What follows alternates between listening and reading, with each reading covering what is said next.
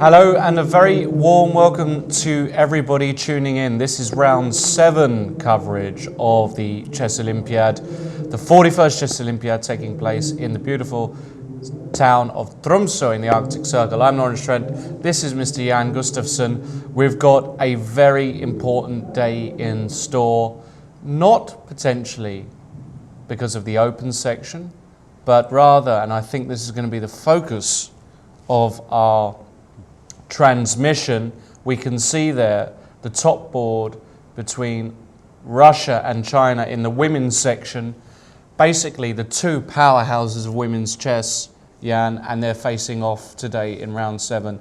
Would it be fair to assume, or perhaps, I don't know, believe that the winner of this match will win the Women's Olympiad? I don't think that's much of a stretch. Both these teams have been dominant. They're the only teams that still have full match points. Both have won all their 6 matches. The other favorites, including Georgia and Ukraine, have been struggling and are behind. So I do think we see the match of the Women's Olympiad here today with, of course, the women's world champion on the right side, Hu Yifan, has a perfect score so far, 4 out of 4, facing Katarina Lachno, the new acquisition for the Russian team, used to represent Ukraine, is playing on the top board for Russia here. It's an interesting question, whom the colors favor. That's always a question in these team matches. China black on board 1 today. Hu Yifan with white has just been devastating, so maybe the Russians are quite happy about the color distribution. I think so, but I also think the Chinese will think, well, you know, if Ho can at least hold Ladno. On the other boards there, Zhu Wenjun white against Gunina, that's a very, very close match, very balanced. And then on the bottom board as well, they've got chances. It really is so close, this match. It's very difficult to say who. I don't know is the answer. I really couldn't even bet at the moment. In my mind, China is a tiny favorite because I think they're slightly stronger on the first 2 boards. Hu Yifan outrates Lachno by more than 100 points, and Zhu Wenjun with the white pieces around 40 points higher rated, or 35, than Gunina. I believe there are slight favorites there. Maybe small outsiders on the lower boards, but to a lesser extent. So it is extremely close there. We just saw board 4. But I do believe that China is a tiny favorite today. Yeah. Okay, so we will be keeping an eye on that match very much. In the open section, though, we do have some important matchups. I like the board 1 matchup very much because, well, I think it's a very interesting matchup. And I think, I mentioned this a few rounds ago, I thought this team did have an outside chance of doing something in this Olympiad, and that is the team of Cuba. They are a chess-crazy nation. Dominguez, the Cuban #1, I went to Havana this year, played in the Capablanca Memorial, and I can tell you, both Dominguez and Brusson are superstars, a bit like Aronian is in Armenia. Maybe not to the same extent, but certainly if you ask your average Cuban who is Dominguez, they're going to know he's the best chess player and world number 10. So for them to be up there is great news for the country, for their supporters, and they're playing against Azerbaijan, who have looked very good, it must be said. Both these teams, a bit of a surprise, because they emerged as the 2 sole leaders after 6 rounds. Not the matchup you would have expected on board 1 with Azerbaijan against Cuba, but both of them have looked strong. Especially Azerbaijan with Mamedyarov, very impressive. Mamedyarov's just been devastating so far, and when he's on form, he's almost unplayable because we saw it against Jabava, we saw it against various others in this tournament. He can just destroy his opponents when he's on song. When he doesn't play well, it's a different story, but the Azerbaijanis are clearly happy that he's tuned in. Playing against Dominguez, board 1, that's going to be a great match to watch. And we've got a tweet here from Porti, a regular tweeter to Chess24, tweeting you, Jan. He says, my goodness, what a round. His prediction about Russia-China is 1.5, 2.5. And I would tend to agree. I'm a bit torn between a 2-2 and a small victory for China. Anything can happen. Let's briefly check in with the openings in that matchup. Yeah, we can go there.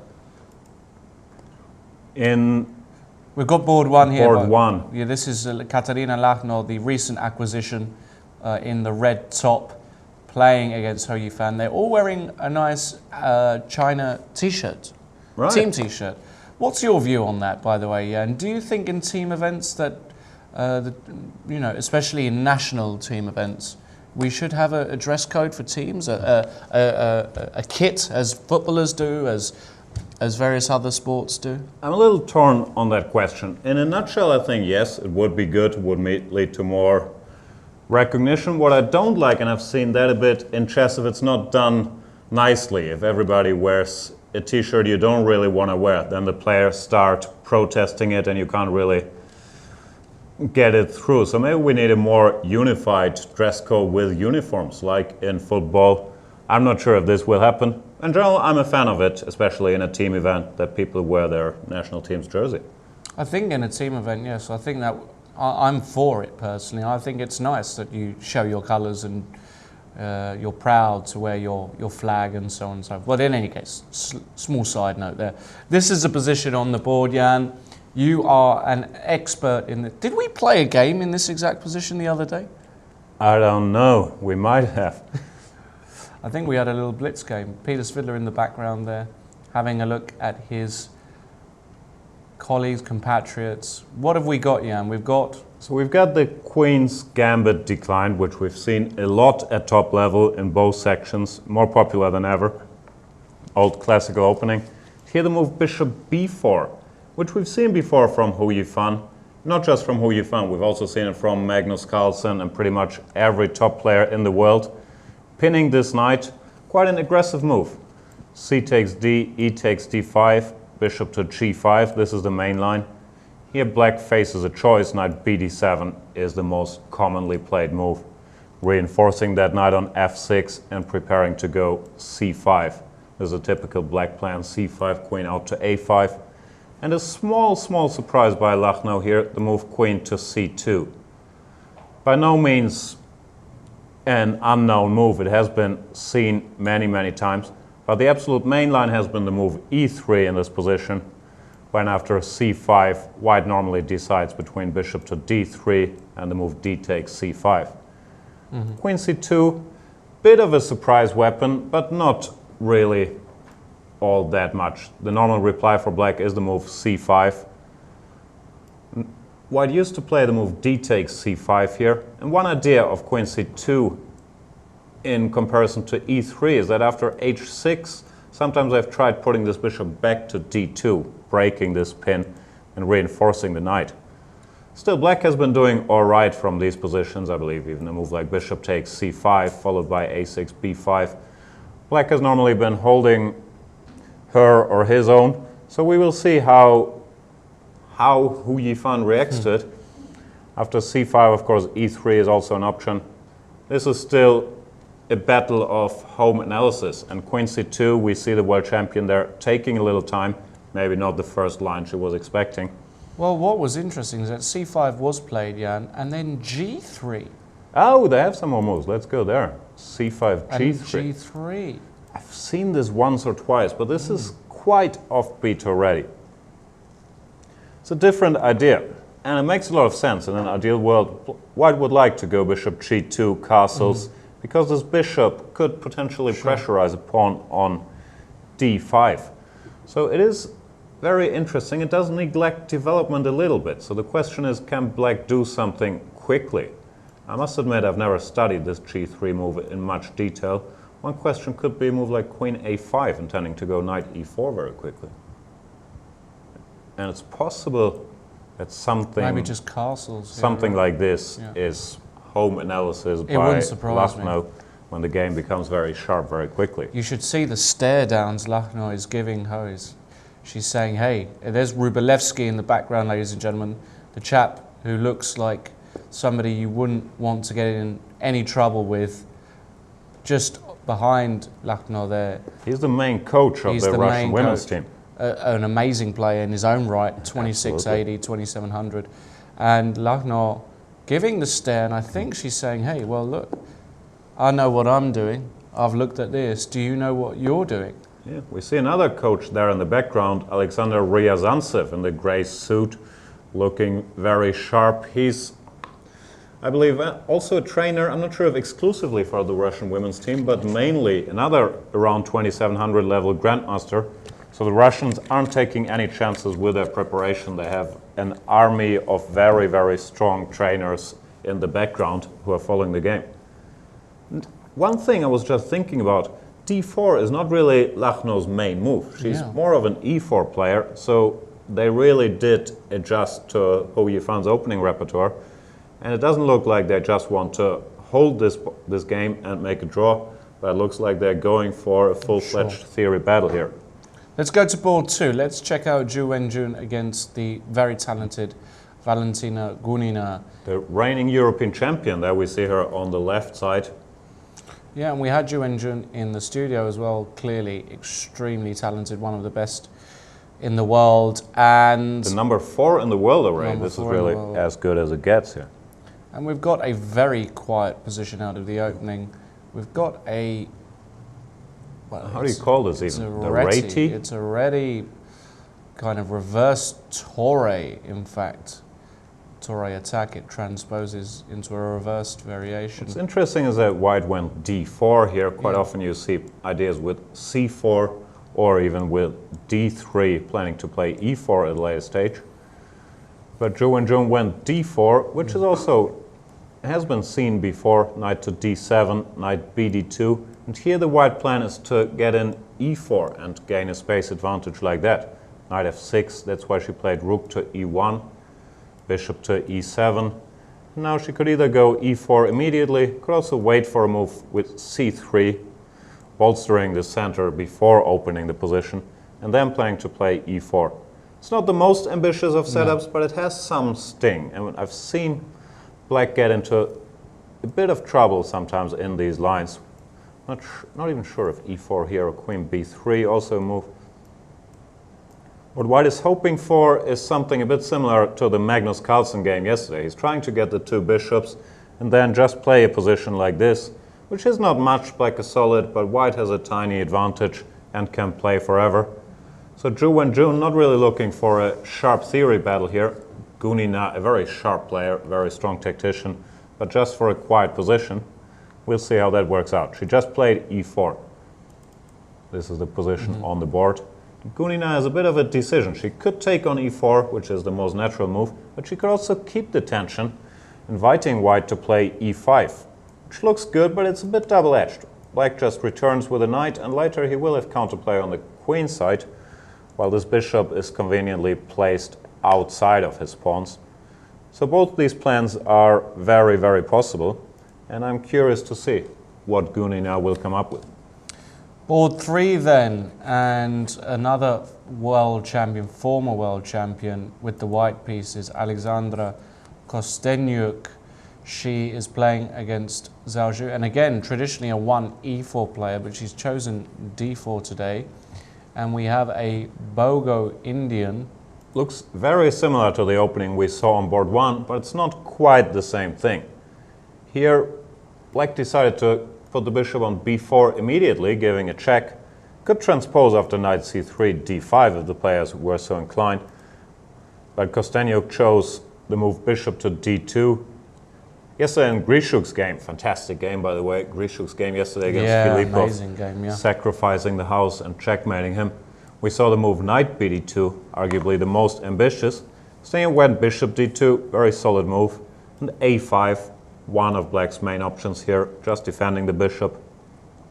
White never wants to take on b4, because then after a takes b4, this rook would be quite active, and this pawn would be quite annoying to deal with for white, because it restricts the white knight and occupies a lot of space. So after a5, she sensibly decided to ignore the bishop and went knight c3, d5. And we have almost the same position as on the top board, but with bishop to d2 and pawn to a5 thrown in. Yeah, and in fact, after takes, and bishop g5, we almost do have the same position. Unbelievably, we've kind of transposed with a pawn on a5. Which has pros and cons. It's nice that it gained some space and defended the bishop. could also have its troubles. There we have Alexander Grischuk looking very surprised at the position. The problem with the move a5 is that if black were ever to go c5, which normally is part of the plan, first of all, this square is quite weak all of a sudden. We can see white could think about giving a check there, and in the long run this will be a nice outpost for the white pieces. And secondly, after c5, the queen can no longer make it to its rightful square on a5 because the black pawn is there. So this is very interesting. Kostenjuk is arguing that the pawn on a5 for this particular position hurts black more than it helps her. And Zhao Zhue, sorry. No, yes, the bishop was kicked, Jan. That's standard, bishop to h4. And now queen to d6. Very curious maneuver. We've seen it a few times in these Rogozin positions. You want to get out of the pin and you don't want to compromise your structure via g5. So you play queen d6. Quite an interesting move, isn't it? I don't get it though. What I would understand would be the move queen to d6 here, because that introduces the threat of knight to e4, hitting this bishop and attacking c3. I believe this is a perfectly normal move. What I don't understand is why do you include h6, bishop h4, and now queen d6? For one thing, this queen can now easily get hit with a move bishop g3, and secondly, knight e4 no longer comes with tempo. So I'm not sure why you would include that. It doesn't make sense to me. Kind of tend to agree with you there. Queen d6 straight away. Looks a lot more natural, yeah, because then knight e4 is more of a threat. There is no bishop f4 just yet. So that move I would understand, but here h6 and queen d6 strikes me as a very strange combination, I gotta tell you. All right, let's go to the final board then. That's a very interesting opening battle there. And we've got, wow, we've got a very, very interesting position in Tan Zhongyi against Olga Giria. And we've got a Slav. It's a mainline Slav. We've seen this very line earlier in the tournament, for you guys who remember. I believe it was in the Romain Edouard against Vladimir Akopian game.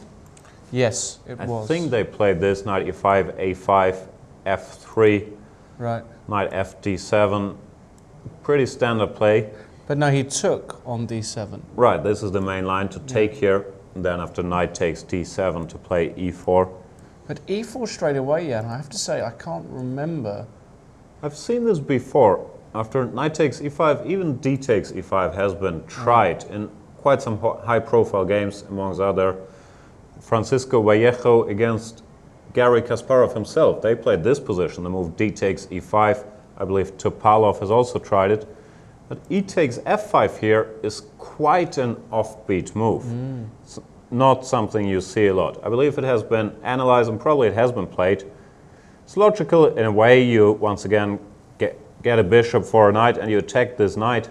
But after knight d7, white's structure has been seriously compromised. A lot of weaknesses. This is an isolated pawn. Those guys don't look too well placed. And if black were given a little bit of time to play, let's say, knight to f6 and then g6, bishop g7, black would already have the much nicer position. So white has to follow up with very concrete play, and Tan Zhongyi goes for the move d5 here, trying to blast it open immediately. I'm still not sure I'm a fan. I like Giria's reaction, the move knight f6. I can't say anything better than d takes c6 for white. And now just going for the ending with queen takes d1, let's say knight takes, b takes c6. Even as much as I like my two bishops here, I would have to believe black is doing fine. There's so many weaknesses in the white position. All these squares potentially are a bit loose. Knight could come to b4, black could go g6, put the bishop on the long diagonal. I believe black has to be fine here. Yeah, I think I agree with you there, Jan.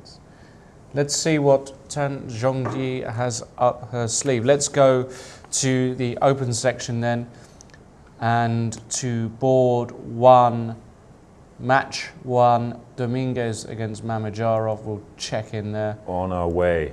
And we've got a very, very sharp Sicilian already. We can see it's come from a Naiditsch. It's but curiously on move 6, Jan, after f3, one of the main moves, in the Naiditsch, Mamedyarov played the very offbeat move, queen b6. It's not that offbeat, is it? I think so. I think I've seen it quite a bit. Yeah, but I mean here, traditionally, e6, e5. Those are the main moves. These are the main moves. But queen b6 is definitely a sideline. Right. And interesting position, because what happens is queen b6, g4 by Dominguez, gaining space, knight c6, and now knight b3. Here we see the point of queen b6. Black is trying to kick that knight out of the center, not permitting white to play bishop e3, which would run into queen takes b2, amongst other things. So the knight has to retreat. The queen will probably not stay on b6 for a very long time, but it's a bit of a nuisance stopping the move bishop to e3. So white has to do something about it, and Dominguez plays the move queen e2, preparing bishop e3. Mamedyarov says, okay, mission accomplished, I'll go back to c7, which is where you normally want your queen in these structures anyway. Bishop e3, b5, long castles. Knight d7, a bit in the same spirit as queen to c7. He retreats the knight before white has a chance to kick it away, just to keep his options open. Queen to f2. Little prophylactic move, maybe stopping this knight from continuing its journey, even though it could use this path as well. Very sharp position. More up your street than mine, really. I believe you've seen me trying to play open Sicilians. It never works, right? Doesn't work for me. It's too complicated. But those guys, both big specialists, especially Dominguez, been playing open Sicilians all his life, hasn't he? With white and black. So right. No, knight c5 just played by Mamedyarov. Typical maneuver here. Looking at this c4 square, looking at putting a knight there. Also stopping f4 if that was in white's plans for the moment, because this pawn is under attack. He does choose the knight from c6, sorry, because the other knight has quite a useful job covering the b6 square. If you were to go knight d e5, already bishop b6 could pose some problems, and the knights wouldn't coordinate so well. So knight c5 looks very natural. All to play for. Who knows? Yeah, could go very early in this game. Could go either way. Yeah, could go either way there. So we will take a look at the rest of the matches, but of course we have to check in, as we do most days, and today especially, Mr. Gustafsson, because your countrymen are playing against the hosts. They're on TV, right? They're on TV. It's TV time for the Germans, and Aradij Naiditsch is playing against Mr. Carlson, Mr. World Champion, Mr. I beat everybody with any colour whenever I want, pretty much. Except, of course, against Tommy Niebeck. Tommy Niebeck does have his number. Tommy Niebeck has got his number, but everybody else in the world... Everybody else in the world is struggling with this guy. Yesterday, tremendous show of power from a slightly worse ending. He went on to beat Fabiano Caruana, whom we more than once have called his main contender in the future. But he did show he's the highest rated player in the world and the world champion for a reason. Today he's dealing with the German number one, Aradij Naiditsch. And we see a little bit of skepticism on his face there. So let's see if he's unhappy with the position or what went down. So we have, if we go to move 3, we'll just briefly go through the moves. We've got a Nimzo Indian Kasparov variation for knight f3. Can transpose into a million things. If you play d5, we've got the positions that we've just seen. You can, there are a million different kinds of transformations. I always like the move b6. The move Naiditsch chose is the most direct move, c5. After g3, we've seen Magnus Carlsen use this variation once or twice. He played it against Vladimir Kramnik. It's not that typical for his style because it's quite theoretical. And quite often we see him choosing his own path, like he did yesterday, playing something a bit more offbeat. Of course, make no mistake, Magnus Carlsen knows opening theory extremely well. He just chooses not to play main lines more often than not. So let's see what went down here. Castles, bishop g2, takes, knight takes. This is a mainline theory position, d5, c takes d5, knight takes d5, and queen to b3. All been seen before. Absolutely. Based on some small tricks, not even tricks really, knight takes c3, b takes c, queen takes d4, looks very tempting, but white just goes queen takes b4, and once again ends up with the two bishops and a very pleasant ending. Yeah, very pleasant. Of course, no news to Aradij Naiditsch. He chooses the main line here, knight to c6, knight takes, or is it the main line? I believe it is. Knight takes, pawn takes, short castles, queen to I think a5. I've seen this position before. Absolutely. I believe the slightly surprising move is the one Carlson chose here, the move knight to e4. What has been played many times on top level, and I believe Carlson himself played it in an early game against Peter Leko, is the move bishop d2. After bishop takes c3, b takes c3, bishop a6. This position we've seen a lot of times. Rook fd1, and here black chooses his move. Bishop takes e2, no good because of c4. This is the justification. Once again, Magnus Carlsen goes his own way, and this, to me, it smells like home cooking. First of all, I know his trainer, Peter Heine Nielsen, is a big specialist on this line, and they must have looked at it. Magnus Carlsen has played a lot more 1d4 recently. He played it exclusively in the Shamkir tournament, threw in quite some of them in Norway chess as well. So he must have had a look at all of those lines, and knight e4 might actually be an important idea. Naiditsch plays the quite natural bishop a6. Feels natural. Protecting the pawn on c2. Queen c2? On e2, sorry, queen c2. And now Naiditsch played h6, so clearly queen c2, apart from defending the pawn on e2, also introduces a potential mating threat with knight g5. Naiditsch isn't going to get checkmated, and h6 must be one of the top moves here. Looks very logical. Yeah. The question is a bit, can white finish his development and consolidate, because then he will have the better position. The c6 pawn could be weak, a7 could be a little weak, the c5 square is very juicy. It's a long way to go though, because the black pieces are extremely active, cover a lot of ground, and it's not quite sure how white will go about his business. Maybe move like a3 here. Yeah, a3, bishop e7, bishop d2. e7, bishop here. Queen b6, let's say. You've got to be careful because e2 is now hanging. So it's not that simple. It's not easy. Black's knight is actually a real pest on d5, isn't it? It's controlling a lot of squares. No, this looks all right. I mean, considering that black has got the inferior structure, but he's got play down this diagonal. He's got puts a rook on b8. He's got play, puts another rook on d8. His pieces work quite harmoniously, don't they, in this position? No, I think Arkadi's probably doing just fine here. But it's a long way to go, and this is what Carlson does. He's going to just try. The game hasn't started yet. No, we're just getting started. The game is starting, and this is where we'll see if Carlson can do what we've seen him do countless times, just build on what looks like an equal position and slowly but surely outmaneuver and outplay his opponent. He doesn't look all that happy, does he? Or I'm not sure if he was surprised by h6. He never looks but happy. He does take some time. Well, when he leans back, he's relaxed. But he doesn't look happy though. He just looks like it's kind of like when he leans back. Yesterday was a great example. It's kind of, you know, let's just call it a day. Let's not waste any more time. I'm the world champion. You know. And with reasons. So let's briefly go through the other games. Call me a homer, but of course this is an interesting match for the Germans and the Norwegians, because it's kind of quo vadis. Whoever wins this match has a good chance to join the top.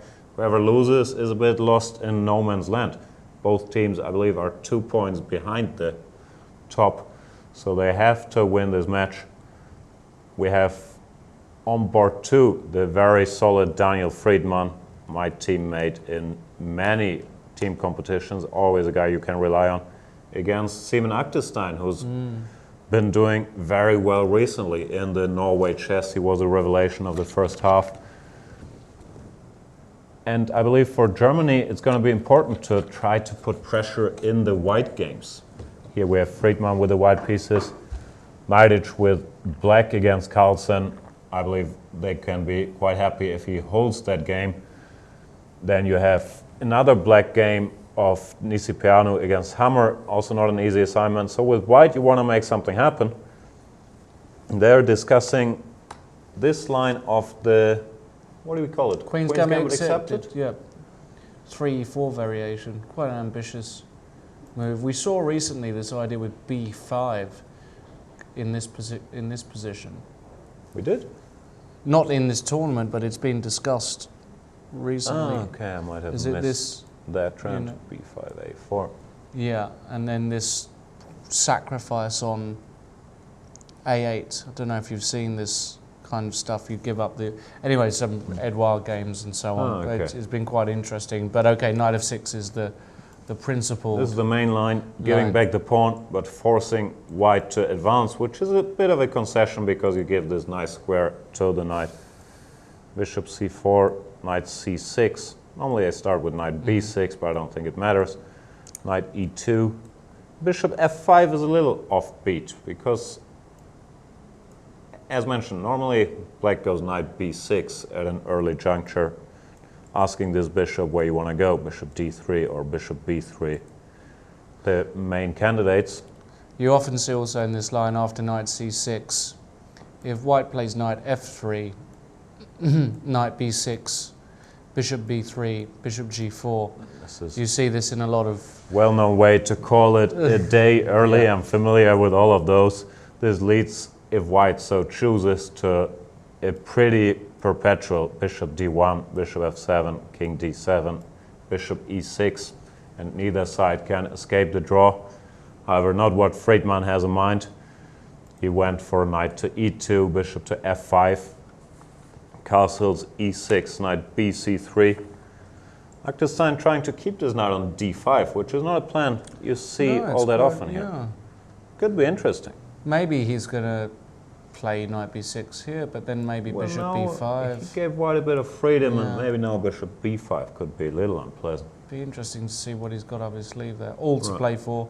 Still early days. Let's go to another super solid player, Jon Ludwig Hammer on board 3, white against the newly acquired Liviu Dieter Nisipianu, the Romanian turned German team player. And we've got a position where two bishops, Jan, but not quite the two bishops. Not the ones you're dreaming of and not the main factor in this position. I'm still a little surprised Jon Ludwig Hammer went for this. This is a very theoretical line, and ending it comes out of this Queen's Gambit declined, c takes d, e takes d, bishop g5, c6. And in most top games recently, we've seen white avoiding this line by playing the move queen to c2, stopping the bishop from coming to f5. Hammer played the move e3, and this allows this very interesting sideline. Used to be considered just bad for black, bishop f5, but it had a bit of a turnaround. The move in itself is very natural. You want to get your bishop developed before white occupies this diagonal with his own bishop. It allows the sneaky move queen to f3, attacking this guy, and there is no way black can avoid getting doubled pawns.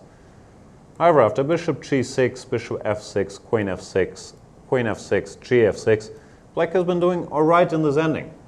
It's a bit similar to the Berlin variation. Black decides to go for an ending very early, accepts doubled pawns, but in return he has the two bishops and a very solid position. So I'm slightly surprised Hammer went for this, but he could very well have something up his sleeve. This is a typical plan, knight f3, knight h4. Nisipianu, also typical play, puts his knight on b6, long castles. Problem for white is his position looks very nice, but it's awfully hard to make progress because all piece exchanges favor black, or maybe not all of them, but let's say bishop to d6. You never want to take on g6 because, well, just h takes g or even f takes g. Black is totally fine. You could go for a move like bishop to d3 and try to do something about this f5 square. But normally black just leaves his bishop on g6 and says, you know what, I'll keep making moves and you have fun. Plays a move like a5. And it's been very, very hard for white to make progress here in the past, at least. So solid position for Nisipianu, but very double-edged, of course, because of these 2 pawns. Something can always happen. Board 4, Baramidze Kietel-Lee, who scored a very good win yesterday against Brunello. Baramidze has had a bit of a... I'm not sure about his current score. He's been a little up and down. I think he lost a game or 2 early on. Very resilient player. He lost against Sadler. Lost against Sadler, and then he lost to, I believe, 1 lower-rated player as well. But he is back in business here, and he is the favorite against Kietel-Lee. I believe this is a board the Germans will pin their hopes on. Baramidze with white outraised Kietel-Lee, I don't know, 80, 90 points. Once again, we see a Queen's Gambit accepted. Maybe this has been a topic at the Norwegian team's training camp. Baramidze chose the move e3 instead of e4 after d takes c. We just saw e4. He went for the more conservative, you could say, e3, winning the pawn back. e5, all of this very typical play when white is stuck with an isolated pawn on d4, but has free development in return. Now we see Simon Aktestein walking by the top board, where Naiditsch is now in deep thought. We'll get back to it in a minute. Let's just see the Baramidze game. Typical IQP, isn't it? Black's got control of the d5 square. In return, white can easily develop bishop g5, rook e1, rook c1. These moves are going to probably be played. The queen might even be able to come to f3 in this line because the knight is already on e5. Right. The queen actually sits very well on f3. It looks at f7. It looks along that diagonal. Yeah, whenever black goes knight d5, let's say rook e1, knight d5, I believe queen f3 would be a very nice move to get in, to put some extra pressure here. Yeah. However, the black setup is also quite solid, and you have to break it down first. If black puts his bishop here, it's not going to be easy to make progress at all. No, it's not, but it's something Baramidze can play around with.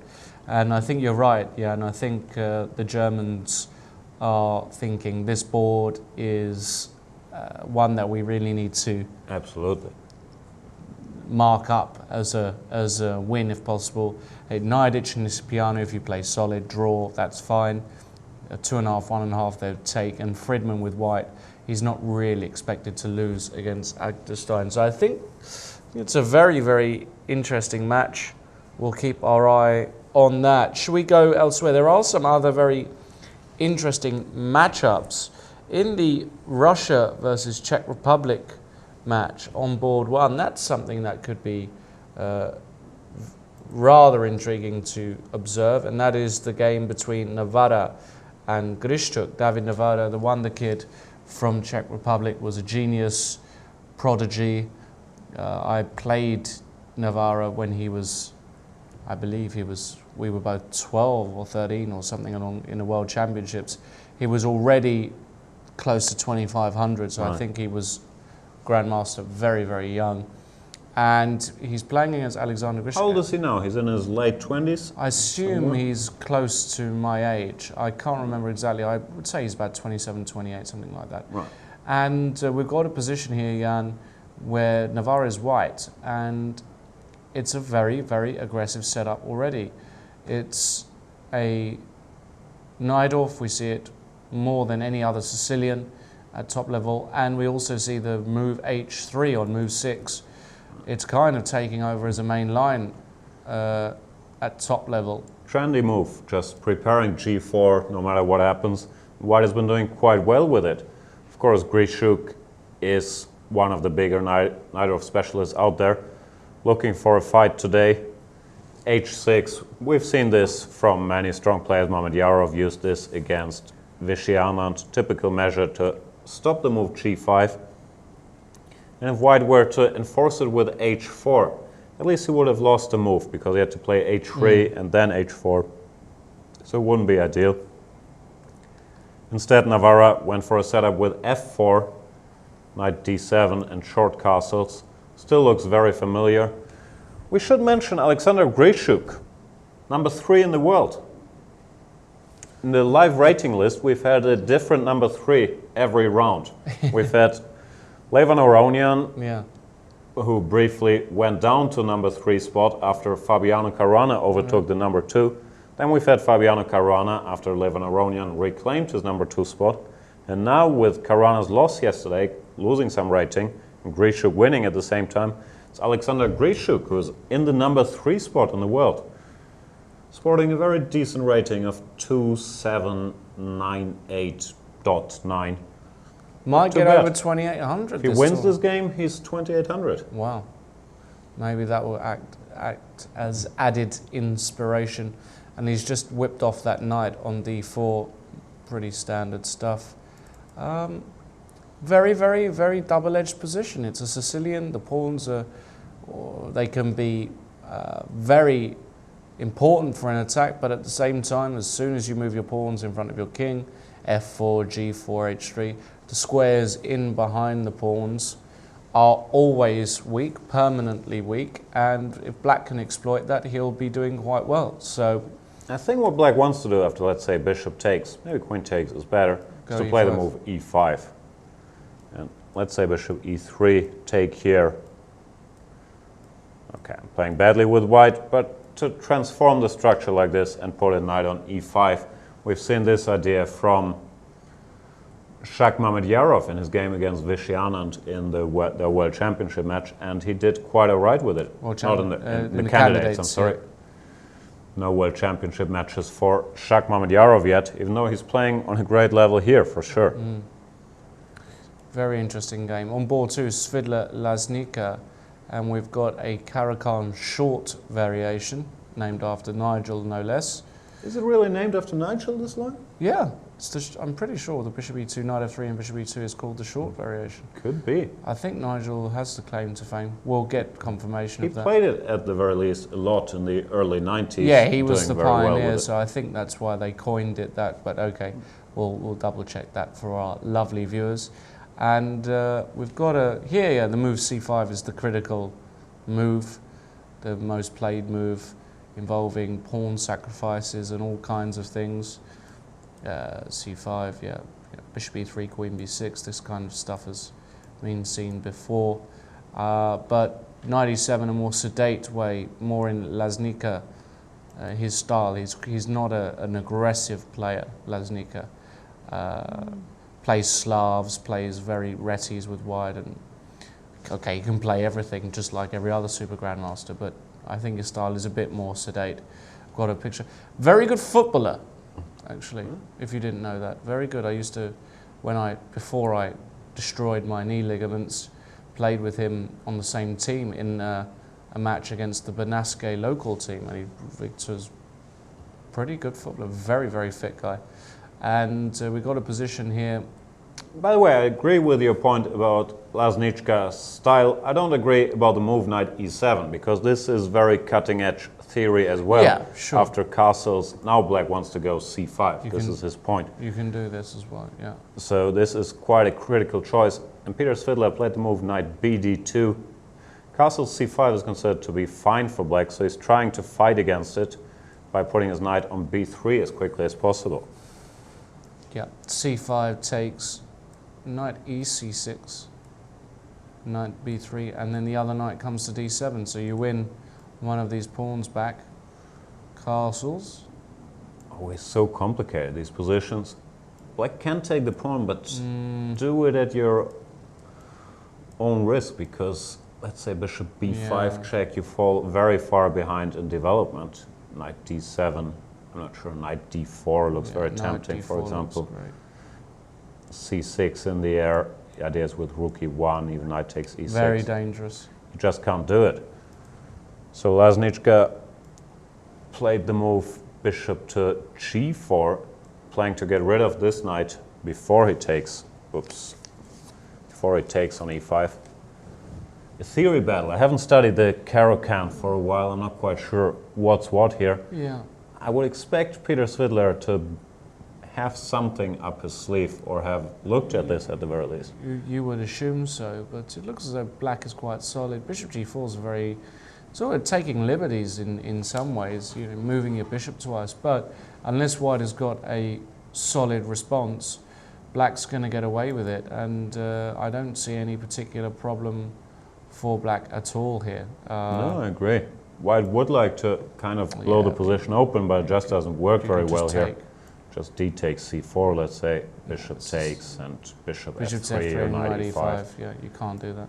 So black is fine here. No, this is good for black. And if white plays more slowly, he could do that, move like bishop e3 and just see what happens. But black doesn't even have to rush here, winning his pawn. Yeah. He can go bishop e7, castles first. Yeah, I'm with you. I like how Laznička played this. I think it's fine for black. Let's move on. Let's try and whisk through as many games as possible because there are lots of interesting matchups. Another clash that caught my eye was in the Bulgaria-Netherlands match. We had Mr. Topalov in with us yesterday. He was elucidating on numerous topics. Right. Slightly pessimistic. Very reflective about his time being over a little bit, stuff like Surprised. that. But he is still in the top 10 of the world and one of the strongest players. Yeah, and we've got a position here against the young Anish Giri, the Dutch hope. And let's just pick it up from this position, Jan. Move 12, queen c2. This has been seen before, hasn't it, this position? I'm pretty sure it has. I've never seen it. I like it for white at first sight. Yeah, it's kind of, well, black can just go h6. Yeah, not decisive, but these bishops, they look very, very nice on those diagonals. The knight would join the action, knight f3, jumping to e5 or d4. Put some rooks in the center. I like white's position here. Yeah, very, very possible indeed. And I did, however, promise Anish that we would not say a single negative thing about him on this show. We do like Anish Giri, but sometimes we get into some trouble with him. I posted a picture on Twitter from the infamous Bermuda party using the hashtag sober, and he wasn't happy with that because he thought it was implying that he was drunk, which he was not. He was not. But many apologies to Mr. Giri. We wish him nothing but the best. Of course. But he might be in some trouble here against Topalov. Well, trouble's a bit strong. Yeah, He's just getting started. just getting started. Here's another matchup that made my whiskers tingle with excitement. I don't really have whiskers. You don't? I don't know what on earth I'm talking about. How can cats have whiskers? Felines. I don't have whiskers. I've got a beard. Let's go to the match between. Well, there are two. One makes me tingle less than the other, and that is Aronian Leko. Not because I don't respect them as chess players; they are geniuses in their own right. There we got Anish Giri looking extremely sober, extremely focused, nice suit. Yeah. So he's so thin, Anish. He doesn't realise, you know. Wait till he gets to 28. I actually don't see him ever getting a belly like me or you. I don't know. We were skinny before 25. Anish only 20 years old. Shout out to David Howell. He's on the road as well. I think David's playing. I'm excited about the matchup Armenia against Hungary. Yes. The number 4 against the number 5, even though maybe Leko Aronian doesn't get you excited. It's still an exciting team match. It is a massive team match. Hungary have got a very, very compact team. Leko, Balov, Rapport and Polgar, Polgar's doing very well on 4 out of 4, I believe, playing against Akopian, her first real big test today. Armenia beat the English yesterday. That's interesting, by the way. Both Polgar and Hu Yifan are on 4 out of 4. So the race for the top spot in the women's section, no one's blinking. No one's blinking. We got a tweet from Darren Kitching. Please look at the Irish Ireland versus Scotland game. We will try, although I'm not sure we've got it down to the... we have a limited number of boards that come through on the transmission, but we will double check that for you. Try to track it Ireland down. versus Scotland, massive game. McNabb, Baburin, Greek, Collins, Shaw, Lopez, and Roddy Mackay against Mark Heidenfeld. Who's the favourite in that one? The Irish? It's a very close match, actually. I would say that the Irish are probably slight favourites. Slight. Okay. Very slight favourites, but that's a bit of a home. I got breaking news this morning. I was told there's sunshine in Dublin. No. True story. Wow. Our friend Brenton, you know Brenton, he just returned to Ireland. Yes. He said the sun is shining all over Dublin. That's amazing. Doesn't normally happen. That's what I would think. Omar Shah, morning, Jan and Lawrence from Toronto. Toronto, that's how they pronounce it. Toronto? That's how they say Toronto in Toronto. From Those Toronto. are the guys with the Toronto. cool mayor, right? I don't think he was... Is that the one who was convicted for drugs? Yeah, he's got some interesting stuff going on. Right. Yeah, I'm not sure they're so proud of him, actually. Are individual board medals awarded by percentage of wins or some other way like average opposition? This is a very interesting topic, Omar, and one that I would love to tell you more about, but I know it's changed and it keeps on changing. I believe it has recently changed to performance rating, which means the highest performance rating on the respective board wins. I think it used to be just the percentage of points if you played a minimum of, I don't even know, 7, 8 games, probably 8 games, and then the percentage. But now they turned it to performance rating.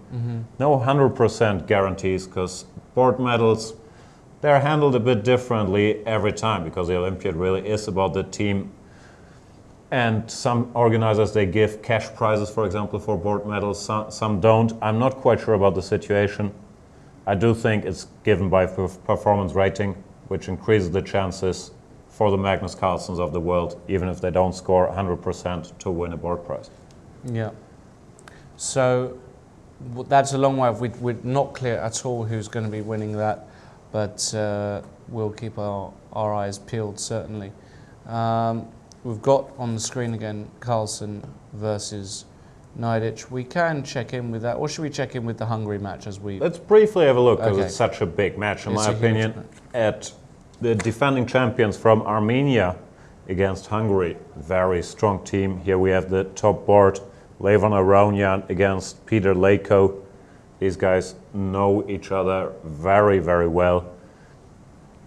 Played a lot of times. I believe Aronian had a bit of the upper hand recently. Leko's wife is Armenian, so he has some ties to Armenia and very familiar with those guys. He hasn't been on the scene all that much recently, but trust me, this guy can still play. We had him on the show, had a fantastic game against Wang Yue. Oh yeah, no, his class is permanent, and Aronian did beat Leko at the Tata Steel 2013 tournament. In their last long play game, so got the... We have a typical position from this so-called semi-Slav Moscow variation. White gives up the beautiful 2 bishops, but in return, black queen is a little misplaced, and white will have an easy time grabbing space in the center. Queen b3, bit of a sideline, and he did get in this e4 advance. This is one of those. Black would like to open the position, but his main problem is, how do I get this bishop into play? If he were able to get in b6, bishop b7, c5, have a fantastic position, would arguably even be better. But it's not that easy, and we see by bishop c2, Aronian is trying to maybe set up a battery with queen d3 at some point, eyeing that h7 square and causing some troubles for the black king. Very complicated position. Both of these guys, huge experts. I don't dare to judge who's better and why. Yeah, no, still way too early there. Let's go to board 2 of that match. Csaba Balogh playing against Gabriel Sargsyan. Sargsyan let off the hook yesterday by Grandmaster Gawain Jones. Gawain so close to beating Sargsyan, unfortunately didn't come through. Meant that Armenia beat England and have propelled themselves to close to the top of the tournament. And we got a position, well, it looks as though Sargsyan is just doing absolutely fine. Going to put a knight on d7. How on earth is white ever better here? Rocky solid play from both guys. Might be the Hungarian team strategy. Yuri Polgar talked about this. They put Balog, the lowest rated player, on board 2. And it could be that he is there to neutralize some of the bigger guns, play solidly with white, as he's done here. He's not going to lose this position, but he's most likely not winning it either. No, it's going to... you'd be mad to bet against a draw here. Absolutely. Be absolutely mad. So let's move on to board 3. Now, That's an interesting one. Yeah, Movsesian Rapport. Now, this is a really interesting match. They're both completely unpredictable, these players. Movsesian has had a topsy-turvy tournament, did beat Nigel short yesterday. Nigel didn't play his best game, that's for sure. He got a win on the board, but apart from that game yesterday, Movsesian has looked pretty out of shape. Yeah, in the first rounds against Japan, he had a losing position, and against Australia, he had a losing position. Won those 2, then lost to Laurent Fressinet. Yes. So he hasn't looked impressive, but he is always ready to step up and score a big point. Last Olympiad, he didn't have a great tournament, but he did beat Grischuk in the decisive match. Crazy position on the board, or not that crazy, but a bit offbeat. Yeah, the position knight d2, knight c6. So we got a French Tarrasch here. Knight c6, not the most played move, but a very interesting move anyway. The point is, if you play the natural-looking c3 here, that runs into e5, and this is close to equal already. So knight gf3, knight f6. This is mainline stuff. You kick that knight away, and the problem is that Black normally likes to play the move c7 to c5 in the French, especially against a Tarrasch. Got a knight in the way. Can't do it here. Can't do it here, but there are some other ways you can play, and it's with this f6 break traditionally. And we see that happen because after bishop d3, there are Is that a normal move, by the way? It's I'm one of the familiar moves. with bishop e2 or bishop b5. Yeah, I haven't seen a lot of bishop d3. Bishop d3 is certainly not considered the main move. Bishop e2, bishop b5, knight b3. Right. Even the move c4, Nicholas Huschenbeck played a week ago in a tournament I was playing with him, Grandmaster from Germany. These are all moves. Bishop d3 is an interesting move. It's quite direct because you eye up this diagonal, and if you were given one more move, if you were allowed to play c3, for example, bishop e7, I don't think is a good move here because I think you can just play c3. You've got a fantastic version of normal lines because black simply hasn't got any counterplay against the d4 pawn. So you have to react quickly with black, which is why they play f6. I was a bit curious if it made sense to go knight b4 here. Yeah, but then maybe you're losing like half a tempo. No, you just transpose because after bishop e2, c5, c3, knight c6, well, the argument is the bishop actually better on e2 than d3? Right. A lot of players here would just play bishop d3, in my opinion, and you've got a mainline universal system, as it's called. Right. But f6 is by far the most critical move. Now, interesting juncture here. The move knight to g5, believe it or not, is a legal move in this position. Played by numerous top players. Not convinced by it, but it is a move. The point is, if you take that knight off, queen h5 check, and if g6, you can take that pawn off, and after h takes g6, you don't take the rook, but you take the pawn. And then after king e7, you've got this spectacular move, knight to e4. Just an insane idea. So you've sacrificed 2 pieces, and the point is that you're threatening bishop takes g5, check. Now, if you, for example, play the move bishop h6 here, pretty little finish, you can go bishop takes g5, and queen g7. This is the idea, and then you pick up everything. King e8, knight takes g5, and it's game over. The rook's hanging. Queen f7 is mate, and if you go rook f8, that loses to queen g6, king e7, queen takes e6, mate. So lots of little... It's amazing how much knowledge you have in the most offbeat of offbeat French lines. Anyway, that's just one sample for you. That's crazy. But I've seen this actually, knight g5, knight de5, there's some crazy stuff, and black is all right. Move, yeah. But e takes f6, not so common, because it allows queen takes f6. And yeah, knight b3, you have to defend the d4 pawn, bishop d6, and now very curious move, knight to g5. It is a bit intriguing. Well, if white plays slowly, let's say castles. Castle c4 is the main way to play this position. Yeah, because you want to do something before black gets in e5, which would really activate all his pieces. So you have to go c4. And now moves like takes a knight b6 come to mind to put a knight on d5. That looks very sensible to me. Bishop d3. I'd slightly prefer white, but it's probably very close to equal. e5 is in the air as well, simplifying. So this looks quite playable for black, but knight g5, very aggressive, more the kind of move you would expect from Rapport. Well, you basically put a question: how are you going to, defend that pawn on h7? Because you can't castle now. So he went g6 and castles. So what is he thinking about? Because castles looks like such a logical move. He might dream of some knight h7 ideas, but they don't really work. Loses to queen h4 on the spot with a double attack. No, he should castle, and then here. What's white's plan? I'm not sure. I have to admit, I'm not a fan of knight g5. I'm not sure what the idea is. e5 is looming anyway. Coming, You could think about f4, but then I believe black can just take this pawn on d4. Not sure, maybe this is the idea with some very strange play. No, you don't do this in the Tarish. You don't do this. No, I don't understand. All will be revealed in the next few minutes. If white plays a normal move like c3, then I believe black can just go e5, and I don't really think black's better.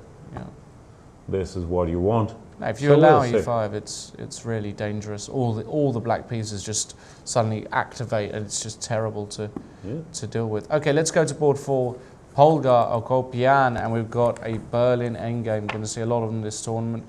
And good choice by Judith, who is playing her first opponent that's a real tough opponent, let's say, higher rated. Oh no, actually, I'm not sure. Okay, no, Judith probably outrates them a little bit. Yeah, by a couple of points, 20 points or so.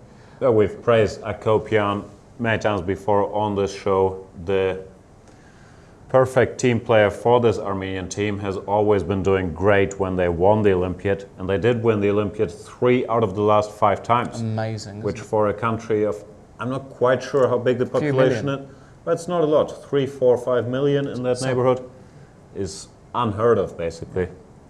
Knight e2 just played by Polgar. She wants to get her knight to f4. I like the move h4 here, and clamping down on the white pawns. And after knight f4, well, you want to go bishop c8, keeping this bishop. The question is always, is e6 a problem here? Nah. You can't take it because of knight g6, but you probably can ignore it and play something like rook takes, and I don't know, king f6 if this works. Oh, that has to be calculated, I'm not sure. Audacious. Knight takes f7 and rook to e8.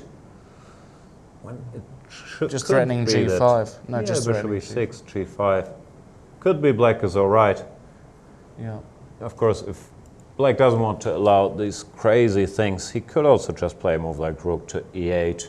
White is maybe slightly better, but we've seen all kinds of these endings in the Berlin. So hard to break down black structure, even here after knight e6, fe6. I always believe black should be doing all right here. But that's because I don't play one e4. Can't be bothered to bang my head against this Berlin. King's Pawn, you read my mind. Tweet here. MVL versus Jobava. Maxim Vasilogrov should be visited. And Naka hasn't moved for half an hour against Kazimzhanov. Another match I circled. We'll look at those two. And let's go there straight away, Jan. Let's go there. Next board. Which board do we find Jobava. those guys? Here we got Vasilogrov, the latest entry into the world's top 10, has been having a great year. Hasn't always looked great in this tournament yet. Lost with white to Mamedyarov. Got into some trouble against Aronian. But certainly this guy can play. Let's just take it from the current position, Jan, because we are a bit short on time to cover everything. And we had a bishop b5 check Sicilian. This kind of position has been seen before.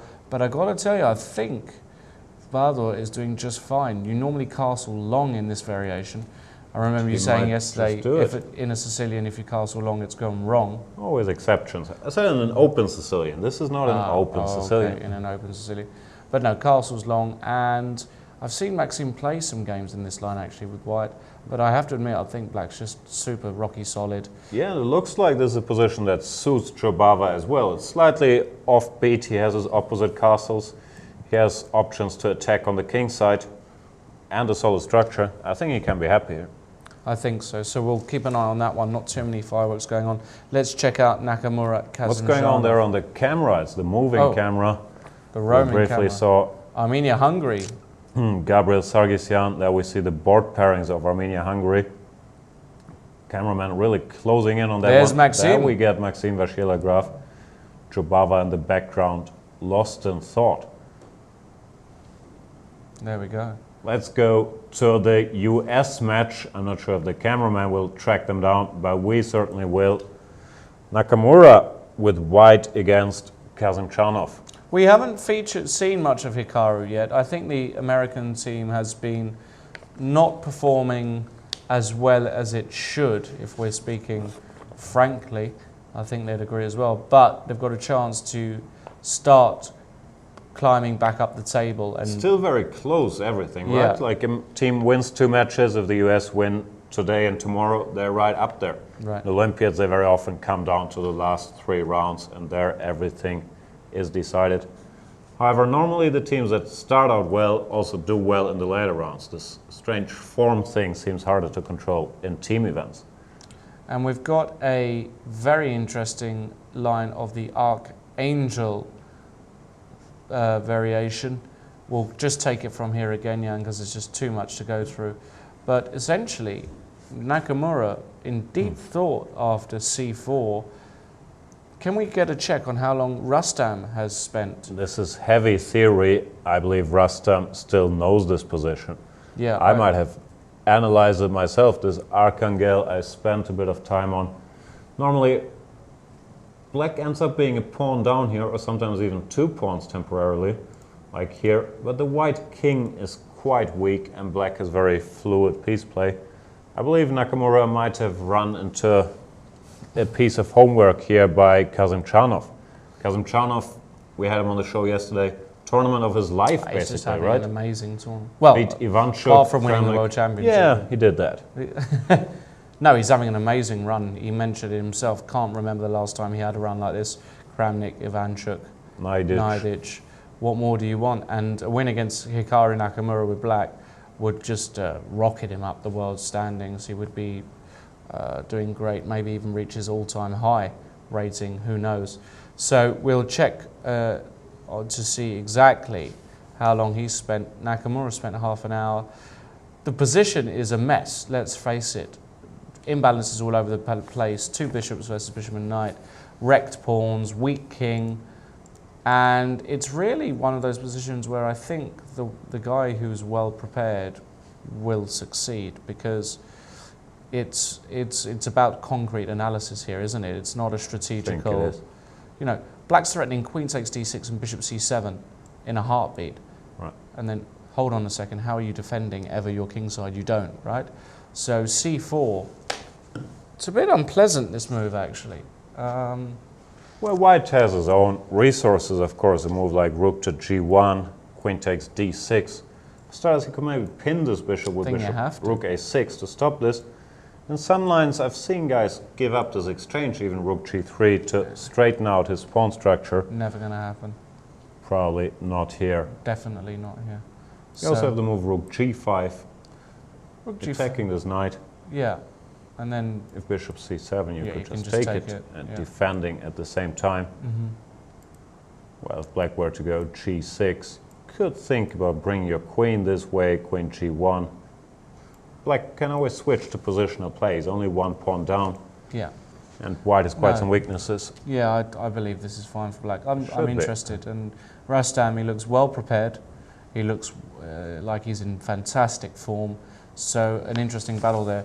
Why don't we do this, Mr. Gustafsson? Why don't we take a quick breather? Because we've got a lot of games to cover. We've got the big match, Russia-China, we can see in the video there.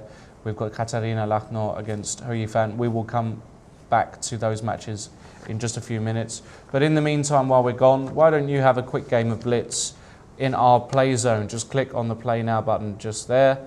and choose your time control. Keep calm and play chess. Is that our new slogan? Keep calm and play chess? Well, this keep calm, it's pretty well known. But okay, let's keep calm. We'll take it. Keep calm and play chess. We'll be back in a bit.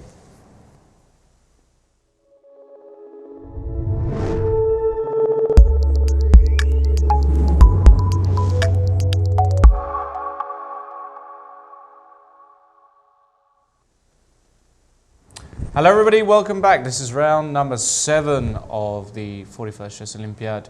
I'm with Jan Gustafsson, and is the world champion in trouble? Let's go straight there. Katarina Lagno, the top board for Russia, looks as though she's got the world champion Hou Yifan on the ropes. Let's look at this position here. Hou Yifan has wrapped up, got a blue jumper on. And Lagno deep in thought, but look at the position. Lagno has got a knight piercing the heart of the black position. And also, yeah, this bishop on b4, it's got nowhere to go, because if you go... A very concrete problem. Yeah. The bishop is under attack, so you want to move it, go to a5, but that runs into the move b4. And if you took that pawn, white would just take the bishop on c6 with a winning position. There we see Hou Yifan doesn't look happy at all. Looks like she's been caught in Katarina Lagno's homework, or at least did something wrong here. Let's briefly have a look how the game developed. We've seen the move g3, interesting piece of preparation there, h6, bishop f4, castles, bishop g2, all looks fairly normal. b6, bit of a concession that Hou Yifan doesn't try to do anything concrete. We've seen these lines with queen a5 and knight to e4 earlier, but she just chooses to develop when white should be better, because now she reaches her dream setup, I should say. Bishop b7 here might have been too optimistic. It might have been time to snap that knight off already. Because after bishop b7, this knight b5 looks extremely unpleasant. Knight d6 in the air, knight c7 in the air, a3, b4 in the air. Something has gone very, very wrong for Hou Yifan here, and we can see she's shaking her head a little bit, does not look happy. Bishop c6 might have been a blunder, but it's already tough to make a good move. Maybe black had to go for c4 to create a retreat for this bishop. But not ideal, is it, playing c4? No, positionally it's not very nice. Even a3, bishop e7, it's playable, but I don't like black's position all that much here. This knight h4 could be an annoying move, planning to jump into f5 as well. Wow. Clearly got under pressure here. She played bishop c6, but I think she just, I'm not sure, she must have missed this knight c7, rook c8 and a3. This looks close to game, doesn't it? Yeah. What can she do? I can't see a single move. Well, let's move. say she takes on c7, rook takes knight. But that's lost. Bishop takes. Bishop takes. Queen takes. Just pawn take. takes bishop. That's an exchange. It's a clear exchange. This is just totally hopeless. You can't even take the pawn back because there's a pin. Rook fc1, let's say rook c8, and there should be multiple ways to win here. Bishop h3, for example. Black is material down and tied up. Yeah. Looks hopeless. Knight e5, and yeah, goodness me. So a3, what can she do? She could try bishop a5, but that runs into this move b4. And now rook takes c7. Maybe that's a better version, but it still looks very, very bad. Takes. Pawn takes a5 and c4 or something like that. Yeah, but it's close to hopeless. It's a clear exchange. A takes b. Black can try to hang in there for a while. Yeah, you have to. What else are you going to do? Yeah, might be the only chance she's got.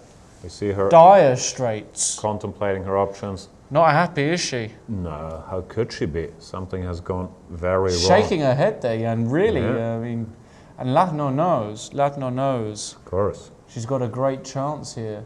And Sergei Rublevsky, the Russian women's team coach, sitting there looking very relaxed. I would be too if my board one was winning in 13 moves or so. She just played bishop a5, probably the best choice, but will come down to a position like the one we have on the board here, which I believe is hopeless in the long run. That would really tilt the odds in this match completely. Hu Yifan is the player who outgrades her opponent by far the biggest margin in this match, 100 points higher rated, more than 100 points than Katerina Lachno. If she went down, the Chinese would be in trouble. Yeah, and it looks as though the Chinese team coach there as well, looking at his star player, and and b4 was played, Yeah, so of course. you know, this is bad news for. This is very, very close to game over, to resignable. What about board 2? Let's check in. Zhu Wenjun against Valentina Gunina. Well, looks as though the e4 move was played, and we've got a position here, Jan, which is. This is kind of the setup white wants in this line. Just briefly, we've seen this, takes, bishop to h5 was played, c3, playing to bring the queen to b3. There we see Zhu Wenjun against Gunina. Castles, queen to b3, typical move as well. Queen b6, just rook e1, preparing maybe to jump around a little bit with the knight. Knight e5 also in white's plans, bishop to f4. Rook fd8, she played bishop f4. Knight f6, I'm not sure I like this move, gotta tell you, because it allows the white knight to get into e5. Knight d5, bishop to d2. All doesn't look all that spectacular, but white has an annoying little pull here, I believe. His pieces are just slightly better placed, a bit more control over the center. Bishop on g2 was quite powerful. Nothing too serious, but I believe Zhu Wenjun, given her opening choice, can be quite happy here. Yeah, it's nothing too serious yet, is definitely. it? But slightly more pleasant for white. Let's see what happens in that one. Let's go to Kostenyak Zhaozhou. Yeah, and the Chinese now, they will have realized Hu Yifan is in trouble. They know they need to win the game. Zhu Wenjun, she's going to have to grind Zhaozhou with the black pieces here. Looks to be doing all right, actually. Yeah, we were slightly surprised by her Slightly opening puzzled choice. by this opening with h6 and queen d6. Seems like it turned out to be okay. Knight d2, knight d7, a3. Not sure you need to spend a move on a3 because this bishop has to give up itself for the knight at some point anyway. I would just go e3 and bring the pieces out. Still a3 was played, takes, c5, e3, castles, bishop b5. Bishop d3 looks a bit more natural. Bishop b5 occupying this square, which has been abandoned by the a-pawn. b6, castles. I'm not sure. Black clearly wants to play bishop a6, exchange this bishop. So I was thinking maybe you should fight against that idea and play queen e2, stopping bishop a6 for now.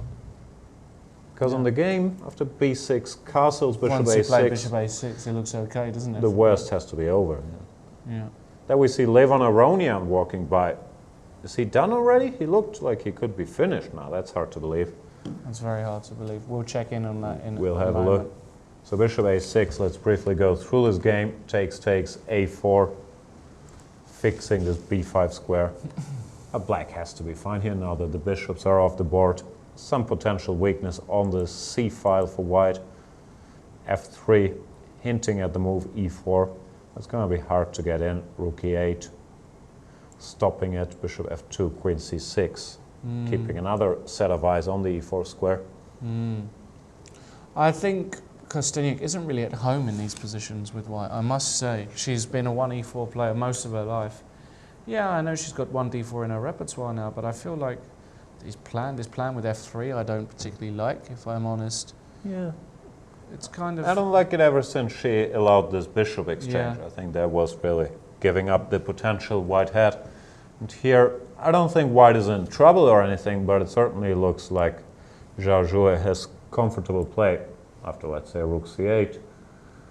It's not going to be easy at all for white to get in the e4 advance, and black can think about how to regroup the pieces. Maybe put a rook on e6. It's not that easy, it has to be said, to improve the black pieces either. You would like to maneuver this knight to somewhere more purposeful, but then the b6 pawn becomes slightly weak. Yeah. So probably still within the realms of equality. but nothing to worry about for the Chinese player.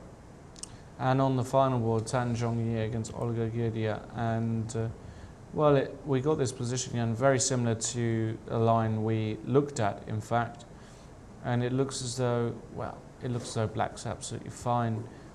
Slight problem with this c5 square, but maybe, she's just played bishop d4. I like that move a lot. Right. Controlling c5, controlling this important diagonal. That's a good move. No, I agree. I believe black is okay. Has a good grip on the dark squares all over the board, and the white bishop pair doesn't really make itself felt here. This bishop has its hands full neutralizing black's grip on the dark squares. It can always be exchanged off with a timely bishop e3 if you so fancy. Around equal as well. I don't think white is in any particular trouble yet either, but it looks totally fine for black, doesn't it? Yeah, no, I like bishop d4. Tweet from Claudia Munoz. I simply decided to stop by and thank you guys for the job that you're doing at the Olympiad. Thank you very much, Claudia. Much appreciated. We like to hear that. Mainly praise. Mainly praise. If you've got any criticisms, please send them to the producer. We don't want to. We don't want to see them. Only joke. Just send us your tweets, whatever they are. Hashtag C24 live. Live. Here's a man who's very much alive and kicking. Mr. Magnus Carlsen. Should we go and check out? Shall we go there? Yeah. To sum up, China in some amount of trouble. They're very close to losing on board one. Yeah. No big advantages on the other boards.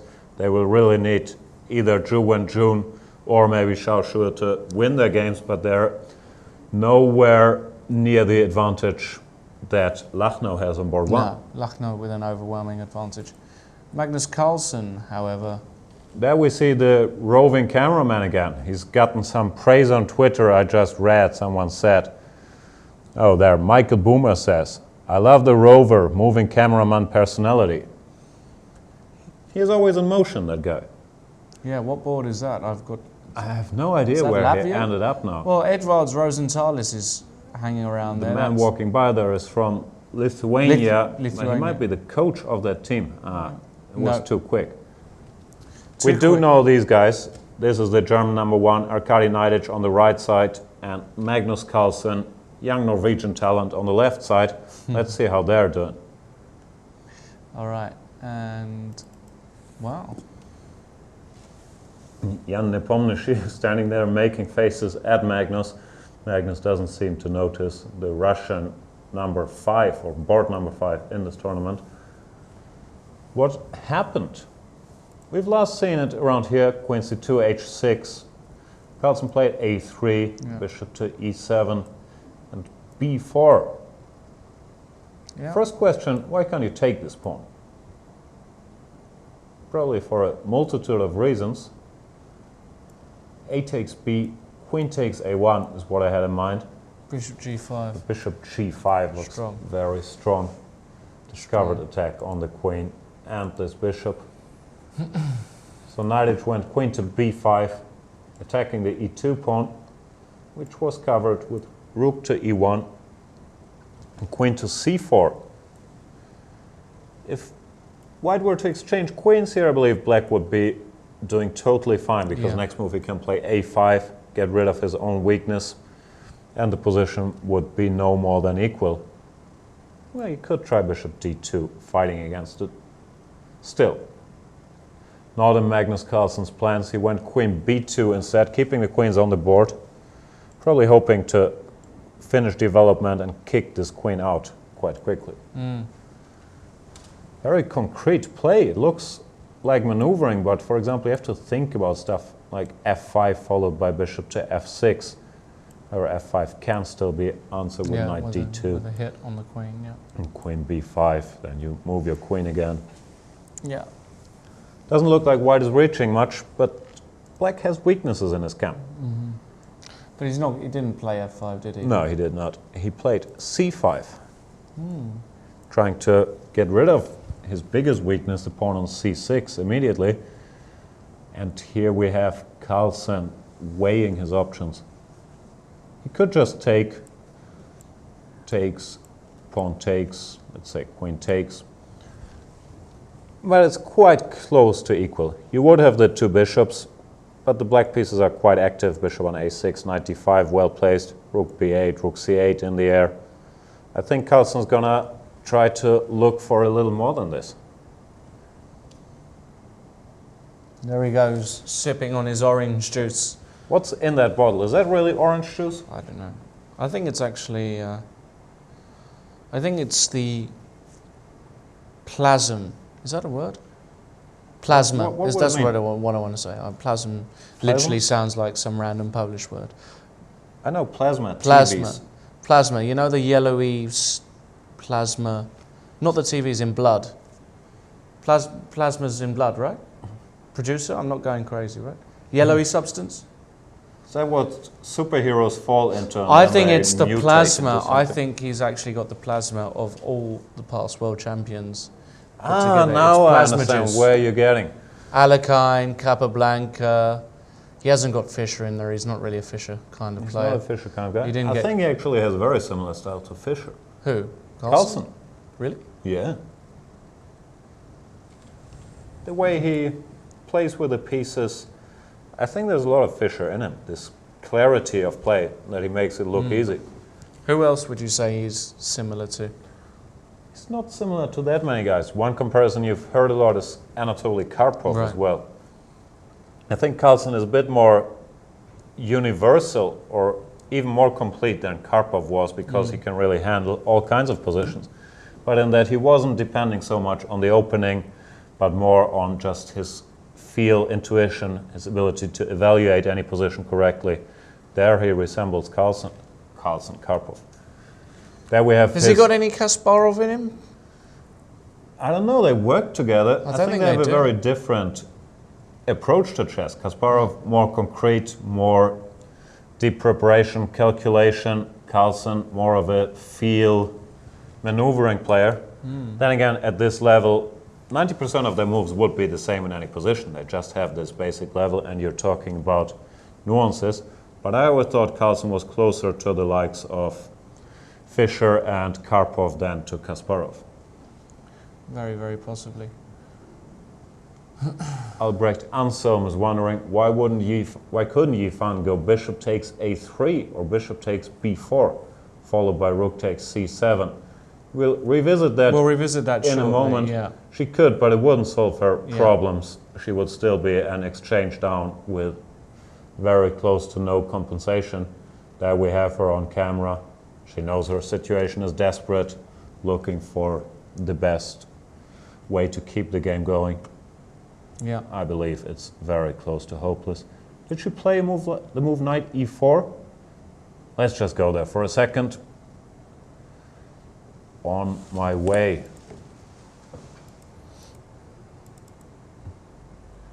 She did play knight to e4. What's the point of this move? Let's think. B takes a5 comes to mind. Could still go rook takes c7. That would transpose to...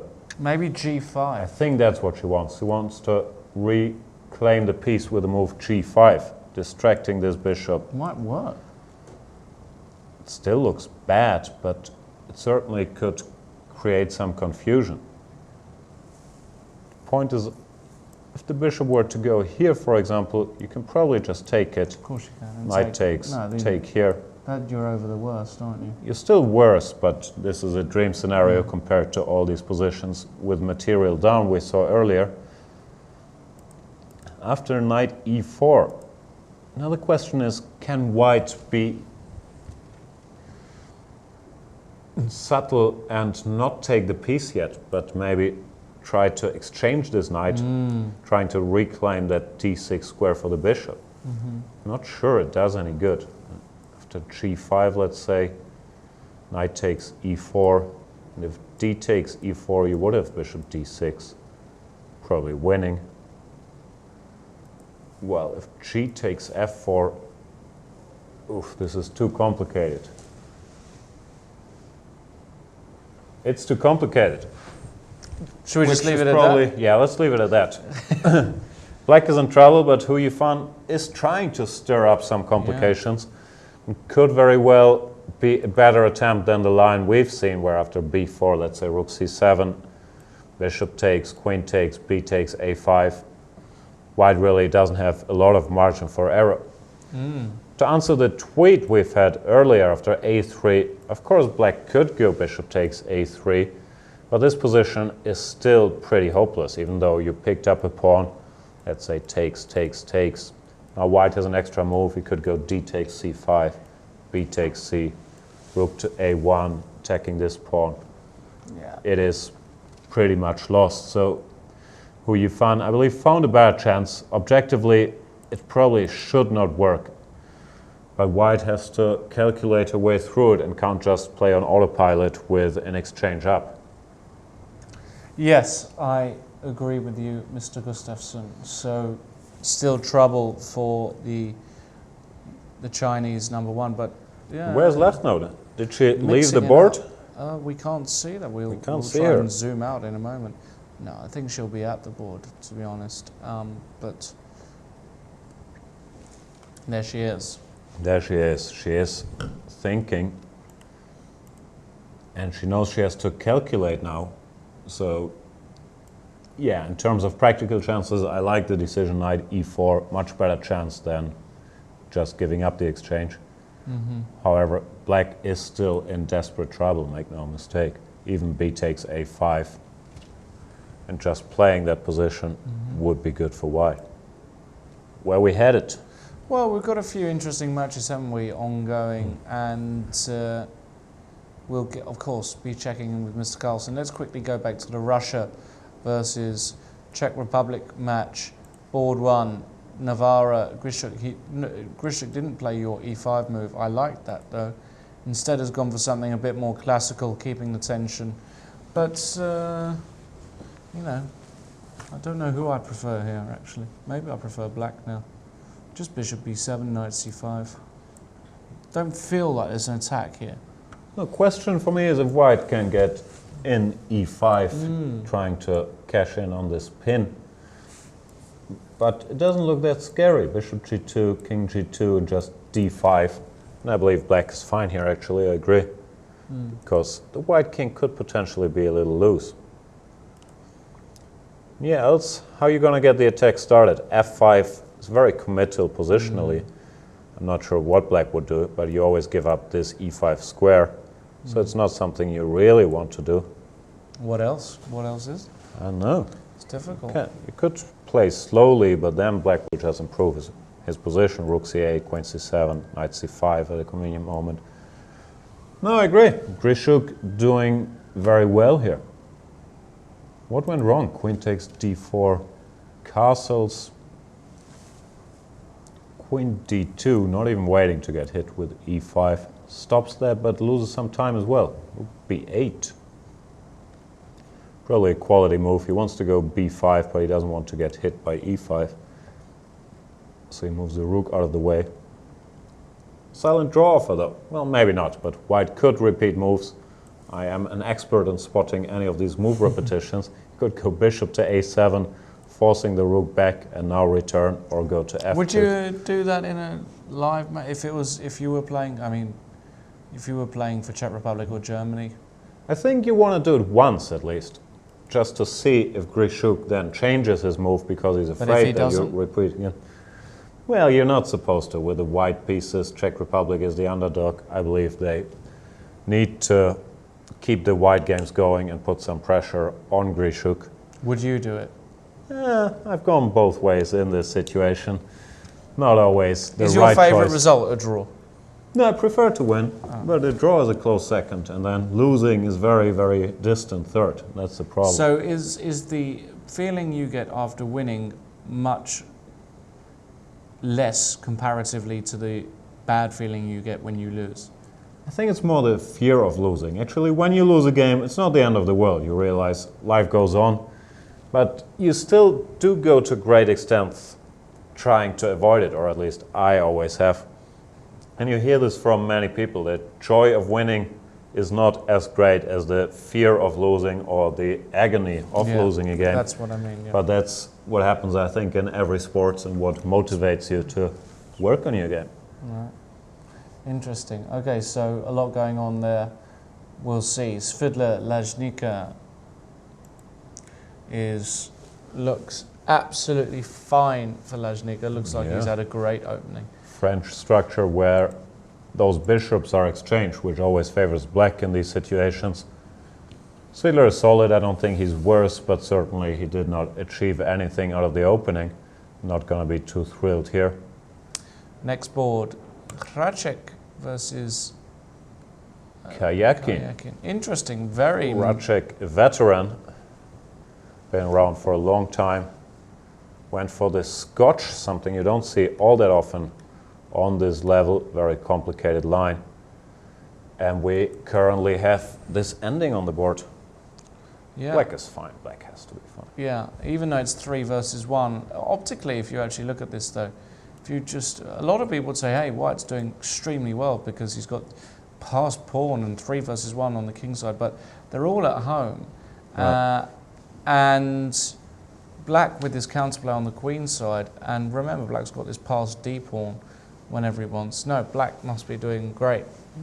So I'm a bit curious if we can just start pushing these pawns, but probably it's just too slow. White needs g4, g5, h4, h5, g6 before something happens.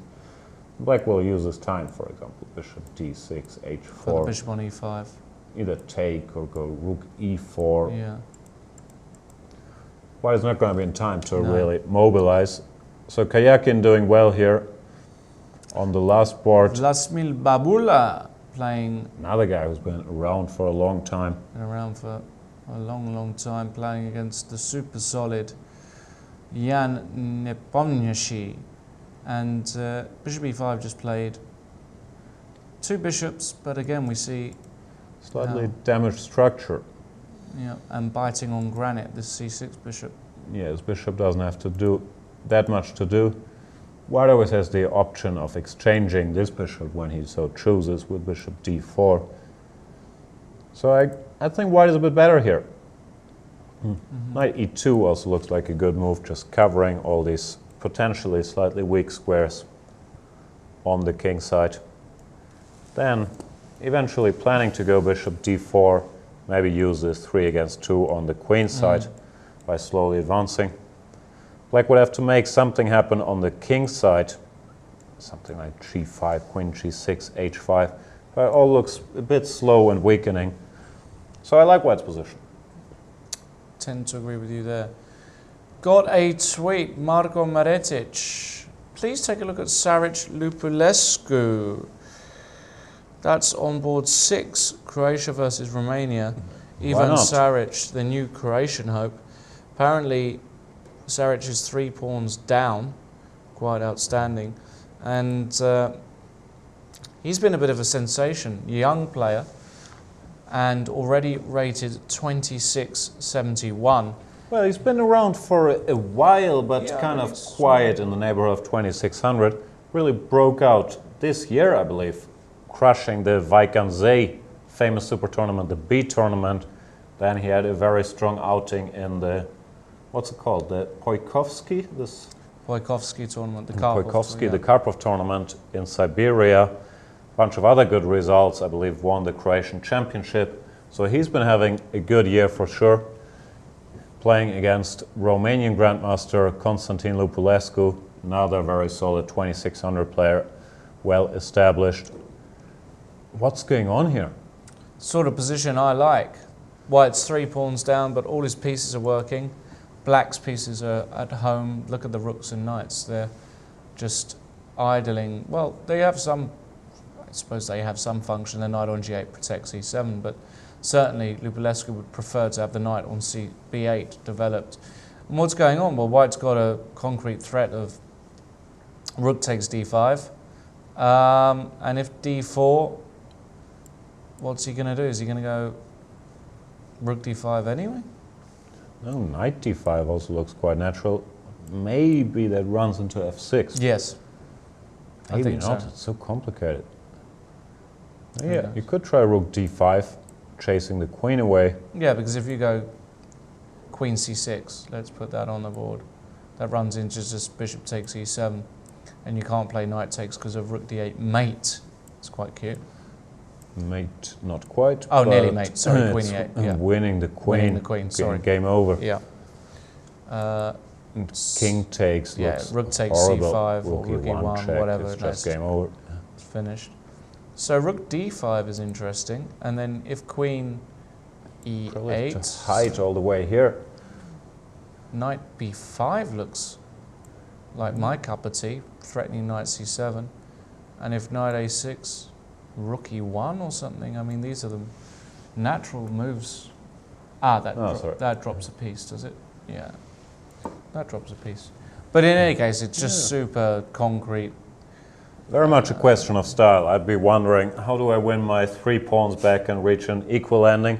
But white certainly does get to have a lot of fun here. Still, it doesn't have to be game over. Even d4, you might not have to do. Could try to get some pieces out, knight c6, rook takes d5. Then you win 2 pawns queen back c8. with the takes and rook takes c5. And Yeah, but I'm happy giving 2 pawns back to get my pieces developed. Yeah. White could still have enough compensation for the pawn, but certainly not the end of the world here for black. No. Be very interesting to see what Lupulescu does there. What other big matches have we got? How about Nakamura Kazimjanov? That was heating up very nicely. Check back in with those guys. The Which US was that number again? 1. Here we are. Oh my goodness, what's going on? Still looks heated. Nakamura been taking his time. e5, queen e6, e takes d, c4. b3 is a move he chose, which makes a lot of sense as well, trying to get rid of his potential weakness on b2 for this slightly annoying black pawn on c4. No such luck. Kazimjanov decided to keep the pawn, c3. Very, very ambitious move. It's either I was a wondering, weakness. can you go queen d3 and try to pick it up? Yeah, g6. Queen If you takes c3. take Are you it- getting mated? Rook f8. Oh, maybe just take Maybe on the d6. good old plan, queen d6 and bishop c7 once again. Yeah. Even 2 pawns down, like the white pawns, they're not a pretty sight for starters. And they don't guard his king so well. So as long as they are not going anywhere, it's not... Black's material disadvantage isn't really felt, let's say. We can see there the clock times as well, yeah. Nakamura only with 20 minutes left. Right. It's not a lot of time for a position like this.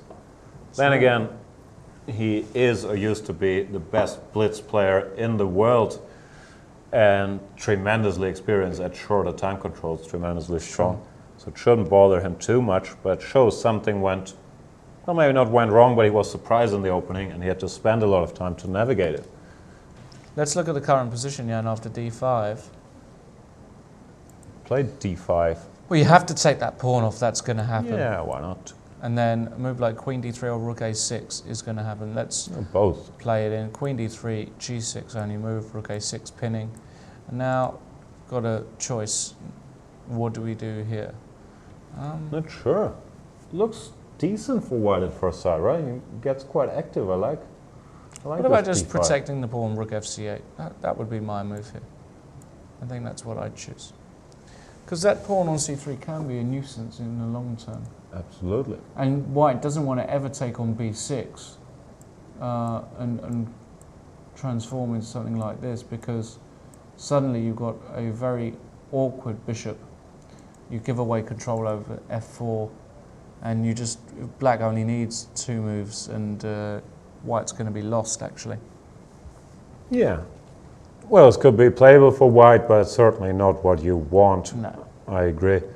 Instead, after rook fc8, you probably want to keep the tension. I don't know, rook a1 is a move that comes to mind.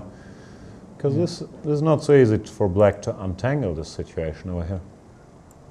Could go queen to d8, for example, trying to unpin. But that frees the way for this d-pawn as well. Never easy, is it? No, it's tricky. And I think Nakamura found a good idea here with his d5 and rook very a6. possible. Yeah. Absolutely. Okay, let's keep on going through the matches. Has there been any action in Topalov Giri on Must board? have been. On board 5, I believe that is. We'll get there in a second. I'm scrolling my way up. And here we are. Not a lot of action. No. Looks similar to this Carlson Naiditsch game in a way.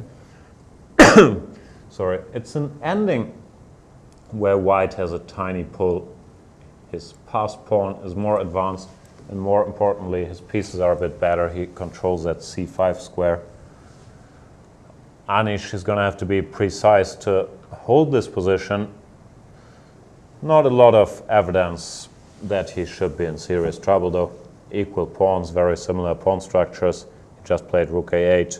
Gonna follow up, bring his king closer to the center. I think he's gonna hold this.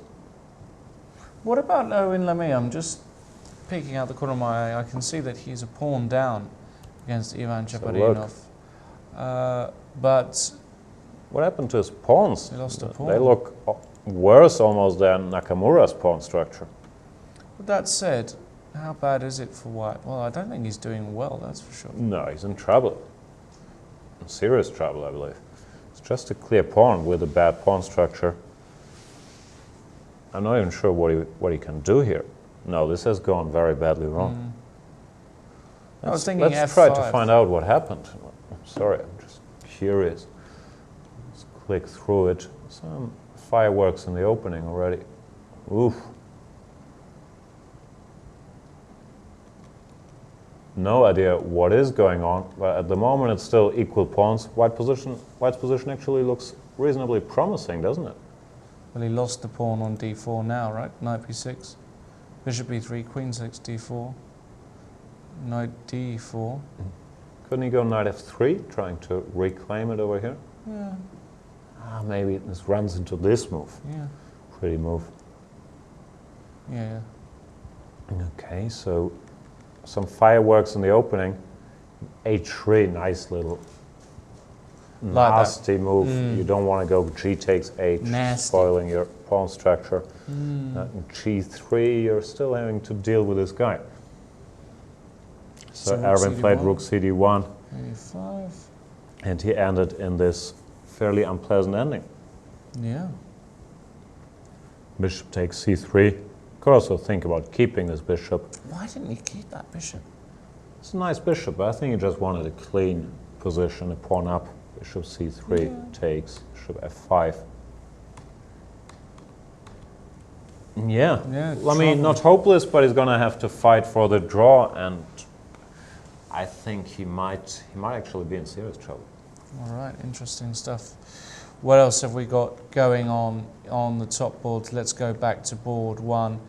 Dominguez, Mamedyarov, amazing. They haven't made many moves at all. They're on move 19 only. And up to Mamedyarov, he's not able to castle anymore. Once you move a rook, the king's a crook. He's got to stay in the center. Can't castle. Doesn't Have to though. Doesn't actually mean he's a Probably. criminal. We'll Who, call him Mamedyarov or his king? his king if you move King. both rooks. No, I think he's quite comfortable in the center because that's the safest place to be, hidden behind his pawns. Problem with having the king in the center is always it can be attacked from both sides down the line. So you have to keep an eye on the king side, the h file, and on the queen side, some potential knight takes b5 ideas maybe. But for now, king looks reasonably comfortable. I can't speak. Comfortable at the8. I don't know. Which side would you choose? I never understand these positions. I always like my knight on e5. Not sure. Not sure. Not sure. How would black proceed? I was thinking about plan with something like knight to f8, tending to play bishop d7, maybe put this knight here. No. Not a fan? No, you put your knight on b6 in these lines, don't you? Could do that as well. Yeah? That's the way you I'd normally like do to it. bring it here. Yeah, but the knight on, knight on a4, knight a4 is a typical move here, opening up the b line. Slightly worried about losing sight of this king side. Maybe. Yeah, maybe Some queen rook h2 is a h8's in problem. the air. Maybe. Doesn't have to Very, do that. very rich position, Yeah. actually. It's very unclear to me what's going on. Okay, so You know what? I think Dominguez might be the bigger expert in these structures. With black, he's played a lot of Naidorfs as well. He could be posing some troubles. What's going on here? Rajabov Brizon, interesting. Rajabov's managed to get his rook doing some damage on the 7th, or at least potential damage. His knight is on pre at the moment. Hang on, is there some crazy stuff? I was thinking rook b7 takes, knight c6, queen e8. Only move. Knight d6, only move queen a8. Look at those knights, beautiful. They do look pretty menacing. Question is there a follow-up here? Just unbelievable if this works. Check. And what, some rook c1? And this knight can't move? No, what is white doing now? Let's say rook b8 back. Do you have, Bring the other rook in. It's an exchange set, queen f4, g4, g5. Could be there. They're very cramping, these Look knights. at this queen. It's just sitting in the corner on her throne, or not on her throne, out in the garden doing the plants. It's a pretty iron throne there on a8. It's horrible, yeah. Maybe this is just very good for white. And it's funny because they've been spending quite a while on this, so I think he's seriously contemplating this. Oh. Yeah, white of course doesn't have to do it, could play it safe with a move like knight takes d7. But if he has to retreat his knight here, then all of a sudden black is doing fine, I would guess. Let's say Maybe knight a3. Knight a7 just... It's more creative. Kind of tough to play a move like that though. But it could work. Queen d6, you go rook f c1. Yeah. Knight Queen c5, queen can't I f4. go knight c5? Knight c5 here. Does that work? I don't know. No, just queen f4. Amazing, huh? Yeah, looks like it's all holding together for white. Still putting a knight on a7. Knight und Ramp. Still... You're not getting a lot better at this expression. Knight on the rim looks dim. Is dim? Looks dim? Knight on the rim is dim, yeah. Grim? Grim. Slim? I like grim. Grim, slim. I like them all. Rant. Is it Rant or Rant? Rand. Brings shame and unhappiness. Right. Speaking of rant, why don't you go on a rant about Hu Yifan's position? Let's rant about it. Let's go straight there. Ho Yifan. Hashi. What happened here? Oh, Glano is... it still looks good for white, but it looks less good than what we saw before. White won her exchange, so she managed to find a way to do that. After knight e4, she went d takes c5. And b takes c5, b takes a5. Here the question is, why didn't Hu Yifan go for the g5 idea here? Probably there was something she disliked. Not quite sure what. There's many desperado moves. White is a piece up at the moment, and he could use this one move he has to try to shake up the black position. As Tal used to say, they can only take one at a time, so he was never that concerned with having all his pieces hanging. Which he did, actually, in the majority of his lane. He did that a lot. Michal Tal. Knight d2, and if g takes f4, for example, knight takes d5, Yeah. making his way out of c7, and white will end up on top. Not a lot of material up, but let's say bishop d5, knight takes e4. Black king is horribly weak. I think white is a pawn up.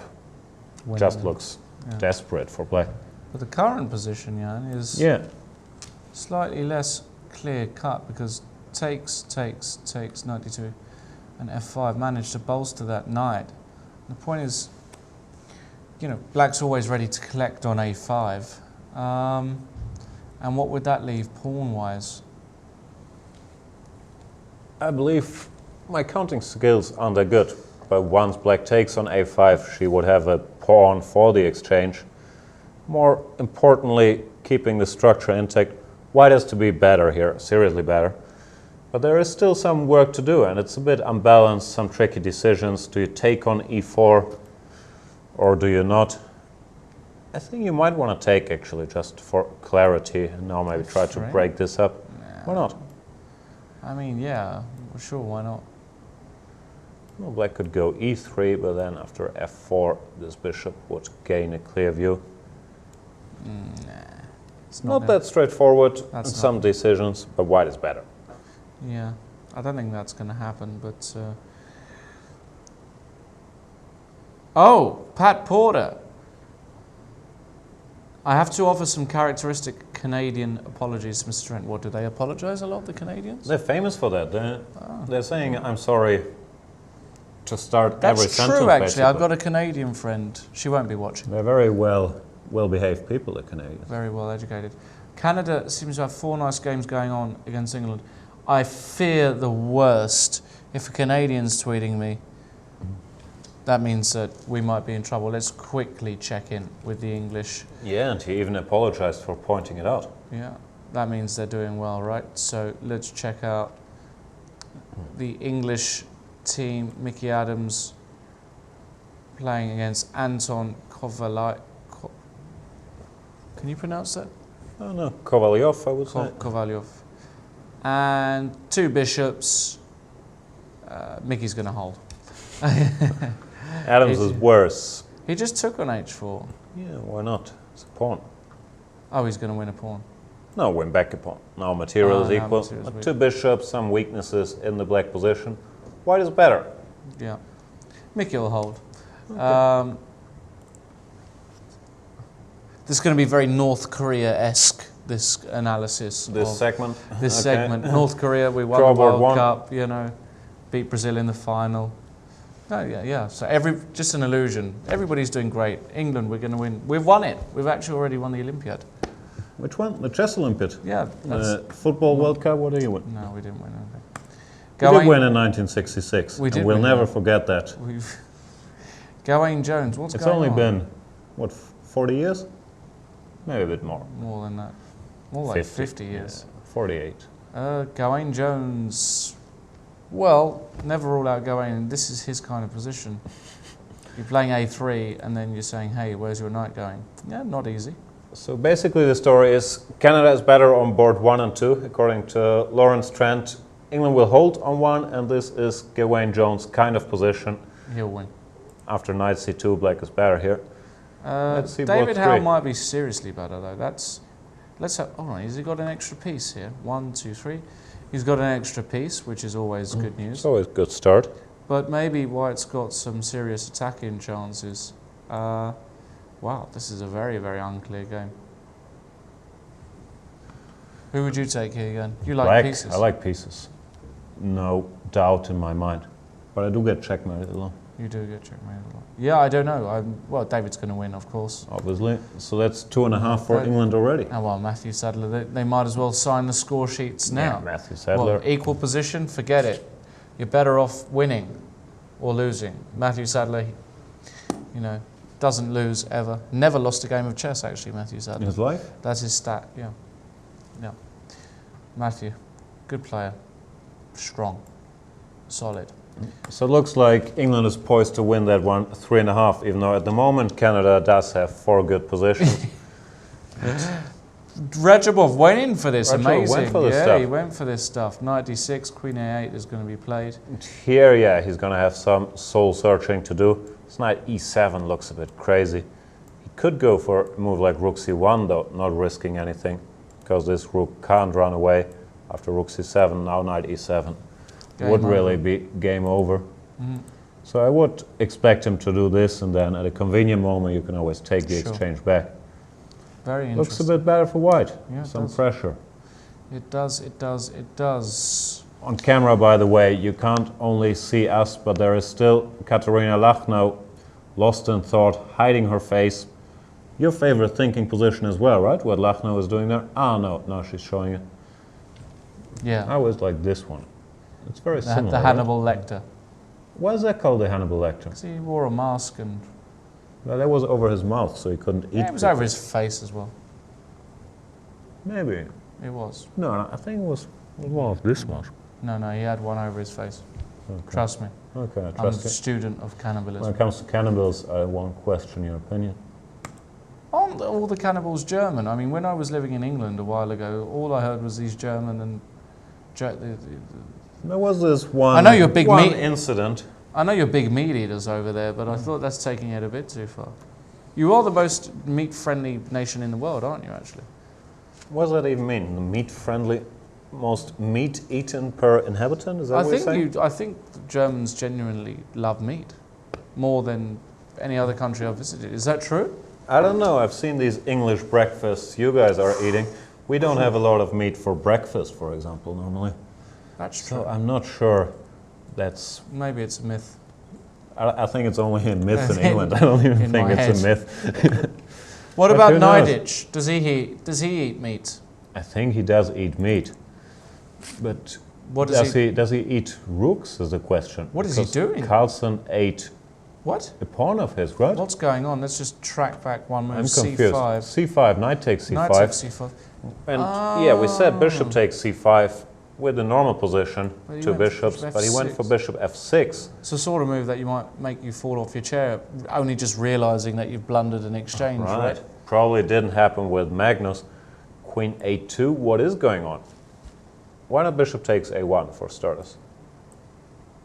Oh, maybe knights are stronger than rooks. Oh maybe. no, it's E4 and I bishop think there's F1. some concrete troubles that this queen can't really make its way out. Say queen C3 here, bishop B2. Well, Yeah. for starters you could take a piece, but bishop B2. Very troublesome. You can't do that. I think you just can't do this. I think there's just too many threats in the air. I can feel it. Maybe Falling in the air Naiditsch is always principal player. Maybe he felt he should go for this and not the slightly worse position after bishop takes C5. So he could be in trouble now, right? And now E4. Spectacular play by Carlson, really long-term sacrifice on A1, evaluating stuff correctly there. What's going on after E4? Bishop A1, still just queen A1, right? Bishop A1, queen A1.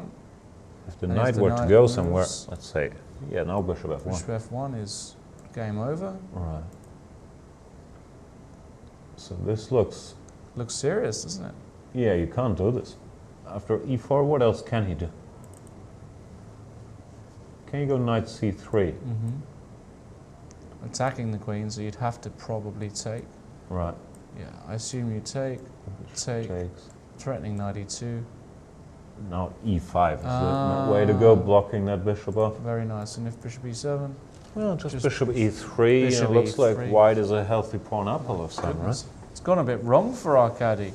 Maybe a Seems bit too like it. optimistic with this bishop F6. Looks natural enough, but here, if he had just taken this knight off, this I is think you fine. gotta do this.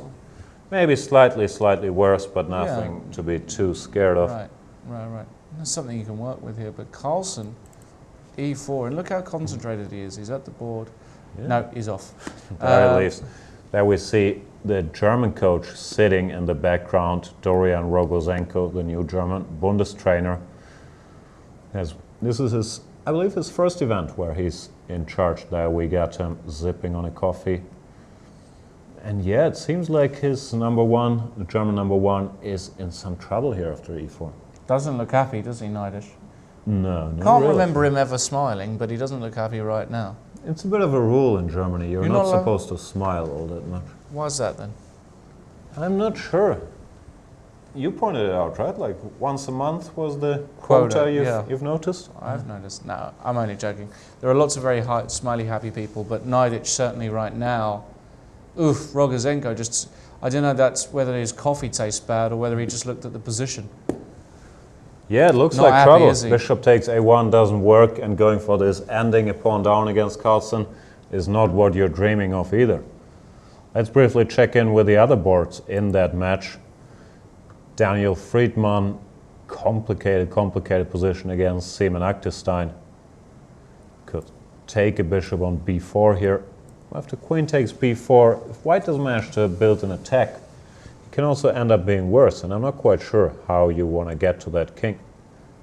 You're an experienced attacking player. What do you think? Any chances here? D5. D5. Knight takes D5. Yeah. now we've got... Black is solid. No, doesn't work. Right. Doesn't work. Yeah, black's fine. Black seems fine. Oh my goodness, what's going on? Nisi piano. Draw. This looks like a draw. He has his famous bishop on h2, where you always have to be careful not to have it trapped after a move. Not a move like, but exactly the move g3. Rook But I'm F5. guessing he's ready for this scenario. Yeah. Wants to play rook f5. With rook d2, then bishop g1. And he Making wins his the pawn. way out of there. Better for black, actually. So what are you going to do? Well, you can play this and, I don't know, play f4. You're not losing such a position. Rook to d7. Bishop b3 next. Impossible to lose with white, but probably impossible to win either. Possible to lose might be a stretch, but I don't think you are losing.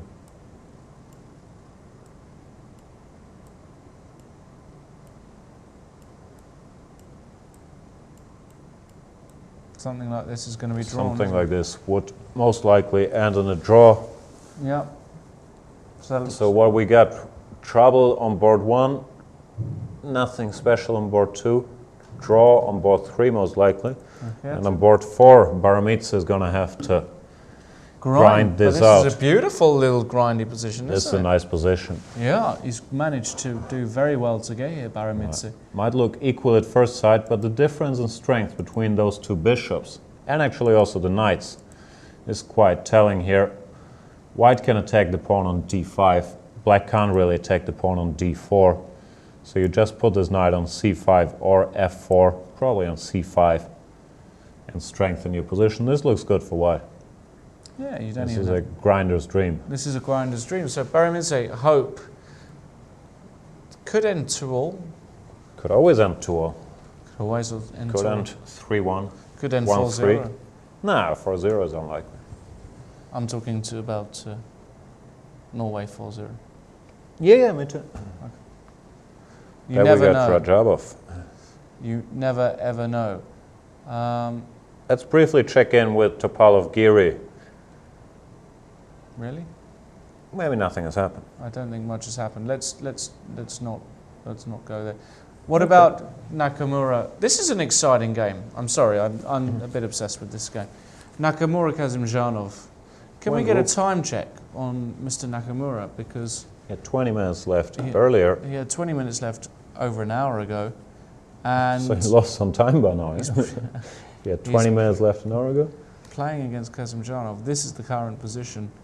Just played Rook A4, and Looks like a perfectly good move, because knight takes d5 probably is not working due to some pinning action. Bishop b6, rook b6, rook d4. This knight might lose its life. problemos. All right. Yeah. No, actually, he's got 15 minutes. No, he's got more than enough time. Yeah, He's got. not in serious time trouble here. I'm not sure about this move, knight to f4, which he played. Maybe he missed. I'm not sure he missed anything. Rook a4, interesting idea. If the knight has to retreat, let's say to g6. Could think about rook c4, rook c6, stuff like that. The moment white is still a pawn up. His pawn structure is still bad, but I think Nakamura did quite well here over the last couple of moves to create his own play.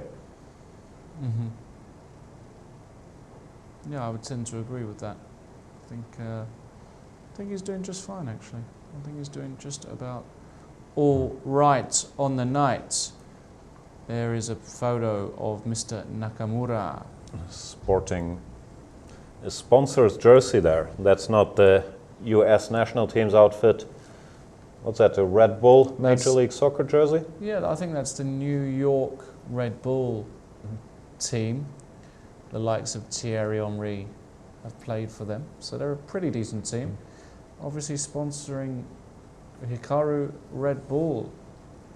Pretty big sponsor. Have we got any action in the top board of the women's match? Let's go straight back there. It looks as though, my word. What's going on here? Let's go Black straight king there. on e5? Board 4 of the match. The king has gone for a stroll. How did it end up there? I don't know. But with the two bishops on the board, you've got to be careful. But it looks as though that knight on d5 is just Knight about is still a powerhouse. covering everything, isn't it? I like the move. Well, it was taking a pawn, so it's not exactly a tough move, but rook takes c6 is also cutting off the king's retreat at the moment. So you probably want to exchange that rook as quickly as possible. After something like rook c8, takes. Well, the king is not really in trouble anymore. What's going on? Can you castle? Is that legal? Oh no, it runs into rook c2. All of a sudden we lose a piece. Yeah, you can't do that. You can't do that. Maybe then it looks more dramatic than it is. Maybe Yeah. black is still doing all right. But also, if we one basic rule about the endings, Jan, in an ending, centralise your king. Right. She has. Well, it depends on your definition when the ending starts. Like here at first sight, I'd be worried with my king on e5. But his supporting cast looks like they shelter him quite well. Yeah, looks all right. No, I think black's fine. I think Giri is doing just fine. Maybe rook c4 is a more accurate move, not giving up this c-file without a fight. Yeah. Careful, the pawn on a5 is weak in the long term. Maybe white slightly for preference, but I feel that... Black knights are very Yeah, active okay. though. Like you can maybe jump here. What about the Kostenjuk game? Because Let's have a look. I wasn't convinced by a play, and I have to say, looking at the position out the corner of my eye, like black's position. Two Black has knights. been It's all quite about consistent. the two knights, Jan. Well, as long as the two knights are up against bishop and knight, I'm all with the two knights. Like, I like my two bishops, but here I agree with you. It looks like only black can be better. Well, the This knights. is a bit of a weakness. This knight is threatening to jump, That would be making nasty. quite a big jump to e2. And Probably that's Kostenjuk, going to be stopped. we but can see her there. Maybe we can get a close-up of that board in the background, in the background here. a second board in this row. Here we go. There we are, playing against Zhao Zhue. Another very strong women's player. Has been around for a long time, doing very well in these. I always get confused with World Cups and Grand Prix, but I think she's been doing quite well in this She circuit. also did very well at the Gibraltar chess tournament. And, well, what do you do here with white? Hold on, let's just try and Well, analyse you have this. to stop. Knight e2 is a Knight threat. e2, So that's for sure. Let's address that one for a start. So you could move your king out of the way, But you either can't- h1 or f1. Well, king f1 runs into queen a6. Yeah, it might not be the end of the world after queen c4, but you feel uneasy about allowing This stuff ending like this. looks splendid, no? Yeah. Splendid. e4, You're just about getting... can't I take something? No. Oh, I wanted to take something. Okay, that's... Yeah, black is better. Can't do that, I don't think. I don't think you put your king on f1. No, anyway. you go king h1 anyway. And, okay, let's stop and Just think. rook c6, grab that Good 5. move. Good move. Always... Black is better. No, it's hot. It's really... And you can see by Kostenjuk's body language, Doesn't look she's thrilled.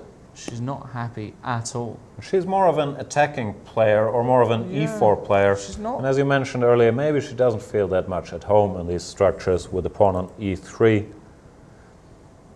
No, She's not happy. this looks very good for She's not for happy. Zhao Zhe. She's not happy at all. So potentially, good news there.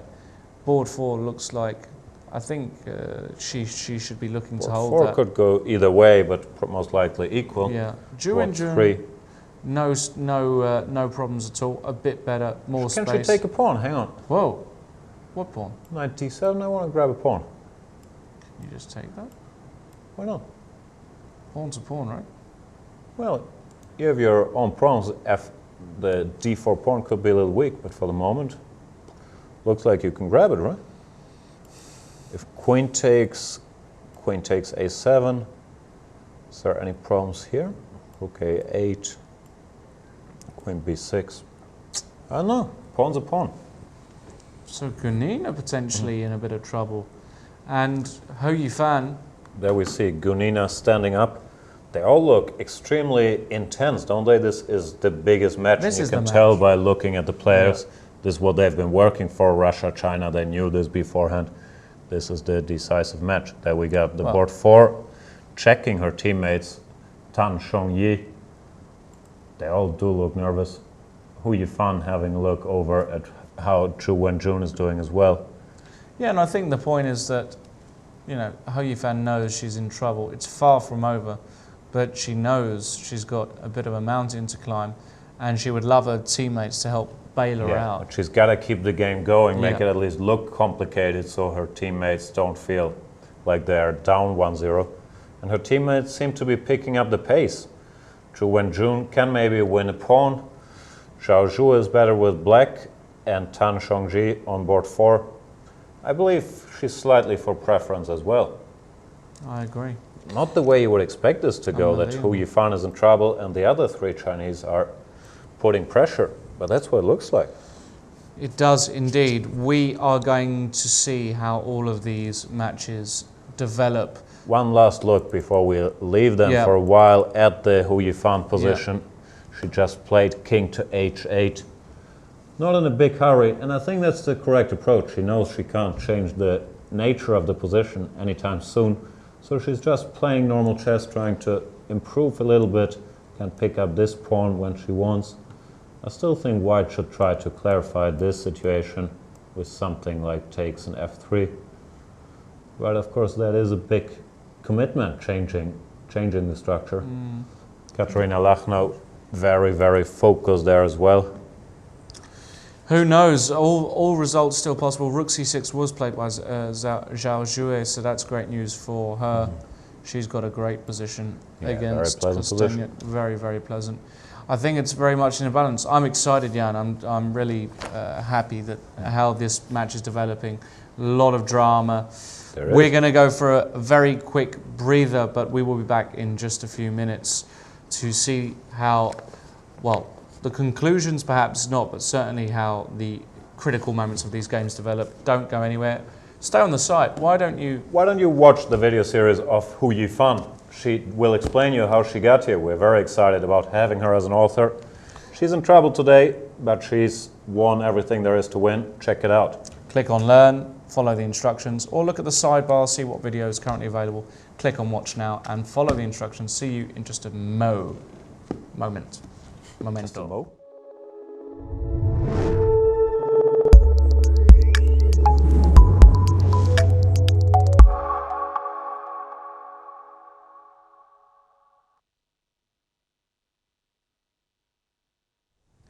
Hello everybody, welcome back. This is round number 7 of the 41st Chess Olympiad. All of the big matches are still in progress. We will go straight to the Russia women's match, the biggest match of that tournament by far. We will go there in just a moment though, because we have a development on board one of the open section. Dominguez. Surprise matchup there. Azerbaijan and Cuba in the sole lead after 6 rounds. And it looks like Cuba might draw first blood, right? Well, I think if we look at Dominguez's position, it's game over for Shaq. I think Dominguez is the type of opponent that is just terribly difficult for Mamedyarov. His style. Very no-nonsense Dominguez, very correct chess. Yeah, his style is not good for Mamedyarov at all, actually. And we've got a position after King E7. And especially choosing the knight, or once again, it's easier with hindsight with the current position, but Dominguez is maybe the world's leading expert, if not the world's leading, at the very least one of the biggest specialists in this opening from the black side. And well, this is the position. He can take on d5. Black has to recapture with the knight. And now knight f5 check is a blow of epic proportions. E takes f5 and just about everything. Rook takes d6 is just massacre. What is happening? Well, you're threatening the knight on d5. Well, we just sacrificed a piece and now a rook. So if in exchange, if this is taken, how does white finish? Bishop c5 check. Say king e6. And then just keep throwing pieces away. Yeah, just rook takes d5, no problem. Wow. King takes d5, queen d2. Checkmate. Unbelievable, right? Wherever the king goes, it's that's just so pretty, isn't it? That is beautiful. You think he's going to come up with this? He's just taken on d5. I think we should just stay with this game for a moment. He did take, so yeah, he must. Knight takes d5 must be the black intention. And what else are you going to do? You can't go e takes d. just looks horrible. And also runs into more beautiful tactics, actually. Knight c6 check. Yeah, and this is what you need to appreciate. This is what chess is all about. It's the combinations, it's the flowing chess, it's ripping your opponent apart, destroying his defenses. Well, in a good position, the combinations do flow easily. So for me, it's always more impressive how he actually got there, the subtleties earlier on. But this is pretty as well, I'll give you that. Knight c6, what a move. bishop takes, and the quiet c5. but deadly bishop c5, oh overloading goodness. the defenses. Overloading the whole camp. Just nothing you can do. Queen takes e5 is a massive threat. If the king were to go anywhere, king e6, then bishop takes d6 is pretty much game over. Yeah, you king just takes, take just f6. cash in. Cash in. And that's it. That's all she wrote. What did she write? That's all she wrote. Just this. No, it's going to end. takes And he's D. going to play knight f5. It's such a... Yeah. It's the first move you look at, actually, in the position. What else could Mamedyarov try? He could try taking here, Yeah.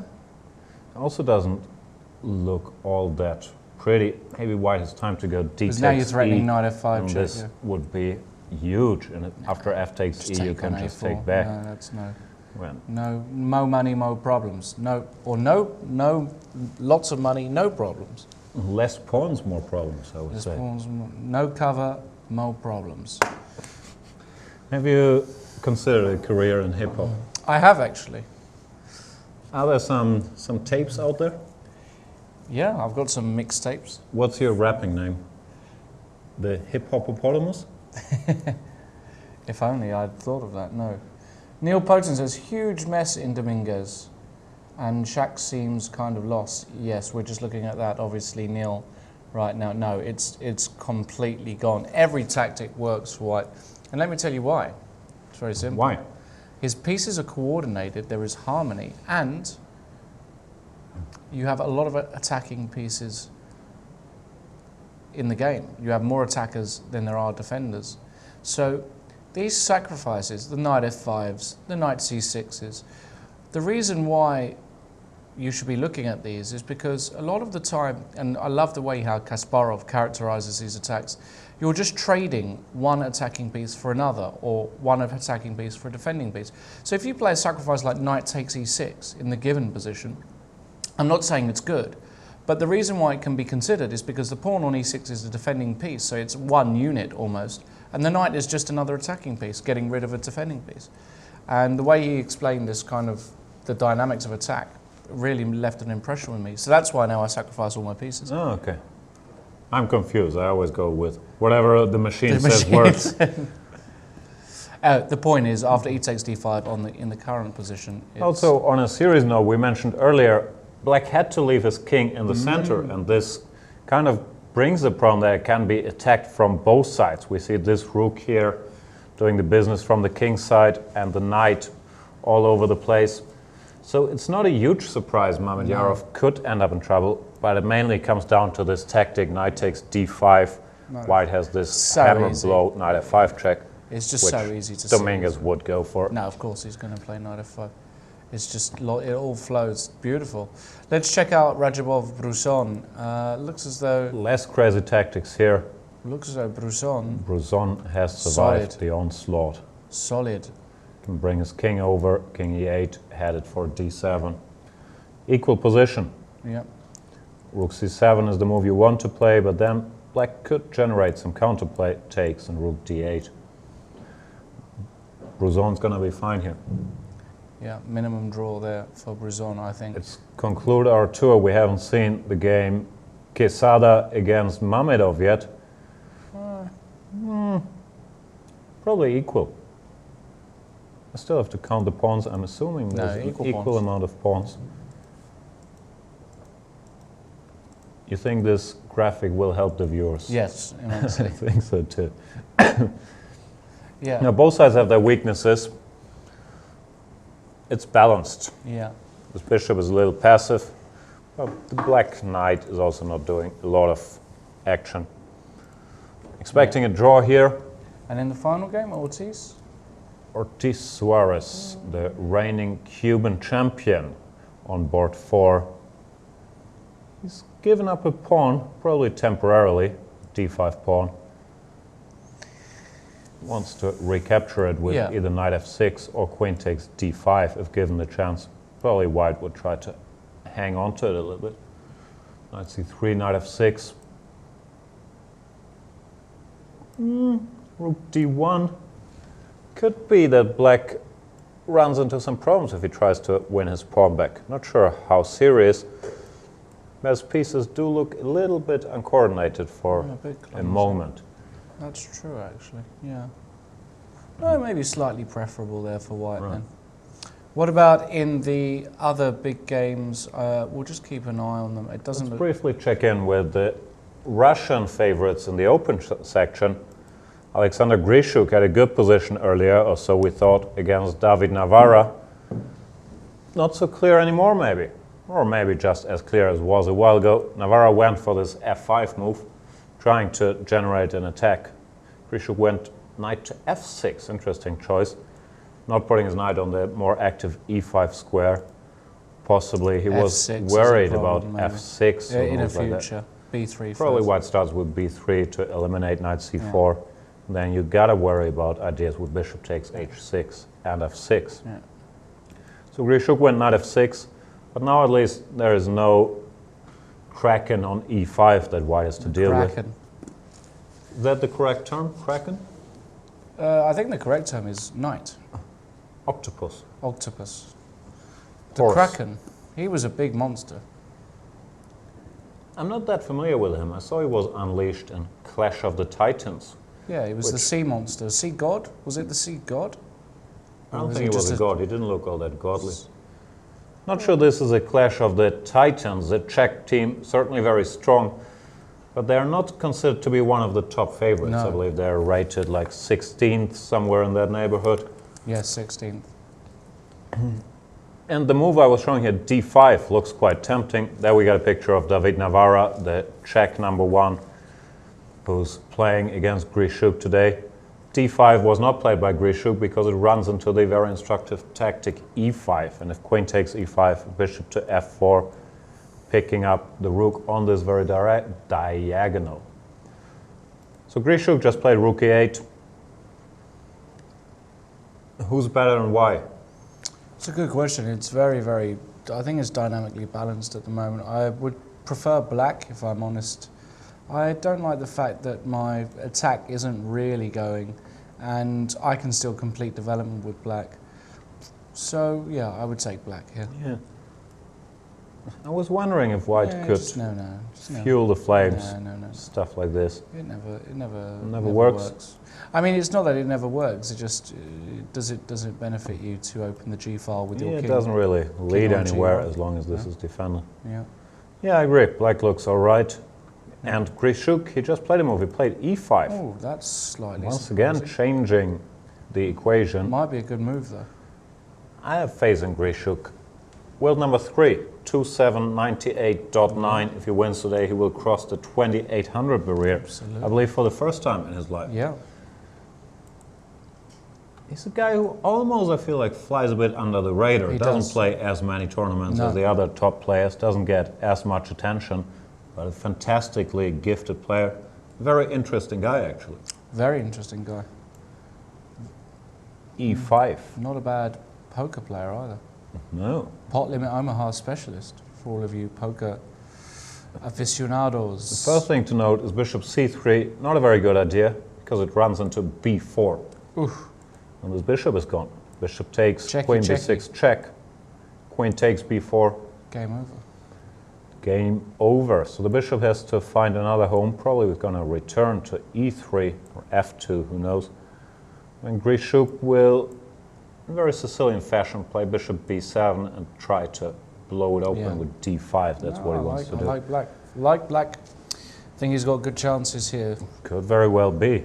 Mr. Svidler. Mr. Svidler, after there we got a profile of Alexander Grischuk, age 30. He's been around for ever. You know, when Russia won their last medal, gold medal, I should say, in 2002. He was on the team, wasn't he? He was on the team. Yeah. He might even have been board 2. I'm not sure he was board 2.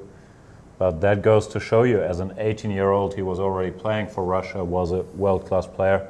I've seen him around for quite a while, but he might reach 2,800 this very day. Mr. Svidler, also been around for a while, does not have anything special here. In fact, I prefer black's position. Much prefer black. Got the weakness on c3 to target. You've got the not so secure knight on d4, and you've got all your pawns on the opposite color to your bishop. Yeah, you got the right pieces left as black.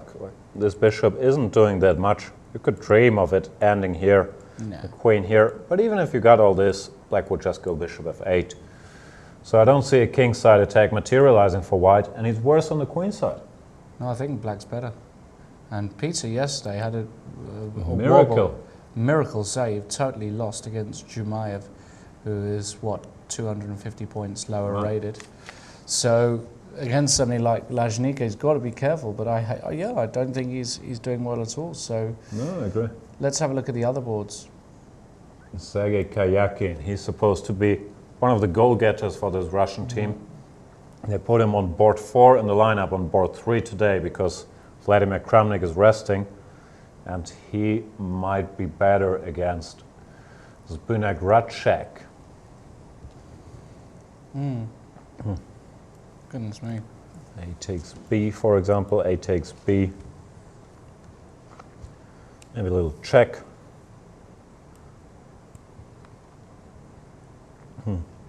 Feels like black's pawns should be more dangerous than white pawns.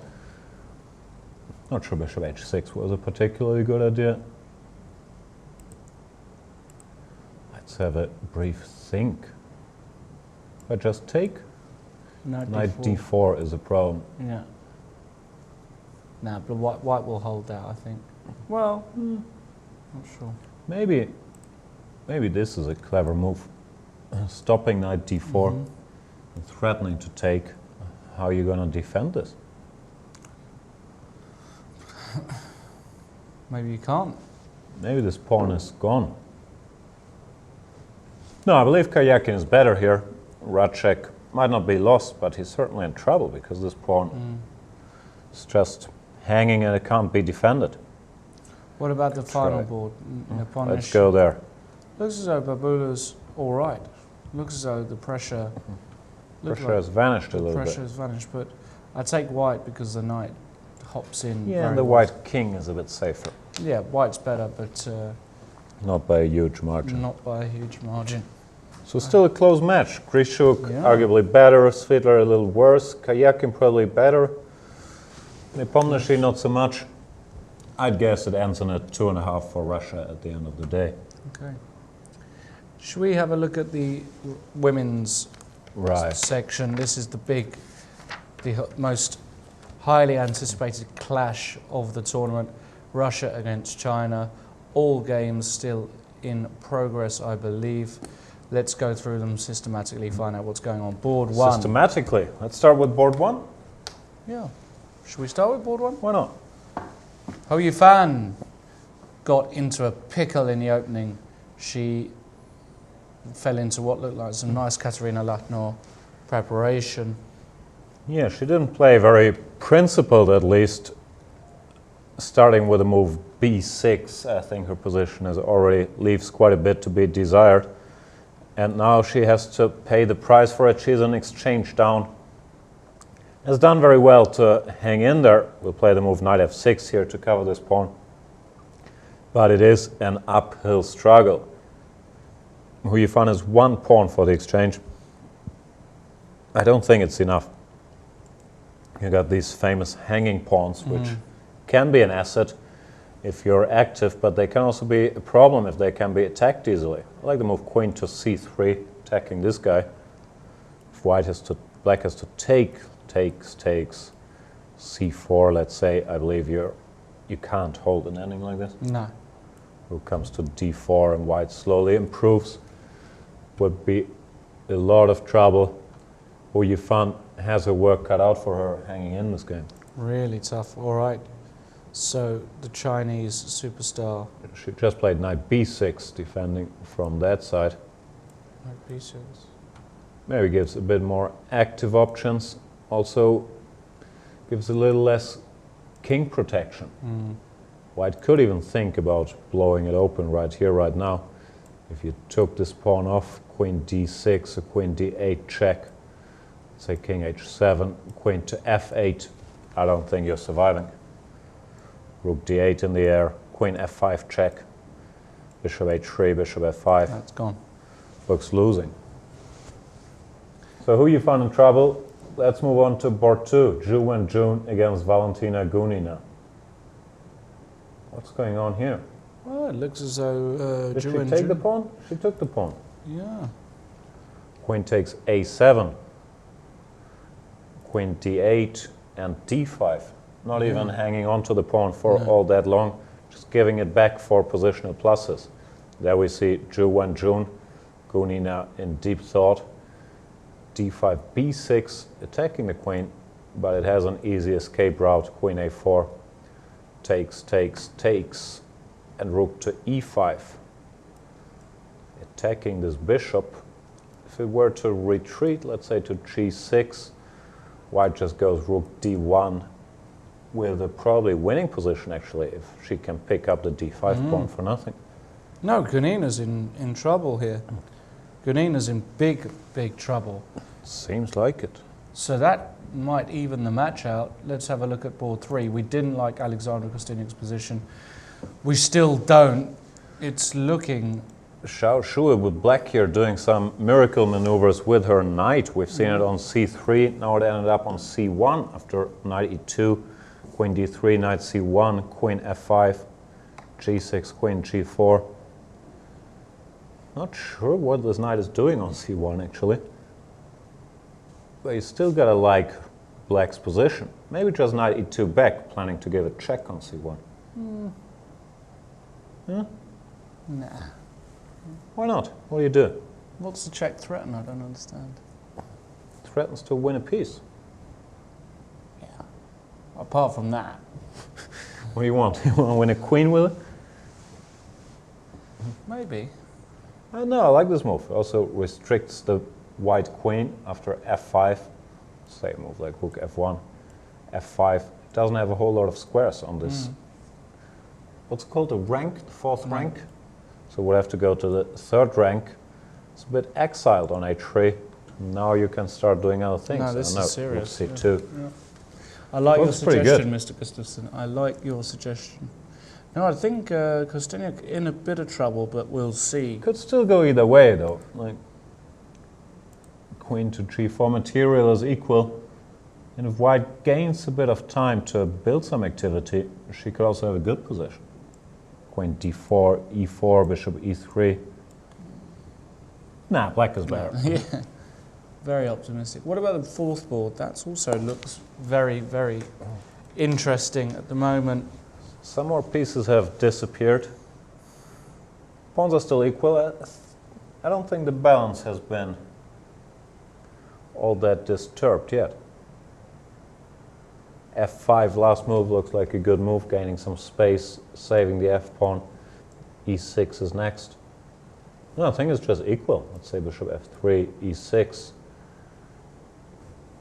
Equal pawns could very well end in a drawn rook ending. Yeah, wouldn't surprise me if that did end in a draw. Wouldn't surprise me. So, Russia better on board 1, China arguably better on board 2 and 3. Maybe not even arguably. No. And board 4 is balanced. I think all results are still in play. Yeah, absolutely. Let's keep our eye out for that. Let's see the world champion. Who you fun? Hou je fan, we've just seen, we're going to see another world champion, Mr. Carlson. Oh yeah, how's that match going? Well, Naiditsch was in some trouble against Mr. Carlson. Fighting back though, isn't he? Well, he is still a pawn down, but he's managed to get a... He's going to jump with his knight to f3 now.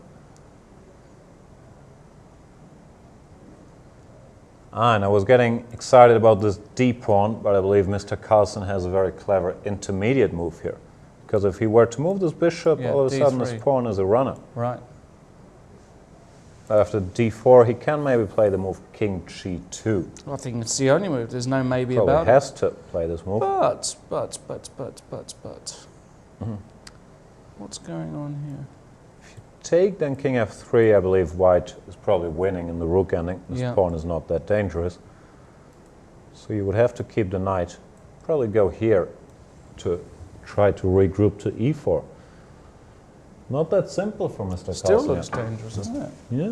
Arkadi's done what? And he has played knight He f3. just went knight f3. Looks a bit more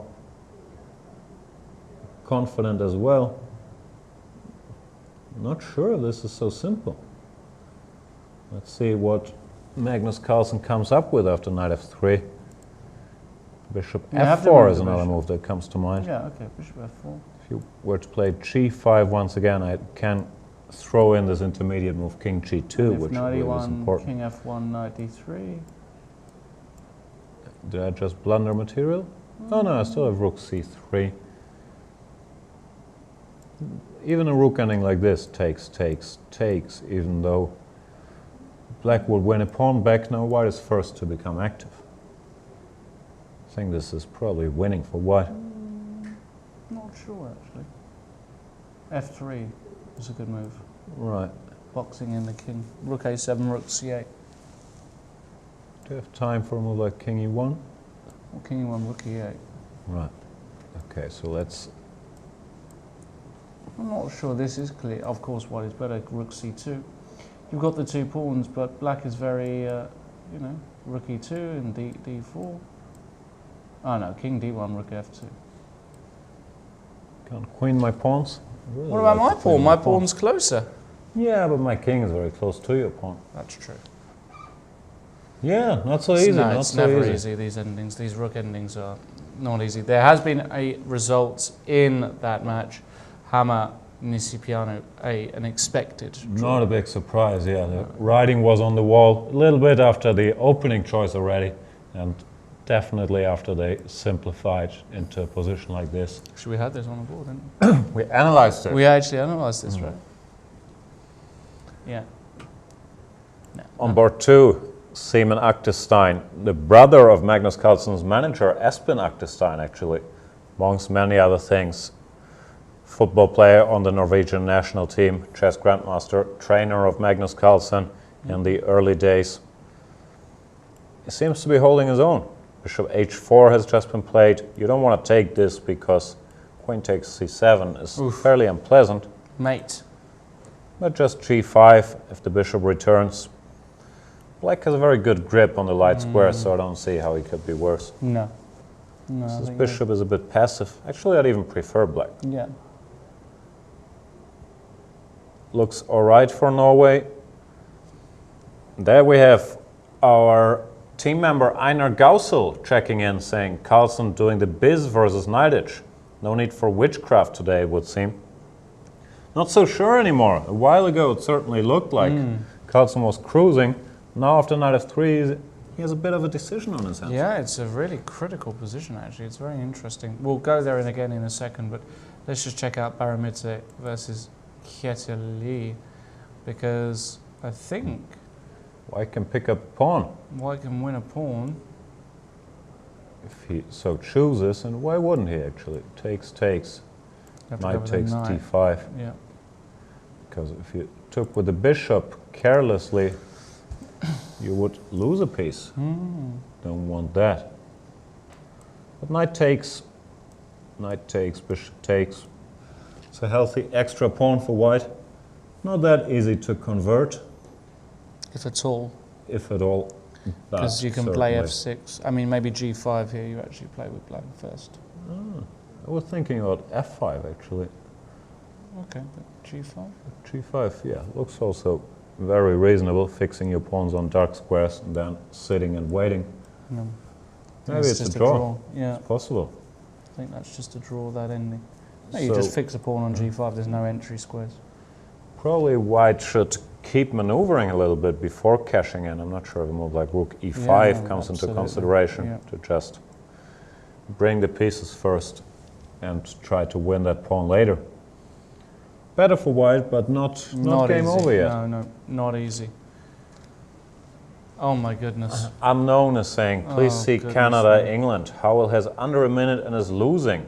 Oh, I know this pains you, but David, if David. the Twitter sphere demands it, we have to follow. Why? Why, David? Why? You've had such a great tournament. Let's go there. Let's see what's going on. Mr. Howell, he was doing great before. Oh my goodness, what's going on? He's got... But Well, he still has an extra piece, against 4 pawns. but there's a lot of running pawns. My goodness. Supported runners. The good news is he did make the time control, so He did. the 1 minute thing is Right. no longer an issue. But these pawns just look super powerful. Once again, with the opposite colored bishops, you can see they often favor the attacker. It doesn't really feel like white is a piece down because he has this unopposed bishop supporting the pawn march. It's just more fun to be white, right? King f3, g4, g5, h6, much easier to play. I think it's losing. He played knight b6 here. That's not a Trying bad... to pick up Yeah, a he pawn needs to or- try and pick up a pawn or two. Yeah. All results are still... Some hope still, yeah. Not, I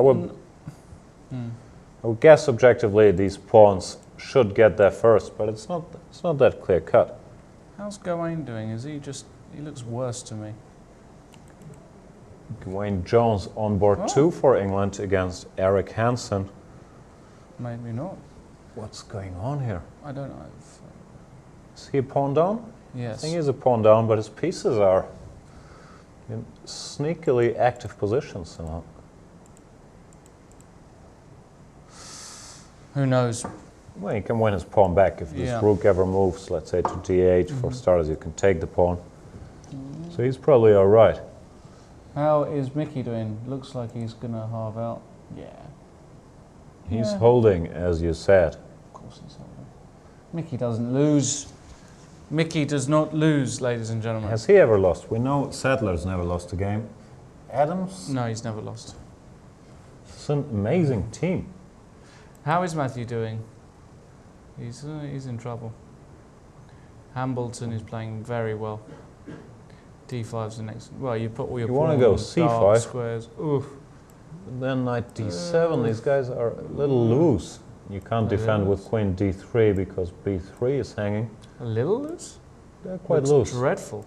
If Well, rook knight takes d1, C5 then might probably knight c5 is coming. Works immediately. Rook Takes. C5. No, Rook takes. And this is crumbling. no. Matty's having a bad day. This is a bad day. Doesn't look like a good match for England No, so no, far. no. Of course, England the favourites against Canada. Even though they would apologise for winning that match, they would still like to win that match, right? The Canadians. Yeah, absolutely. Looking good for the US, apparently. Who's Getsky? We have a tweet. Nakamura Gatsky. leading. Getsky, is that a combination of Geta and Kamsky? Must be. Yeah, it must be. The great Gatsky. The great Gatsky is black against Filipov, never winning this with black. Is he holding? Looks like he's kind of built a fortress there, I right? think he's holding. Probably go f5 and keep it sealed. Yeah, he's going to hold. Yeah. No, there's not much to talk about. But What's happening in the Nakamura-Kazimchanov Hikaru's done clash? very well.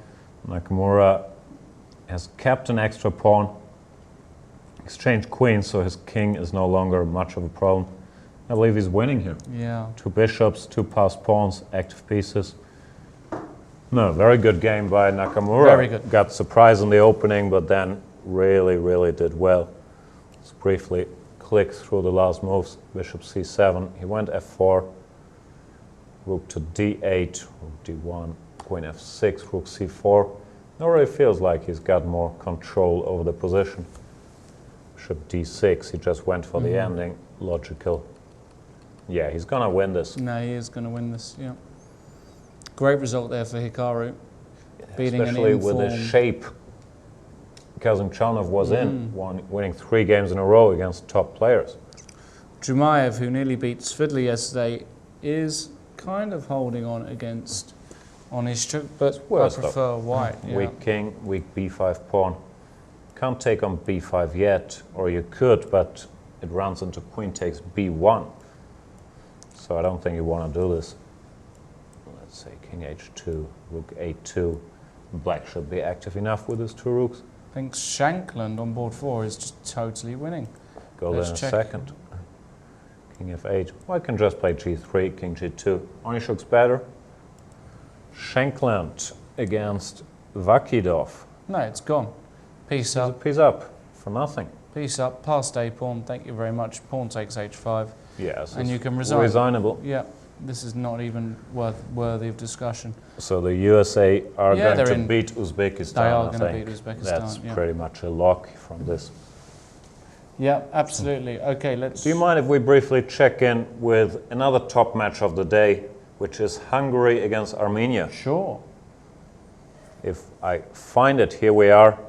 We have Levan Aronian, still the world number 2, or the world number 2 again, with the white pieces against former world championship contender Peter Leko. Played a match incredibly close against Vladimir Kramnik back in, when was it, 2004? Yeah. I think 2004 in Switzerland. Lost that match. Well, didn't really lose, but it was a tie, and back then the world champion kept his title when he drew the match. So Leko never became world champion, but a world-class player for ages, basically. Was a wunderkind, the age of 13, already grandmaster. He's been around. Can Levan Aronian take on e6 and win the game here? So f takes e6, knight e7 check is your idea? Well, my idea was queen e6, but knight e7 is actually much stronger. Well, queen e6, queen f7, so knight e7. The point is, if you take that knight, I go queen takes e6. Wherever the king goes, let's say it goes to h7. Then have you got the idea of rook to d5 and then swinging over? I'm not sure what is going on. Rook rook d5 looks just pretty strong. Game over, isn't it? Right. Wow. And if the king goes to h8, is it the same story? It probably is the same rook story. d5. Yeah. Game. Game, set, and match. King f8. Knight e5. Oh, there's knight e5. Whatever black does, let's say bishop d6. He's being checkmated. So Aronian did not play it. Ah. He missed that one. Not easy though, is it? No, knight e7 is a very strange idea. He went knight to g5. Probably still has a good position, but not game over. Knight to f4. Threatening mate by himself. Mate by himself? You know what I mean. We got you. Queen f1. White is better, but there's still play. Absolutely.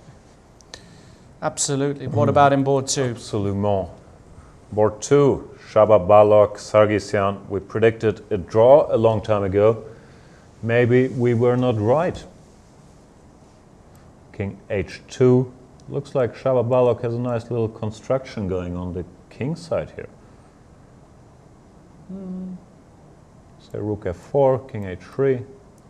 I want to go g3 and pick up this pawn. Looks like Black's in trouble. Yeah. Knight on the rim is dim. Looks like that knight can just be shut out. Yeah, it looks pretty dim. My goodness. Let's try Sergei Morsesi and Richard Rapport. Looks like Rapport's playing a good game, doesn't it, so far? He certainly has an active position. His pawn structure is a bit compromised, but his pieces seem to more than compensate them. Some chances there, I think. And you can go for the move g5, threatening g4. Absolutely, yeah. Stopping knight f4. No, and it's a Rapport move, isn't it, g5? He likes Rapport. It's a Rapport move. We've seen him do all kinds of g5s very early. We've seen him play knight f3, e6, g3, g5 more than once. So he certainly has some sympathy for the move g5. Didn't play it, went knight f6, more close to the chest or to the vest? Vest? Playing it close to the vest. I like it, but it sounds a bit... I think it's an expression. Close to your chest is certainly an expression. No, close to the vest. Close to the vest? He's playing it close to the vest. I've never heard that in my life. We'll Google it next break. Of course it is. It's an expression. I'm out of it, ladies and gentlemen. I'm out of the loop. As I say, I've never heard of it. You could very well be right. Well, he's playing it close to something at least. He keeps his g-pawn on g6, goes for some piece exchanges. Rook takes d8, rook takes d8, knight takes f6, queen takes f6, bishop c6, knight c6. Massive exchange operations about to occur. One factor we haven't mentioned yet, because I only spotted now, black is actually a pawn up, which That's compensates for his pawn weaknesses. No, this is better for black. Definitely. Much better. Rapport is better here. And Judith Polgar is... She's not better, but she's probably not worse either. Typical Berlin, rook ending, black being solid. White should by all means avoid the move king to e8 because after rook h8 all of a sudden the game would end. Instead she will probably play a move like king to g7. I believe it's bound to end peacefully here. Let's say king takes e5, king f7, king e4. It's an equal rook ending. Yeah. Yeah. Let's briefly check back in with Aronian Leko. Some moves haven't played, knight f4, queen f1 and c4. Leko doing his best to fight back here. Trying to secure that d3 square, but he could still be in massive trouble after a move like knight e4, his whole construction once again.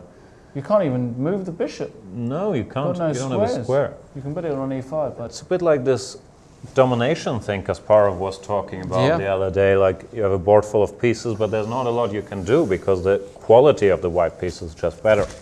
Could try to take on b2, but that probably runs into more unpleasantness. Knight e7 check. King somewhere. King h8. g3 and queen e2. g3. g3, knight e6, queen The e2. point is, yeah, knight to e6, queen e2, attacks the bishop and threatens queen takes h5 checkmate. It's just gone. Knight e4 is not difficult to see. Well, you have to calculate after bishop takes b2. That's Okay. the one line he has Yeah. to figure out. You analyze a check, you attack a knight, and no, it's Yeah, he is Easy number 2 in the pickings. world. He should really see that. come Right. up with something. Then again, he did make his life a bit more difficult by not going for his rook takes e6. Very pretty combination. F takes e, knight e7. And that would have won on the spot. King f7, knight g5, for example. Takes, queen takes h5. This king is not going to make it out of there alive. No. We'll see how that one goes, but good chances for Levon Aronian. Good chances on board 3 for Richard Rapport, though, with an extra pawn. Board 2, also decent chances for Shaba Balok, while board 4 should end in a draw. So Armenia does not look like they're doing all that well in this match. No, not at all. The Hungarians' rich chess tradition. Absolutely. Won some of the early Olympiads. Yeah, they did, and some of the best players ever have come from Hungary. Like whom? Well, Portish was you did Hungarian? Polgar, Polgar, of course. Leko. It's true. They've got a very rich history. Plenty of chess talent over Let's there. go back to the match of the day. Russia versus China. In the women's section, and is Hou Yifan holding on, or is she totally busted? I think she's in trouble. Real big trouble now. Just e takes d5. And if bishop takes d5, no, you can't take. Just bishop takes. That wins on. And that's game over. So what are you going to do? Does she want to go rook takes g2? King g2, bishop d5. King g1. Just king What to g1. do? It's not enough. It's not Can enough. try bishop h1, threatening a little checkmate. That's Queen easily G3, parried, for yeah. example. Check and queen Threatening g3. mate yourself. A little countermate on g6. No, it looks game over. Yep. Katerina Lachno over there calculating the lines. I'm sure she will play e takes d5. And What's going on in the Kostyniuk game, please, Jan? Let's go there. That looks amazing. What's going on? Has Kostyniuk managed to find a way out? No idea what's going on. It's chaos. One thing that could happen, it could end peacefully. Queen c7, rook takes f2, queen takes f7 with perpetual check. Yes. And after queen c7, I'm not sure if we can go with somewhere with the king, but king g8 just repeats. And king g7. Is this possible? No, minimum that's probably queen c3 check. Yeah, And but you White keep has got an repeating the amazing position. move, hasn't she, in this position? She's got bishop e1. What a stunning move that is. Oh, that's very hard to find No, though. that's just a ridiculous move. Very nice geometry. Rook takes and queen c3 check. King h7, and all of a sudden White is an exchange up. Looks like Kostyniuk fought her way back into this game. Yeah. I wouldn't be surprised there. We see she made the move queen to c7. If this ended peacefully right here, right now, rook f2, queen f7.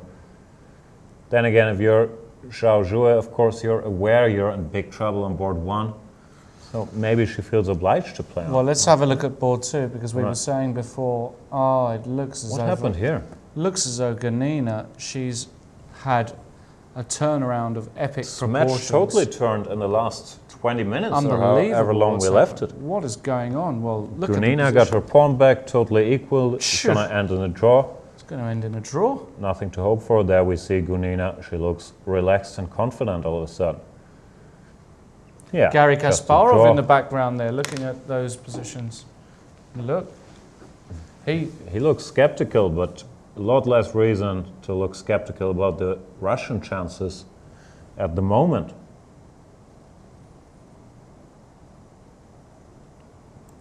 On board 4, Tan Chongyi.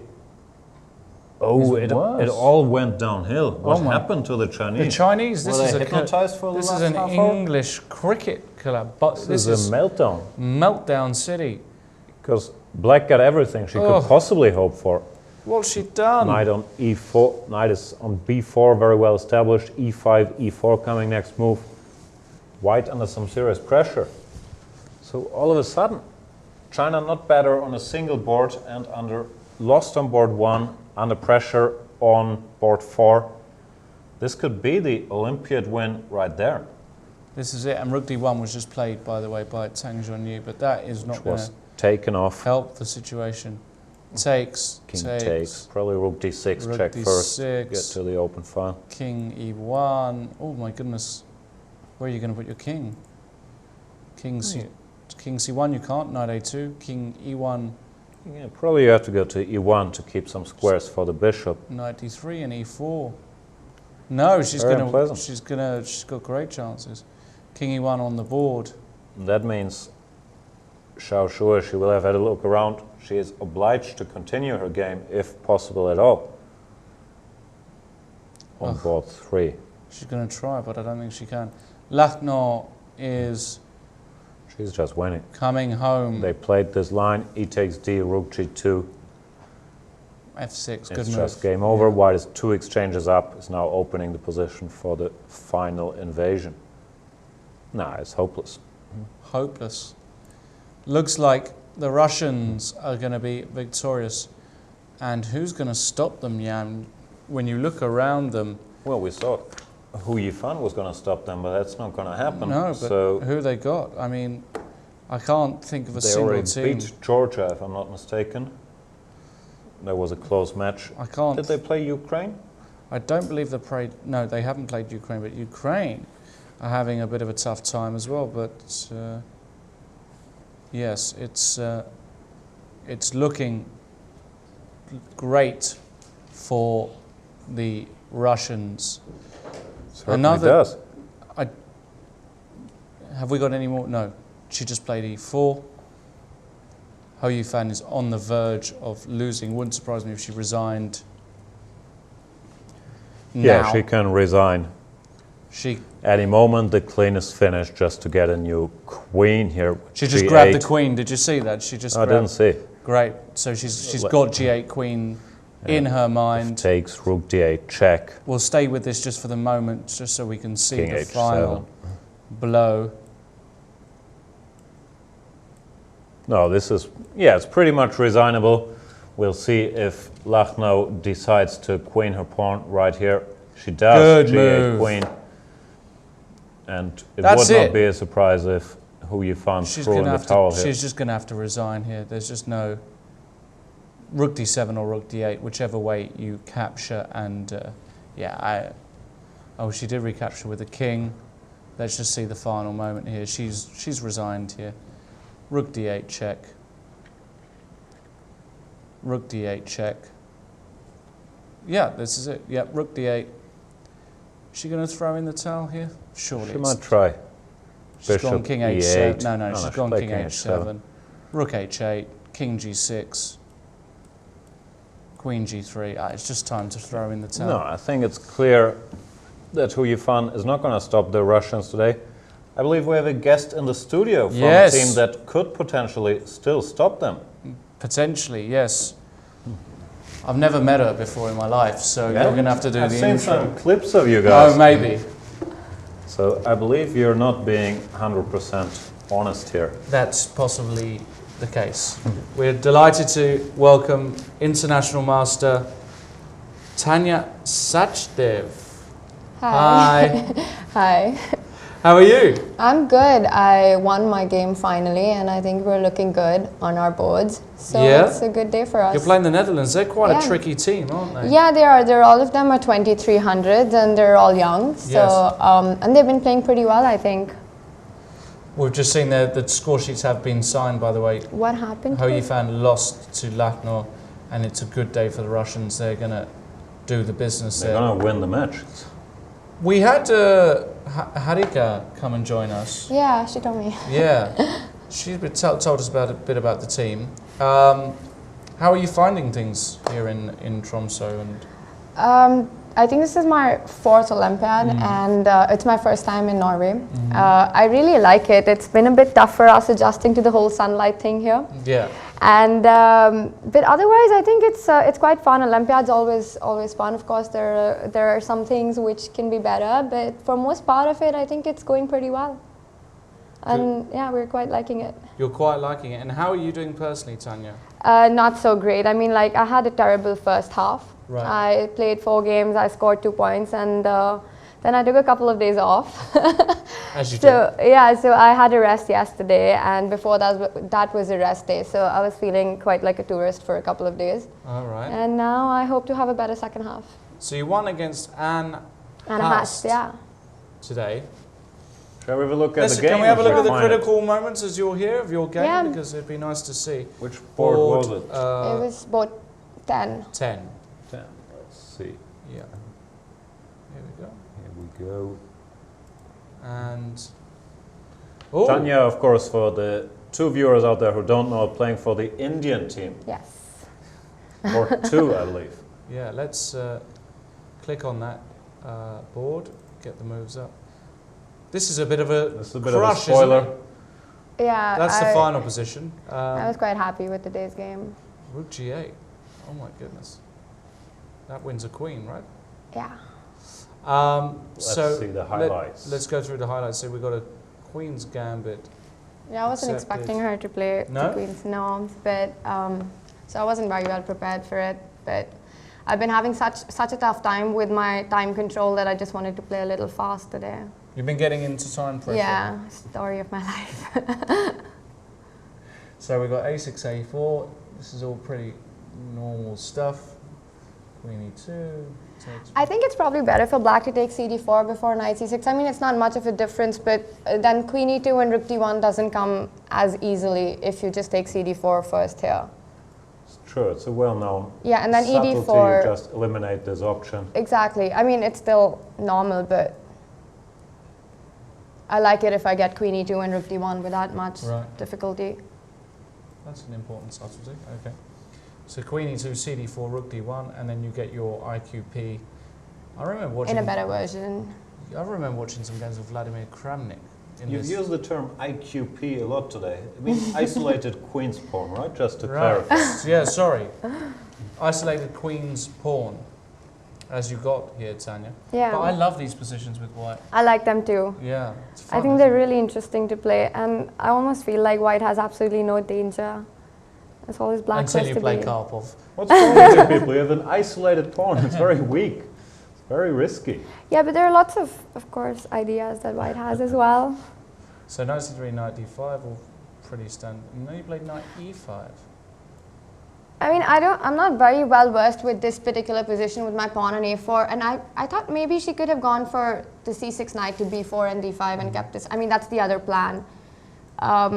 Because this knight makes the king side a little more vulnerable. But then she does relinquish control of the e5 totally, doesn't she? Yeah, but I mean, that's pretty much what happened in the game, because after knight e5, I doubt she was going to take in any case. Oh, she played knight cb4. Yeah, and then this, Odd. it's probably better to have the Yeah, of course, yeah. d5. Bishop b3. Okay, that looks like a good move. b6. And then you took. Yeah, I was already quite happy with my position. Yeah, well, she's just given up. Yeah, that's c6 square as well. That's and there's you win a whole piece. Chance to Actually. blunder a piece here. Yeah, so you win Yeah, a whole piece. she didn't do that, of course. Yeah, and bishop Bishop takes d5. Nice. Thanks. e5.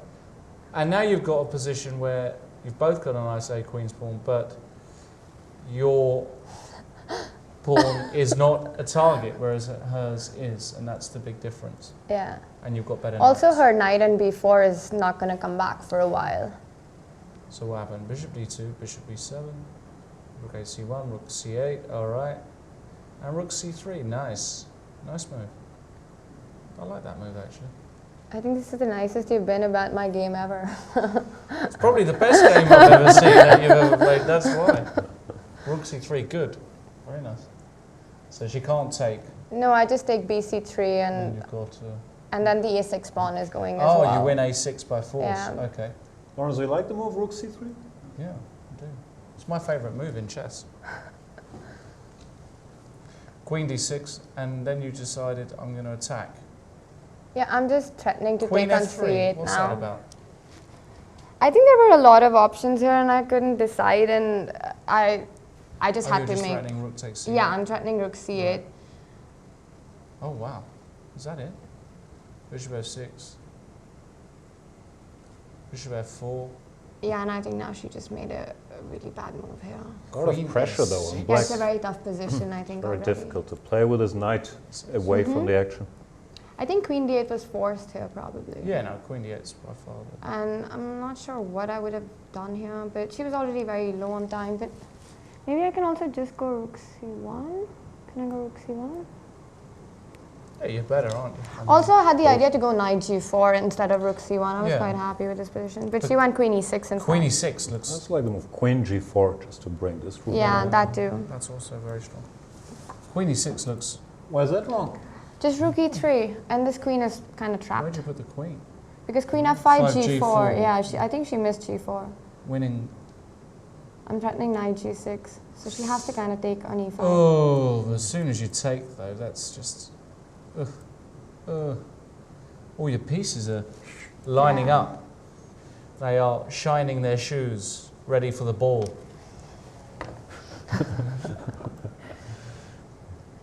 This does look desperate. Queen h6. Queen e2. Also, it's kind of tough to Yeah, find I a like better queen move. e2. I like queen e2. Good move. Rook over. Rook fe8. Yeah, I think if she It's would have just gone not knight wrong. c6, I just go bishop d5, and it's very difficult for her to just get anything Yeah. So, moving. oh dear. No, that's no good. So she That's good. played Yeah. Rook fe8. Queen d2. Yeah, I thought queen d2. I think queen d2 was pretty happy. I was really happy that I found queen d2 actually, considering how I haven't found anything in this whole tournament till now. Ah, look at this. Look at this one, Jan. This is a great little. This is I beautiful. see what's coming. This is fantastic. Yeah, it's forced now because she has to play a5 or knight c6 and just bishop g7. Wow, what a nice tactic. Oh. I haven't Yeah. seen that before in. I don't think I've ever seen. Do you think this. it's going to be a classic? It's going to get published? It's going to be in our bulletin tomorrow. Yeah, you can't take with the queen because of rook g3, and if you take with the king, Still rook g3. Yeah. and you win the queen. Right. Beautiful tactic. Beautiful. So queen h5, but this is hopeless. Yeah, and just rook g3 anyway. Once you blow the... It's like this double bishop sacrifice, but you kept one of your bishops, so it's even better. Better version. This free bishop. Nice. Let's see the finish though, because the finish Yeah, is beautiful just as to well. show. So queen h5, rook g3, knight e7. That looks... Wow. What In to a do. bad position, there's no good moves. Yeah. Is that true, actually? Yes. Okay. Rook g5, queen h4, and Bishop lovely f6. bishop f6 and rook g8. This is a great game, Tania. You must be very Thanks. happy. Yeah. So we're looking for a strong finish from you. I hope so. That's the plan. What do you do? There are a lot of people who know who you are. Actually, probably everybody knows who you are who's watching the stream. More or less everybody. But for those of the people that don't know who you are, what do you like to do to relax after a game of chess? Or what do you do to...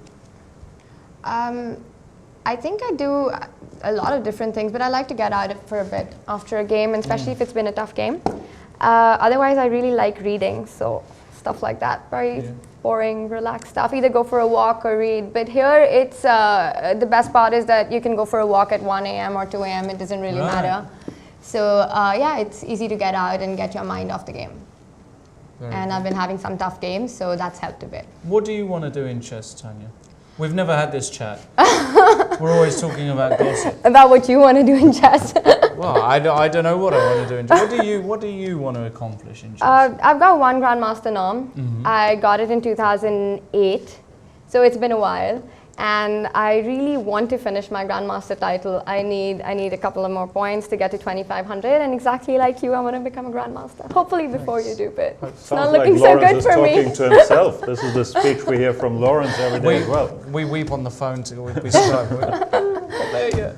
Do you have a bet going on who becomes a We don't Grandmaster have first? it. We don't. I don't think that would...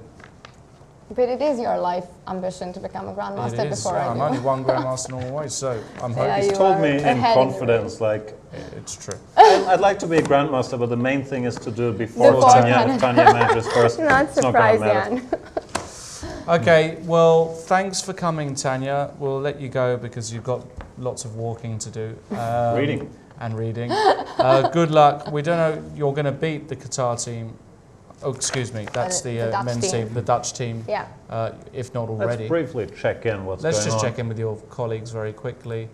Harika is holding that Draw. ending, Yeah, but so that will probably end in a draw. Bianca Murin is really under pressure against Marianne Gomez. Looks like a lot of pawns, but always chances to hold, but not. I mean, it's opposite color bishop should probably be drawn.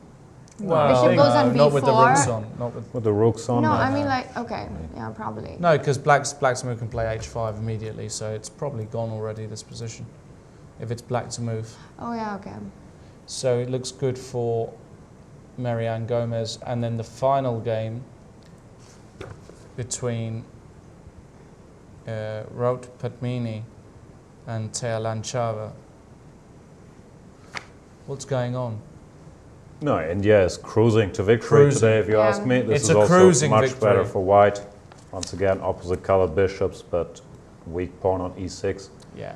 India's going to win. India's going to win, so that means actually you're going to have a really tough game tomorrow Yeah. because a lot of the favourites are gravitating towards the top now, so France, Hungary, Armenia, they're all What up happened there. to the Iran and the Indonesia game? Do you have any idea? We haven't checked in haven't with seen that, them, just because our focus has been so much on this China versus Russia match, such a big game for the Olympiad.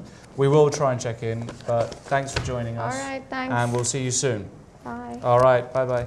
So, good win there for Tania. What else has happened? Has Magnus Carlsen... He was in a bit of a rut, wasn't he? I mean, not a rut, that's a bit much. That's a bit strong. Here we see him. Let's go back to that. Magnus is... What is going on here? He's doesn't look leaning happy, back, does but he he? always leans back. I always say he doesn't look happy, and you're saying he never looks happy. But I don't think he's winning here. Is he? No. Yeah. Is he bungling this? He could be worse. Oh my goodness me. What happened? Let's go through the last couple moves. He's shaking his head. He's not happy. No, not at all. What has he done? So we've had this position, bishop c3, and Naiditsch didn't go d4, he played g5, interesting move.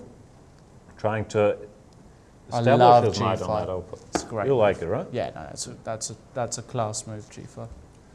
Why is that rook attacking the king? Because if it ever makes it to the back rank, If a rook could move like that, that'd be a very powerful piece. That'd be high. No, my point is, I'm sure we'll see my point down the line. Here after g4, if this rook ever shows up at g1 or even h2, this king could get mated. Absolutely. Really what you want to happen is after king g2, in this position g4, b5, what you need to do is to sneeze. Put the rook on d1. Sneeze the d pawn, Right. get rid of the d pawn and play rook d1 and see if he notices. Do you think he would notice? Probably I'm not sure right? he would notice that actually. I think if you sneeze hard enough, he would probably turn. Or maybe he'd notice but be happy that you lost a pawn while sneezing. Only then for rook d1 to come and mate in 3 moves. He might see through that. He is a world champion. But let's have a look what happened on a serious note. Rook c8 check, king h7. Of course, you don't go here because of e6. Check. Look, he's disgusted with himself, Jan. He can't believe it. Yeah, something He's has actually gone very completely wrong. disgusted with himself. Is he lost? Is that what's happening? I don't know. Let's just get. Check. Let's just King get there. h7, bishop to a5, d4, Yeah. hd4, hg. E6. We can already see this knight Yeah, really it's is amazing. very strong piece in combination with his d pawn. Carlsen has to bail out here. He went e6. I'm not sure why he gave up that pawn, because I think he has to go what he did next move. Could have just done it there Rook anyway. c7, trying to exchange the rooks. And if black were to take on e5, at least he has to put his knight on a more passive square. And you have ideas like... No, this is serious. The knight doesn't defend well against the 2 pawns and the Exactly. bishop. I remember losing against Gawain Jones is something similar. Just the pawns you can never stop with the knight. So e6 looks like a fe6, and he got the rooks off. But now takes rook c7. Yeah. Now it's a different story, because after takes, d3. this The knight white- is still in And the king is prime boxed. position. The king is boxed. King f1, and I believe the move he missed, that's why he was shaking his head, is the move knight to d4, which is a serious blow, threatening d2, and at the same time it's attacking this b5 pawn. Goodness me. And his move He did- 41. Yeah. He did have to do that, but probably from afar, the move knight d4 is what escaped him. Because if black can't go knight d4, well, then he has to go something like d2 and now do it. And at the very least, white is in no trouble whatsoever. But after knight d4, is the world champion in serious trouble here? It could be. I believe he just played king e1, which is the only move. So let's have a look. You play knight takes Knight takes b5. b5. Bishop To b. add insult to injury, you're not losing only the b pawn, but also the a pawn can't be defended. Well, it's a bishop double b8. attack. Yeah. But black can certainly take this pawn off If he wants. if he wants. Bishop takes a7. Or But that's hopeless. Bishop a7, knight Knight c4. c4 is just- Your king can never approach, and black just cruises in. cruising for a bruising. Oh my goodness. So what you have to do is after knight takes a3, play the move king to d2. At least get your king out. And only black can win, that's for sure. Well, that's clear. He's a pawn up. Right. Knight b5, king takes d3, and maybe just bring the king in. King g6, put the king on f5, and, you know, king c4, a6, no problem. Right. Well, Magnus Carlsen fighting for a draw here. That's quite a development if we have a look at the position after, let's say, Yeah. in 22 moves where he's a clear pawn up, and we basically thought he would cruise to victory. Yeah. No, he's in massive problems. This is unbelievable. White against Naiditsch, who would have thought it? He's not losing just yet. He's got drawing chances, but it's Certainly hasn't gone his looking way. ominous, isn't it? He does not look thrilled. Let's see what's going on in the other matches, but of course this would be quite some news as well if Carlson were to lose this position. And Yeah. Naiditsch, an excellent endgame player. Yeah, he is. Yeah. Well, let's look at board 2. Friedman. This has been about equal for about 7 Yeah, years, this is- isn't it? Friedman now hinting at ideas to break through on the king's side, but that would also open his own king's position. So I'm not sure. Akdestein could go rook b5, trying to pick up this pawn. Yeah. Okay, you can defend it. Still roughly Prefer- balanced, I yeah. would say. What about on board 4? Because we've already had a result in hammer. A hammer drew. versus- And I think Board 4, Baramitsa is trying to grind out to win. but Hietil's he's- organised himself, hasn't he?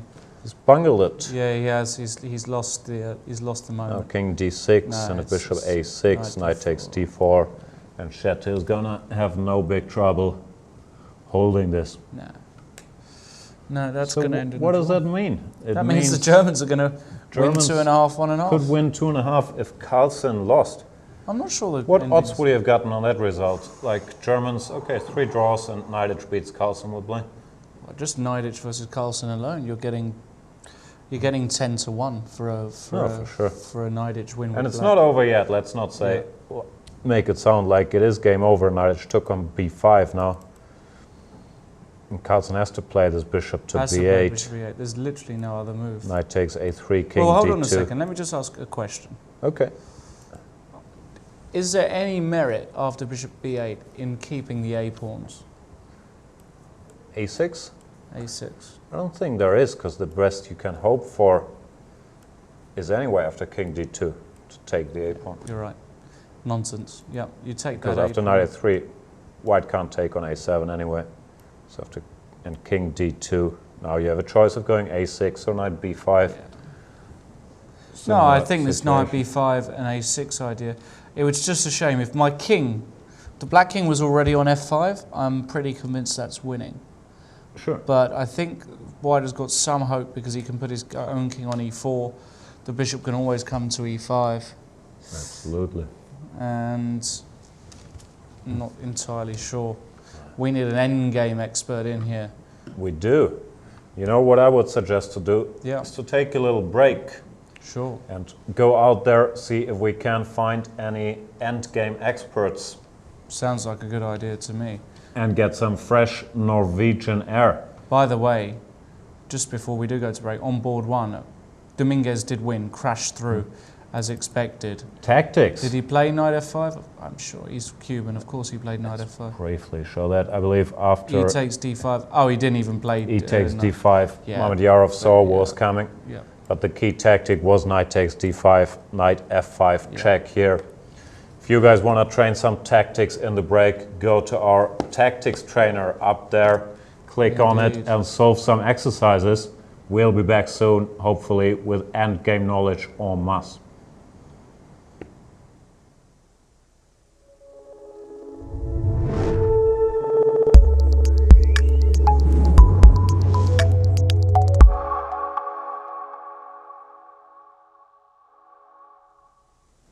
Hello everybody and welcome back to the 41st Chess Olympiad on chess24 in cooperation with the Chess Olympiad. My name is Jan Gustafsson. I'm joined now by Norwegian Grandmaster Einar Gausel. Hello. And Einar, it looks like we missed a lot of action. We've been focusing on the women's match, Russia against China, but the Russian men are in desperate trouble. Can you tell us what happened there? There's been a lot of excitement on all over the place today. Russians in big trouble. Last time I checked, the Russians were down 2-0. Yeah, they went down on Yeah. both of the top boards. David Navara won against Alexander Grischuk in a dramatic turn of events. Not quite sure what went down there. Navara won and Peter Svitler also lost to Lasnička. So the Russians down 2-0, and if they were to lose today, that could very well be the end of their ambitions to win this tournament. Well, yes, at least if we're following the historical trend that the winning team needs 19 match points to win, then they're in trouble because you can't drop very many points. They've dropped, how many have they dropped so far? 3? Well, if they lose today, they would have dropped 4. Yeah. They've dropped 3 for sure because they can't win anymore. Let's very briefly, I know you guys want to see Magnus Carlsen as well, who's struggling against Aradij Naiditsch to hold. You can see him on the camera there. Very briefly have a look at what went wrong for Grischuk. We've seen his position actually not for a while after bishop b7. We've seen this and thought black was doing fine. Navara just took on h6, sacrificing a piece, intending to checkmate him. And Grischuk very quickly landed himself in time trouble here, I think. So when things got really heated up, he didn't have a whole lot of time to think things through. So he does that a lot, though. He's a bit of a time trouble addict. yes, this is normal. And he usually plays very well in time trouble. So Then again, everybody misses things in time trouble, even an Alexander Grischuk. And here he could already be objectively in trouble. White has the very nasty plan of playing h4 and g5, then bring the bishop around to f5, delivering checkmate. He tried queen to h6, but even without the queens, turned out his life wasn't all roses.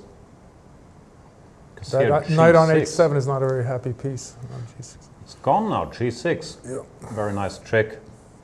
F takes g, runs into f7 check. Not a good day at the office for Grischuk. Had he won today, he would have crossed 2800 for the first time in his life. He was some decimals away from it, or he was very, very close, yeah. 1 point. Yeah. Instead he lost. That means we're going to have a new world number 3.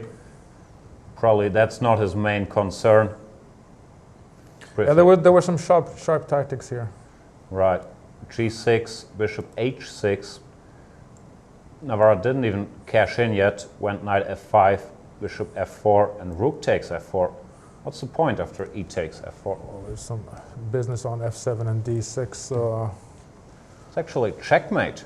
Knight h6. Oh, g7 checkmate. Yeah, we were looking at this. It was Wherever the king goes, yeah, king f8 or king g8, g7, and checkmate. yeah. So he took on f6, did he not? Rook takes f4, and then since he can't take the rook, he played knight takes f6, and then there was some forcing line that landed white up material in an ending. Yeah, this looks just hopeless. gf, knight takes d6, check, king e7.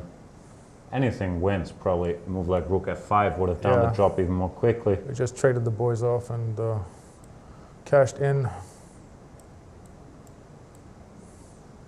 So how many pawns? Just 2 pawns. Yeah, but there's also this nasty pin coming up. I believe this is the final nail in the Yeah, coffin. and he managed to unpin, but he had to shed a pawn on f3. Yeah. Right. Yeah. It's just too many pawns. Yeah, so Grischuk lost, and Peter Svidler with white on board 2 lost as well. We didn't like his position out of the opening, and looks like he just got outplayed and resigned here, 2 pawns down. To add insult to injury, Kayakin only drew on board 3. That means it's official. The Russians lost So they have gone down, yeah. to the Czech Republic. That is sensational. And what's the story on board 4? That game is still going on. It's going to end in a draw, 3 pawns against 3. A 3-1 loss for Russia against the underdogs from the Czech Republic. Of course, a strong team, but the number 16 in the rankings. So basically they might be out of the running for gold already with 4 rounds to go. Could very well be. They've dropped 4 match points. That's probably too much. Yeah, 3 seems to be the normal amount for people winning gold the last 3 Olympiads, so that might be too much.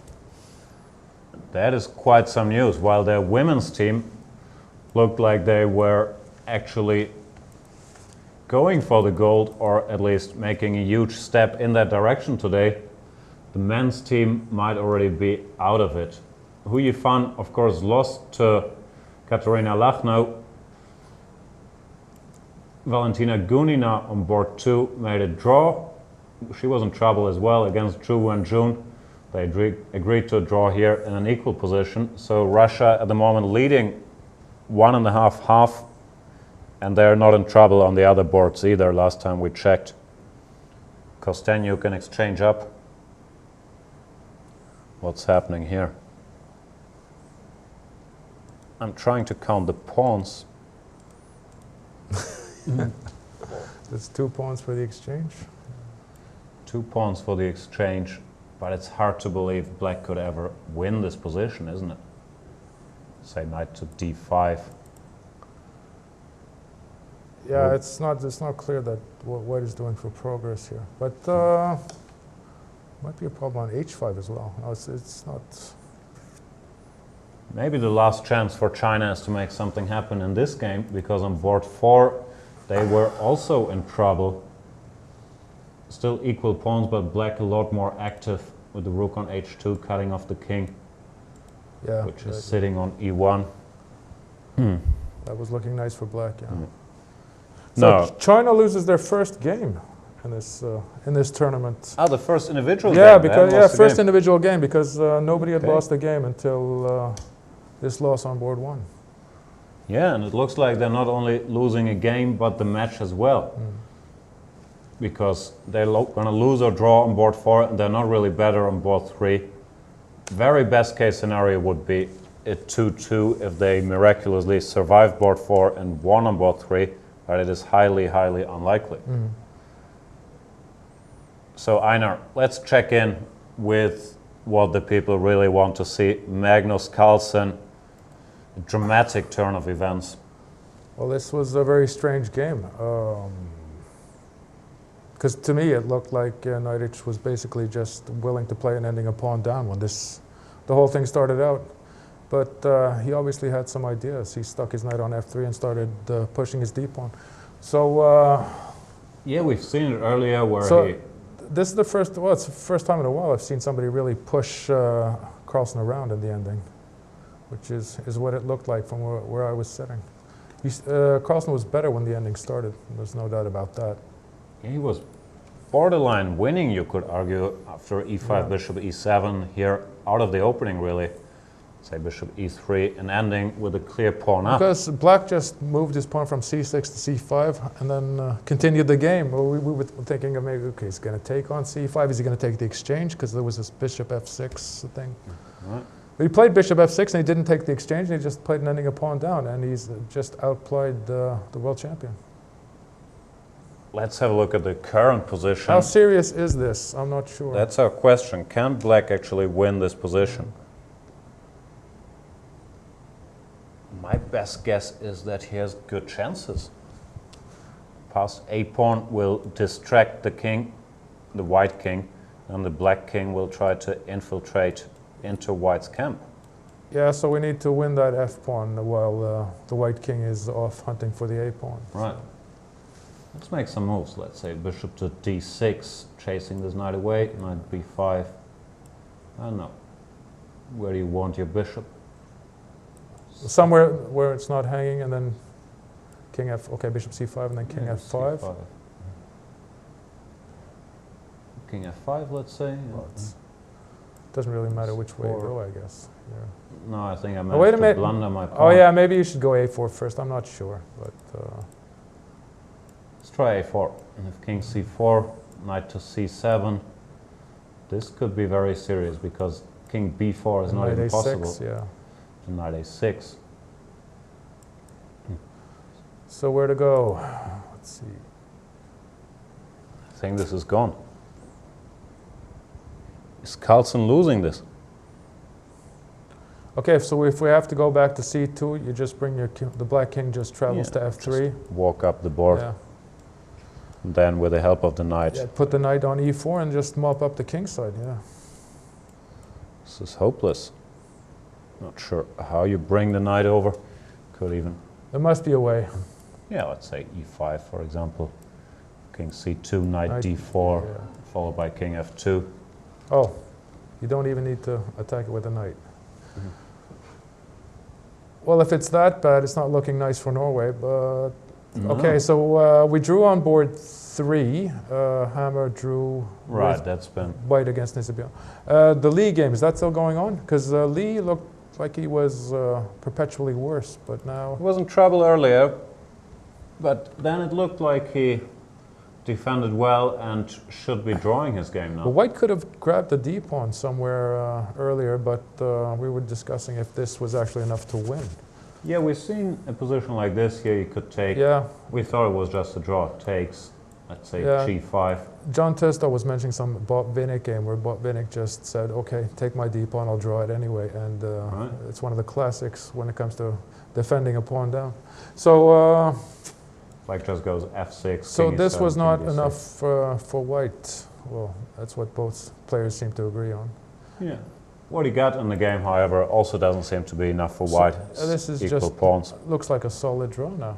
It does look like a So draw. that leaves us. We'll probably, if Magnus loses, well, Agdestein will have to do the business on board 2 Or 2. against Friedman, and this is still a fighting game. Yeah, this has been equal for quite some time, but it could still go either way with the opposite color bishops. Whoever wrestles the initiative will probably get an Well, you'd advantage. think that White had the most dangerous bishop. It was pointing at the queen side for a while, and also that sometimes h4 could be annoying because bishop g6 isn't doing so much. Right, looks like White is a tiny bit better. It doesn't look serious, but bishop g3, rook e2 check, rook f2, for example, takes. No, I think it's still bound to end peacefully. Oh, nice bishop on d5. I like that move, but it's still probably well within the bounds of a draw. Yeah, Yeah. Agdestein is not winning this game though, so if Carlson really were to lose, would mean Norway would most likely lose the match as well. Let's go back there. But this is surprising. Naiditsch has not been in stellar form in this Olympiad.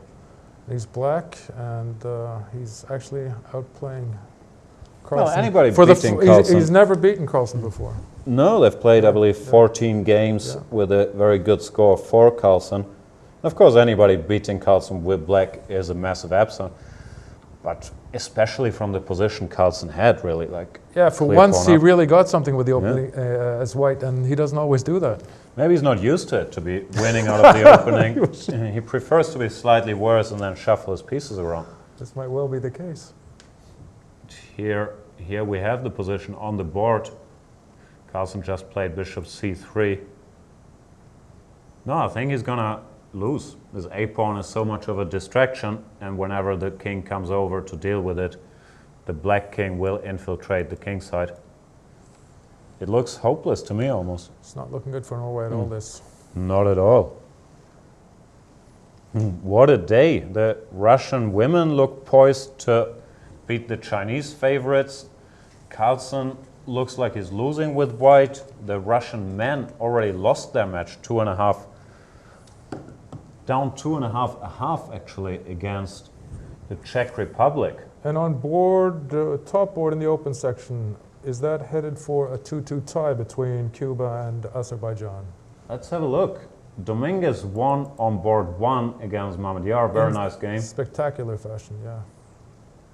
A draw on board 3 and Quesada against Mamedov. And on board 4. That ended in checkmate. Checkmate on the board. Ouch. What happened was this? There was no way out. Black may have been holding before strange things occurred. We were looking at this. White had a pawn up on the queen side earlier, and it wasn't very easy to see what he was going to do with it. There were still queens on as well, so it was looking around here. It was looking not so bad for Black. Still a pawn down, and it looks like Gusainov just kept that. I think this deteriorated into a time scramble because it didn't take long for things to go seriously wrong for Black in this game.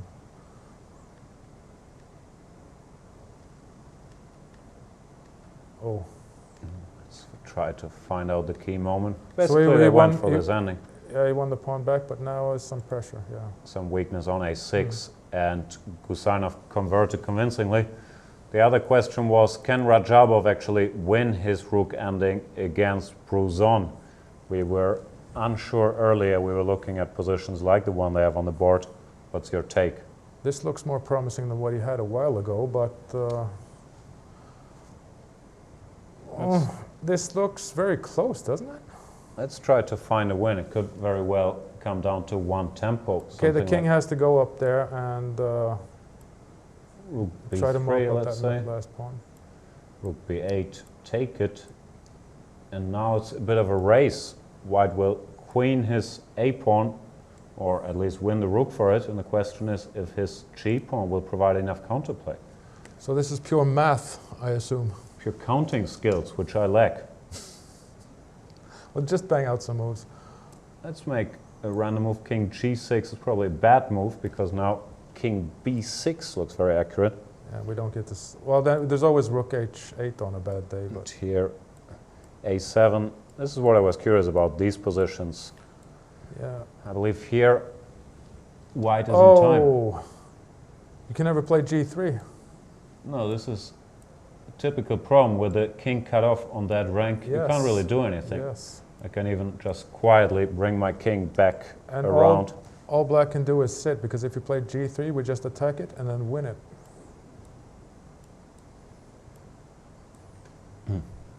So this would be losing. Maybe instead of king g6 we can find a better move. Let's try g4. What's going on here? For starters, white could win that pawn. Check and takes. Oof, I wish I had studied my rook endings as a kid. What's going on here? I don't know. I was studying stuff like this not so many months ago when I was playing through Mark Dvoretsky's excellent chess base CD. I'm guessing that since the king is so far away that white should be winning, but I'm not sure. I think so we too. need to try to cut it off at the first available crossroads, I guess. So rook b3 looks logical.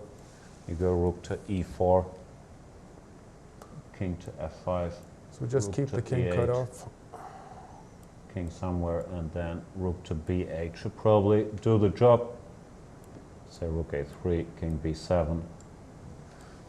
Black is not going to be in time. Check, king to c7. If you go back, there's this check on b6 and then king b7. Now rook b6 check, followed by king b7 and queen. So Okay. it looks like, take it with a grain of salt, because I have no idea what I'm talking about when it comes to rook endings. It looks like Rajabov has very good winning chances here, which would actually mean the Azeri, even though Mamedyarov lost, would win their match, staying in the sole lead of the 41st Chess Olympiad. Yes, they've only dropped one match point, so that would put them well in front. Still haven't gotten over Russia losing to the Czech Republic. And of course, let's stay with the Magnus Carlsen position. Is there any hope for him at all? I can't really see an idea. King d3, which looks natural. Black just goes knight to d6, and it just takes too long time to even try to win this pawn. Black just brings his king up the board. Yeah, if he gets this far, he just mops up f2. Right. Let's show a sample line. Bishop b4. You could even go knight b5 to make it extra hard to win this pawn. Bishop e7, king f3, bishop c5. Once again, there is this idea of e5 followed by d4, followed by knight d4. Okay, he sent his king the other way, Mr. Carlson. What did Carlson do? He played, he played his king up to f4. Went king f4. Does that work? Stopping this. Yeah. Probably Naiditsch will hang on to his pawn. Yeah, he played king to h5. Maybe. And now there's this threat of a2, and then knight a5, knight b3. So That's the problem with the king so far away. If you lose a move here, maybe already time for a2. Let's say bishop c3, yeah. knight a5. Okay, is there any time to go after that e pawn with the king? And then come back and play f3. That might be some desperate way to try to draw this. If try. Knight b3, take on e6, take e, back. Oh, the knight There's no goes to time, the the knight knight- goes to e1 at the well. There was also knight c2, knight e1, just stopping Oh, yeah, f3. Yeah, Same idea. yeah. That's winning for black. That's all she wrote. Is winning. This is. I'm instructive, assuming it's actually. winning, but now, Ah. now you put it on the board, I need to find some way to make progress. No, it is winning though. Let's briefly find out how. He's just Knight going to move back and g5, forth between king f4 and f4. f5 if we let him. This might Oh, not. no, I blew it. Knight h3, king e3. Now f3 is coming if you don't stop it. Yeah. F3 is a threat. And knight g1 is just king f4. Maybe that's a back. draw. Piece down. That's fantastic. Is this really a Fantastic draw? news if that's true. King e4. Hard to believe. Let me try putting it on my square. Knight b3. Probably it's a similar story. King e4, knight d2, king f4. This might be a draw.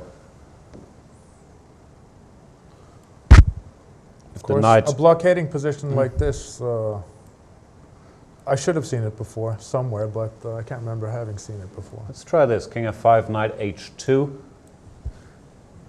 Yeah, back. Maybe this is back. winning. This is a nice square. If you go back, now my king activates itself. Oh, so you're just going to hold me that way? Yeah. Question was, So the king goes around. can white go king f6 here? But probably end up in Zugzwang. After king h6, you have to give me one exit. The knight is actually very well placed on h2, stopping f3, Yeah, that was defending the pawn. an unlikely but very nice square for the knight. So Yeah, still- we can't keep the king from circling around here as white, I think. Now here this might be one of these, what do you call it, mutual Zugzwang positions. If black were to move, it's not so clear he makes progress. Since it is white to move, he's probably lost. Well then, So maybe you can try to lose a tempo somewhere somehow. when some of these famous endings with knight versus pawn,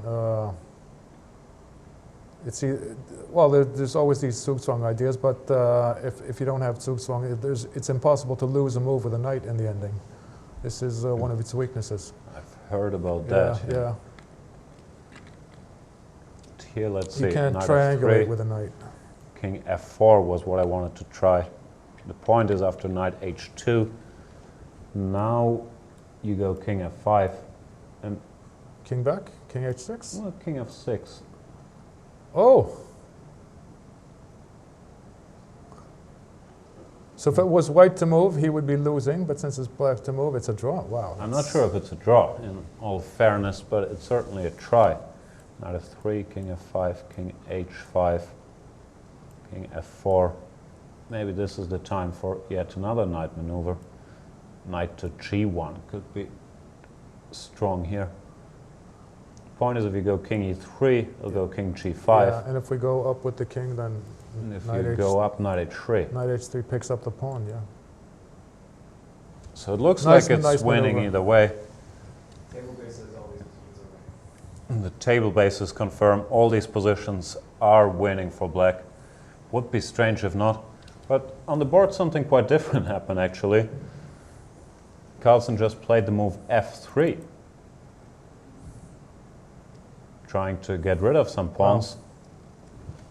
He's ahead of his time. We were looking for ways to play f3 when everything had gone on the queen side, but Right. he's probably on a deeper level. So maybe that's his idea. Every time the knight wins the bishop on the queen side with this a2, knight a5, knight b3 thing, then when time to pick up the e-pawn. Or if Is he black running- defends it with his king, we run the g-pawn with white. Is he running into some concrete trouble here though? e5 check, is that possible? King e4 looks forced. Yeah. And knight d6 check. You can't take on e5 because of gf3. Okay. One of these guys queens. So I need to back up. Knight So will you go, go back. back. Retreat. And now I play a2. Bishop e5 is not working because of knight c4 check. This is true. Could very well be true. Wow, he's hanging on to both those pawns.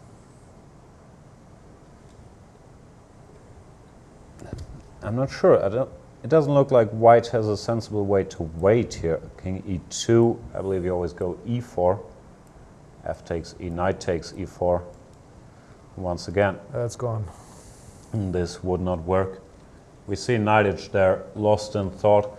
This could very well be a crucial moment if he can win with his e5 check, because after g takes f3, king takes f3, then it works along the lines you were mentioning, where White has an easy plan there. white has a reasonably easy plan to sacrifice his bishop for this pawn and try to capture the e-pawn along the way. This could be a draw, but this e5 check looks very, very strong. King e4, knight d6 check, that's really the point. King e3, and now the quiet move a2. Looks winning. So critical point here.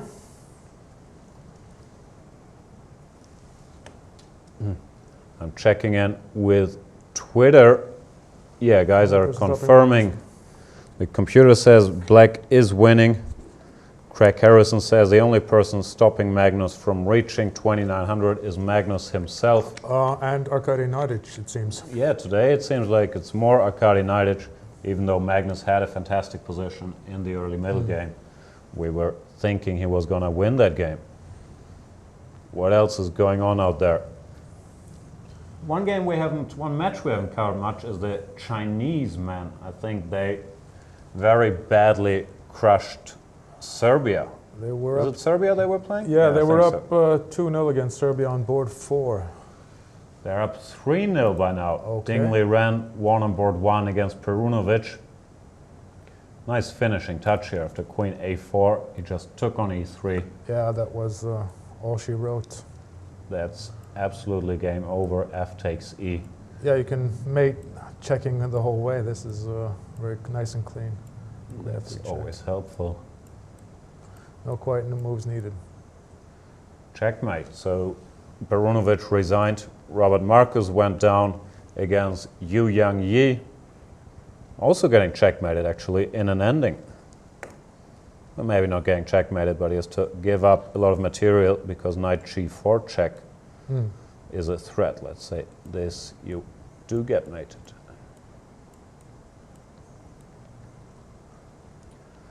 And on the last board, there's this Wunderkind, super talent.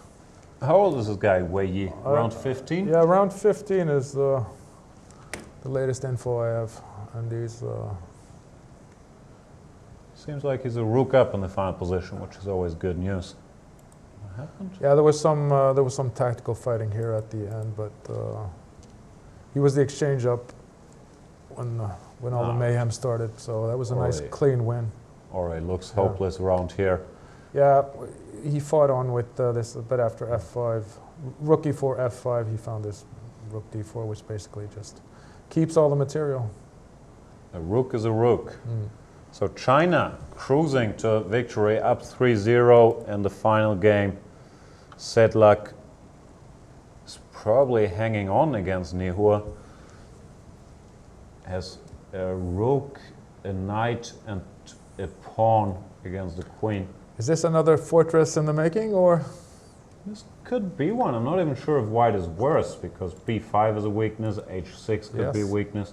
Not sure you need a fortress. King could. Looks quite comfortable on d2, for example. Seems equal. Maybe Sedlak is better here. Akari's. Naiditsch is about to make his move. e5 check is the move given by the He heard you. computers. He heard you. We do have some little walkie-talkie German thing going on. He played e5 check. King Oh. e4. Immediately replies king e4. Banged out by Magnus Carlsen. And now knight d6 check was the key trick. After king e3, a2, it looked like black was just winning. Yes, it did. So let's see. And he plays it. He played it. Carlson went king e3. Naiditsch, a very strong endgame player. He's cuffing a bit there, but it doesn't look like he's cuffing it up. Has a drink of water. King e3, a2. The problem is white doesn't have a useful move. He can't take on e5. He doesn't want to move his king because then black gets in e4. Could try bishop a1, but that doesn't really change anything, so black just goes king to g5. Yes, and then There's nothing to do. Next move would be king f5 and then e4, winning the game. yeah, it seems fairly straightforward now. I'm afraid it is for Norwegian fans. Of course, from a German perspective, this is fantastic news for the Have team. we had some action on board too in Friedman versus Agdestein? Depends how you define action. We've had some moves. Basically, something happening is how I define it, but there's not much going on. I think it would take a miracle for black to actually win this or be better. Black can't win this. No. I don't think white can either. But only white could Yeah, be better. it looks like it's white for choice. He has possibilities of breaking on the king side, and The difference is that the black pawns are very much fixed on the yeah, queen this, side. this majority is not really. There's no way to get that going. So white, if he chooses, he can try some f4 or h4 maybe, making something happen on the king side. Then again, if the score will be 2-1, he doesn't really have to. You think he might just call it a day then if the If Germans it's go 2-1 up one? why, Yeah, yeah. why would he risk Yeah. anything? He can just make a draw and win the match. Hmm. So sorry, Norwegian viewers and fans of Magnus Carlsen, does not look like a good day for him out there. Germans are poised to win this match now, which would also spoil the Norwegian chances quite significantly, right? This That was would kind of a definitely put us out of any hope of winning medals, and probably leave us struggling to make it into the top 10, even with a strong finish. But that should be our main goal. well, anything can still Yeah. happen. There's 4 rounds left Yeah. after today, which is a lot of chess playing to do. But still, when you've dropped 5 points, medals is out of the question usually. So That is true. yeah. Well, we shouldn't. But of course, that was always just maybe a pipe dream. But now it's definitely no dream at all. So Here we have some more moves. Yeah. Let's go to the current position. Knight did not play a2, played king g5, but it comes down to the same thing because white still cannot play bishop takes e5 after knight c4. This bishop would just be taken off and the pawn would queen. and now Naiditsch leaves the board, so he's definitely feeling comfortable. I guess he's okay on the clock. Uh-oh, Magnus is looking a bit resigned. Yeah, He just grabbed the pawn so he could twiddle and play with that while he's having a think. maybe should try to grab the black pawn on a3 and hope that Naiditsch didn't notice. Yeah, if you're going to grab a pawn, that one would definitely be the best one to grab. No, it looks like Magnus Carlsen is going to lose this match. Let's briefly go through the results and events in the other games. We've had a lot of close matches at the top. One of the big matches, for example, Holland against Bulgaria, which surprisingly, for me at least, was won by Bulgaria. Giri held his position against Veselin Topalov. Erwin Lamy also drew on board 2 against Ivan Chiparinov from a very bad ending. So the Dutch survived those 2, but they lost both of their bottom boards. Tivyakov lost to Yotov and Van Vely lost to Rusev. And Very surprising. Iotov is performing very well for the Bulgarians. He's only dropped a half a point, so he's on fire. Bulgarian have some younger stars on the lower board. Still, they were outrated by around 100 points, Yes. both of them today, and they both won. Sad news for our Dutch friends losing that match. I'm sure they were counting on winning this one. Then we have Romania playing against Croatia. Draw on board 1, draw on board 2, draw on board 3, and Vladislav Nevetnishi, the hero for Romania, wins on board 4, beat Robert Zelčić. This rook ending we see on the board here did not look very promising. There we have Magnus Carlsen still playing against What's Aradij going on with the Naiditsch. camera? The cameraman, he's very active. He likes to move around. He has quite a Looked personality. like the end of the Blair Witch Project there. It was all over the place. He has his own following on Twitter, the rowing cameraman. He might be the guy from Blair Witch Project, which is not recommended if you're trying to sleep at night, especially in Norway where it stays daylight. That didn't make any sense. They can't all be gems. Let's keep rolling. Let's keep it up. Yeah. Boris Smolik is pointing out Russians men's team and both world champions losing in one day. That's very much how it looks like. One world champion, Hu Yifan, already lost her game. Russia men already lost. It's up to Magnus Carlsen to save the day for the world champions, but it does not look like he will survive. King G5 has been played. It's just no way out. Let's show another line. F takes G, King takes G4. Still can't take here. We Let's see say King Naiditsch there D3. taking a glance at board 2, so he's He looks pretty yeah, confident. he looks like he knows what's about to happen. Right. King D3, E4 check, and once again, it's only 2 pawns left for black, but you can't stop both of them. King to C2, for example, E3 would be played. And one of the pawns, I believe, will become a queen. King D3, just King F3, G4, Knight B5, maybe A2. Anything. Asking this bishop to decide which diagonal it wants to defend, and on the other one, problems will occur. Bishop E5, E2, King D2, King F2. Game over. Yeah, it's a new queen. So it's looking completely hopeless. There's no tricks at all for Mr. Carlson. Doesn't seem like there's not a lot of material left And for he's tricks. looking, I mean, his whole body language is that of a man who's about to face defeat. Now he took on G4. Did take on Yeah. G4. That's the move we just saw. King takes G4 is gonna happen. Bishop takes E5 out of the question. So what could he try? I believe he will try King D3, E4, King C2. But E3 is really, it's just too many Yeah, they're pawns. not very hard moves to find. It's No. just moving past pawns, basically. The king could try to take care of the B pawn with King B3. Maybe that's his last hope. But it also does not seem to be enough after E2. Let's say you can't take yet because of Knight check, B5. yes. So let's say bishop to E1, knight to B5. Now you're not getting any of the black pawns. Yeah, or even Knight C4. It was, Also possible. yeah, so King A2, King F3, King B3, and I believe there will always be troubles. Knight D4 check. oh, Once there's again, a you fork can't there. take. Yeah. If you Yeah. went to A2, I was going to say Knight C2. No, I'm not so sure anymore. How does black win here? Knight C2? Maybe it is good enough. Bishop A5. Just pick up this pawn for good luck, and then get a new queen. Yep.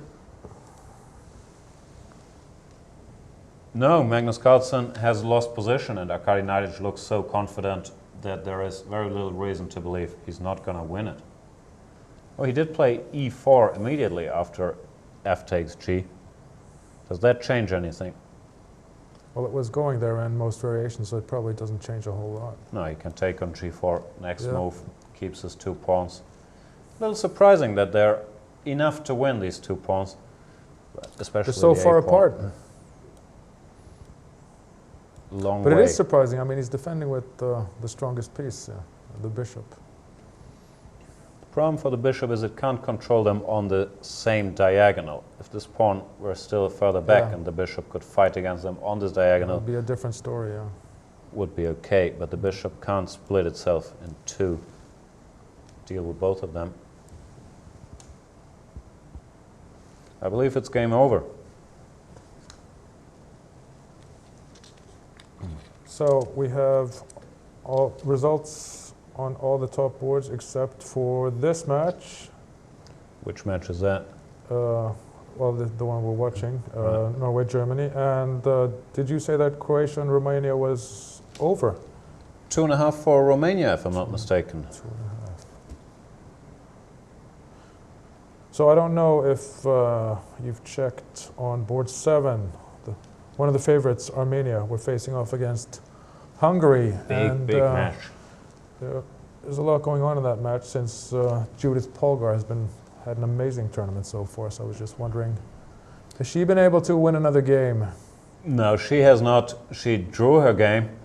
And the big news is on the top board, Aronian beat Peter Leko, had a good position for quite a while. Today seems to be Rook ending day. It ended in a Rook ending that is absolutely hopeless. That's why Peter resigned here. But Gabriel Sargsyan went down on the second board against actually the lowest rated player from Hungary, Csaba Balogh, which means the match ends in a 2-2 because the games on the lower boards were drawn between Movsesian and Rapport and Judith Polgar and Vladimir Akopyan. That spells trouble for Armenia, though. I mean, do they really have any chances left of fighting for the gold? Doesn't look good for them either, no. Is this the fourth? No, this is the third point they're dropping, I believe. So they still have a chance. But so far, none of the favorites, or at least pre-tournament favorites, has been all that convincing. Russia, Ukraine, Armenia, none of them have really gotten rolling. Yeah, the top is. So amongst the top-ranked teams, Azerbaijan is the only one who hasn't done anything. Had a bad day at work, really. Right. And Azerbaijan, you could even argue, I believe they're number 8 of the rankings. Yes. They weren't the top favorites.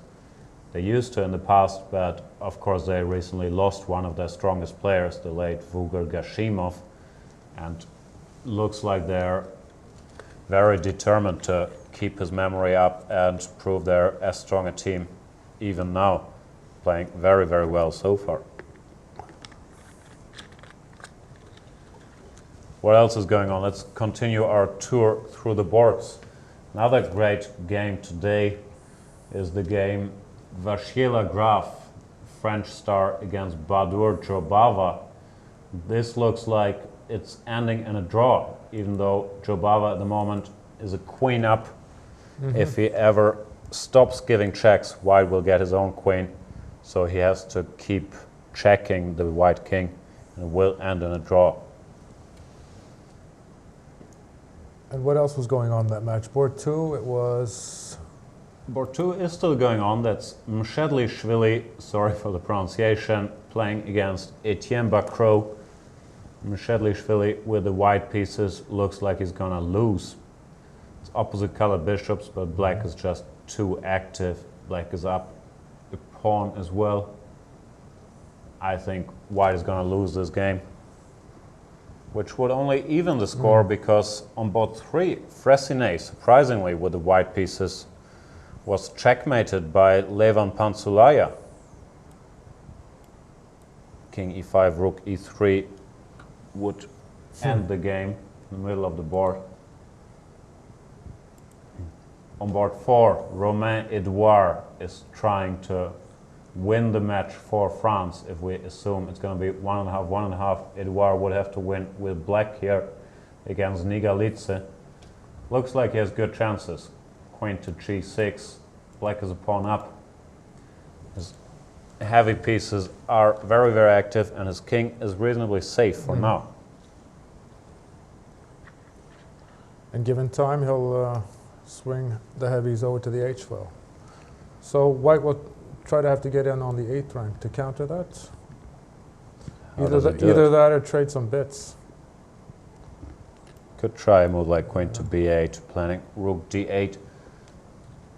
Black is so active. Let's say rook to e5, rook d8. Well, that's a very calm move. There's queen f6. This works. Very calm. Just no worries. Yeah. Check, just there. king g6. And what does white do? No, this is a huge, huge threat, let's say. Any move, queen c8. Rook e1. And this would end in mate. So Edouard, he just played queen g6. Looks like he has good chances to still help the France win their match. Aradij Naiditsch certainly has good chances to help the Germans win their match against the Norwegian first team. Let's see if we have any moves. Bishop to e5 has been played.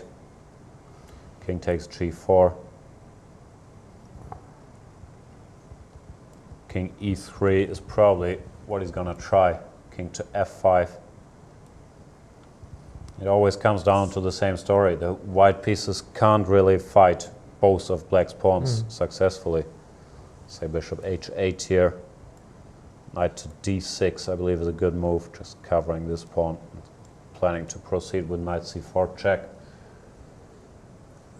Then you put your pawn on a2 and you gradually advance. Carlsen is losing. Okay, we've had a trade of queens on board too, which probably doesn't spell good news for Norway in terms of hoping for a win. That's just looking like a dead draw. Yeah, I think that's smart team play by Friedman. He sees they're most likely winning on board one, Yeah. so he just simplifies into a dead draw here. That's just, oh, that's over. It's a draw. It absolutely Yeah, is over. yeah. Even though they're still playing, of course, but it will be a draw. And they just did agree to a draw. Okay. Let's check in with the women's section for a moment. See, first of all, how that Russia-China clash ended in the end. What other notable results we have there. So Giri won her game against Tan Chongji on board 4, which means Russia has won that match. Yes. They're up 2.5. A half. Doesn't matter how the game Kostyanyuk against Xiaoshu ends. It will end in a win for Russia. And I believe this will determine the Olympic champion. I don't think Russia can be stopped with a 2-point lead over China anymore. Olga Guria probably felt good being scoring the winning goal for Russia there, because she's the only one on the Russian team who's actually lost the game. So Right.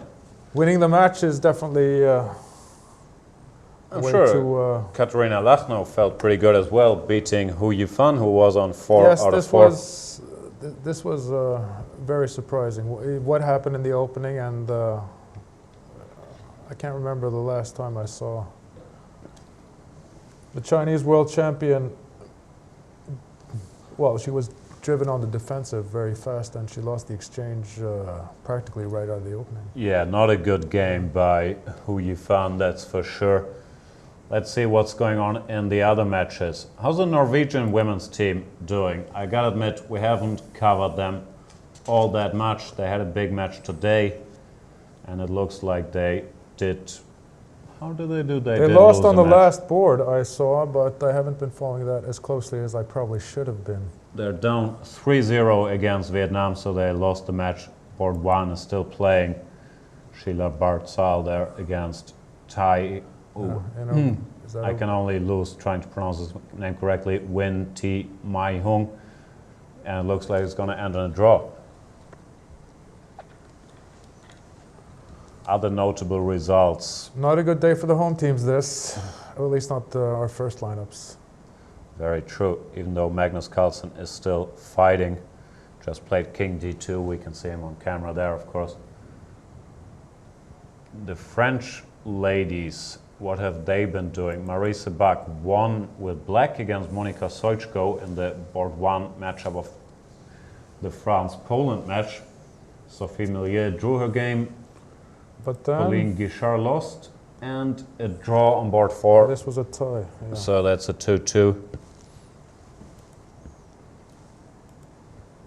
Romania against Hungary, another top matchup there. Huang Tan Trang drew against Peptan. Foysor drew against Madl. Tiziagara won for Hungary against Alina Lamy of Romania. and a draw on the last board, so Romania is winning that one. The problem is all these teams, they are far behind Russia, and so far no one has really managed to challenge the Russians, who look poised to win. I'm not sure, did they win the last two Women's Olympiads? Their third in a row? Is this I a only hat-trick? remember them winning the last one, but I think you're right. Could very well be. And on board 5, Armenia versus the U.S. in the women's section. What was Another going big on there? match. I Let's saw go there was there. a quick draw on board 2, or relatively quick, but we had more. Well, they're probably all over now. Let's see. So that's board 5. Where are we?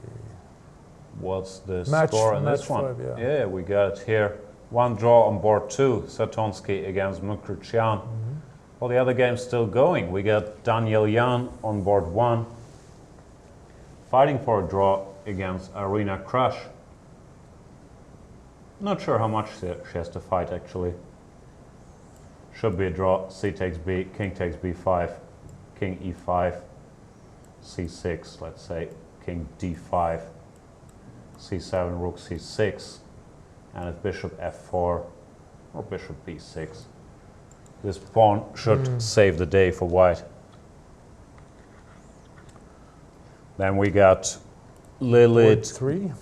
Galoyan playing against Tatev Abramyan. Abramyan, the US player. This is going to be a A draw. drawish flavor to this. And on board 4, the game just ended. Sabina Francesca Foysor won her game for the United States against Maria Kursova. Interestingly, I believe Foysor is the daughter of a player who plays for the Romanian team. Is that correct? I should know this, but I forgot because Jonathan Tisdall was researching this this okay. relation yesterday, and I wasn't paying attention. I'm sorry. I think it is correct. I think she went to study in the United States and decided to represent the US team, while her mother is playing for their native Romania.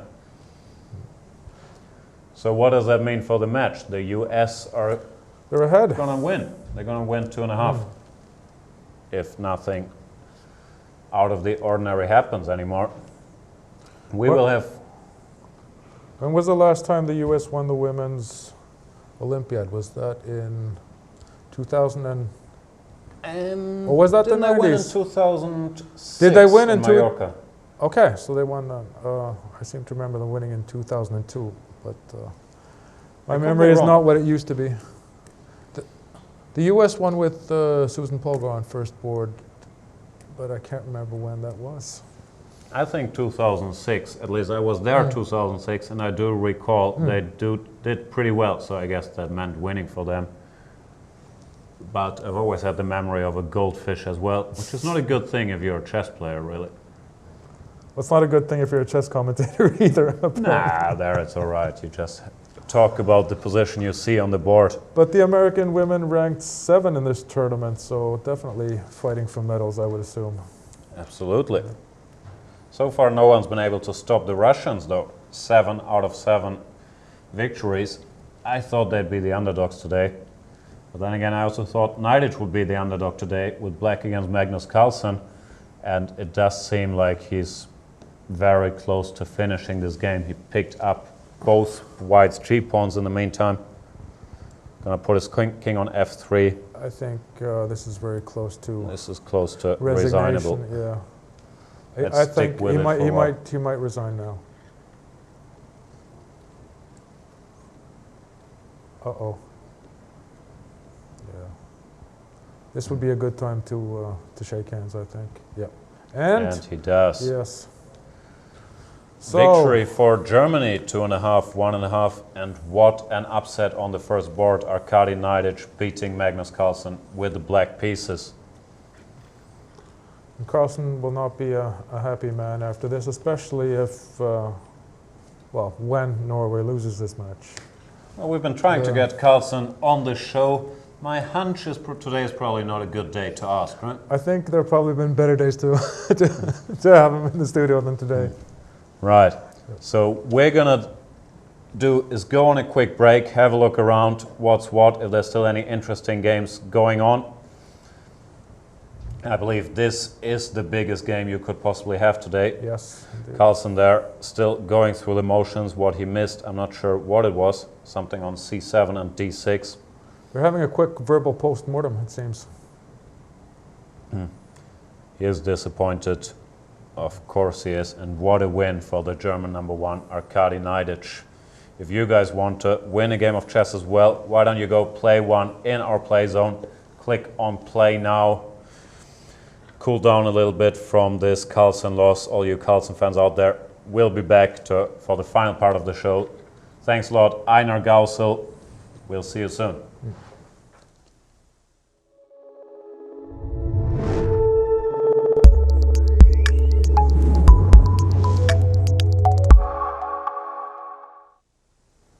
Hello everybody, welcome back. This is live coverage of round 7 of the 41st Chess Olympiad.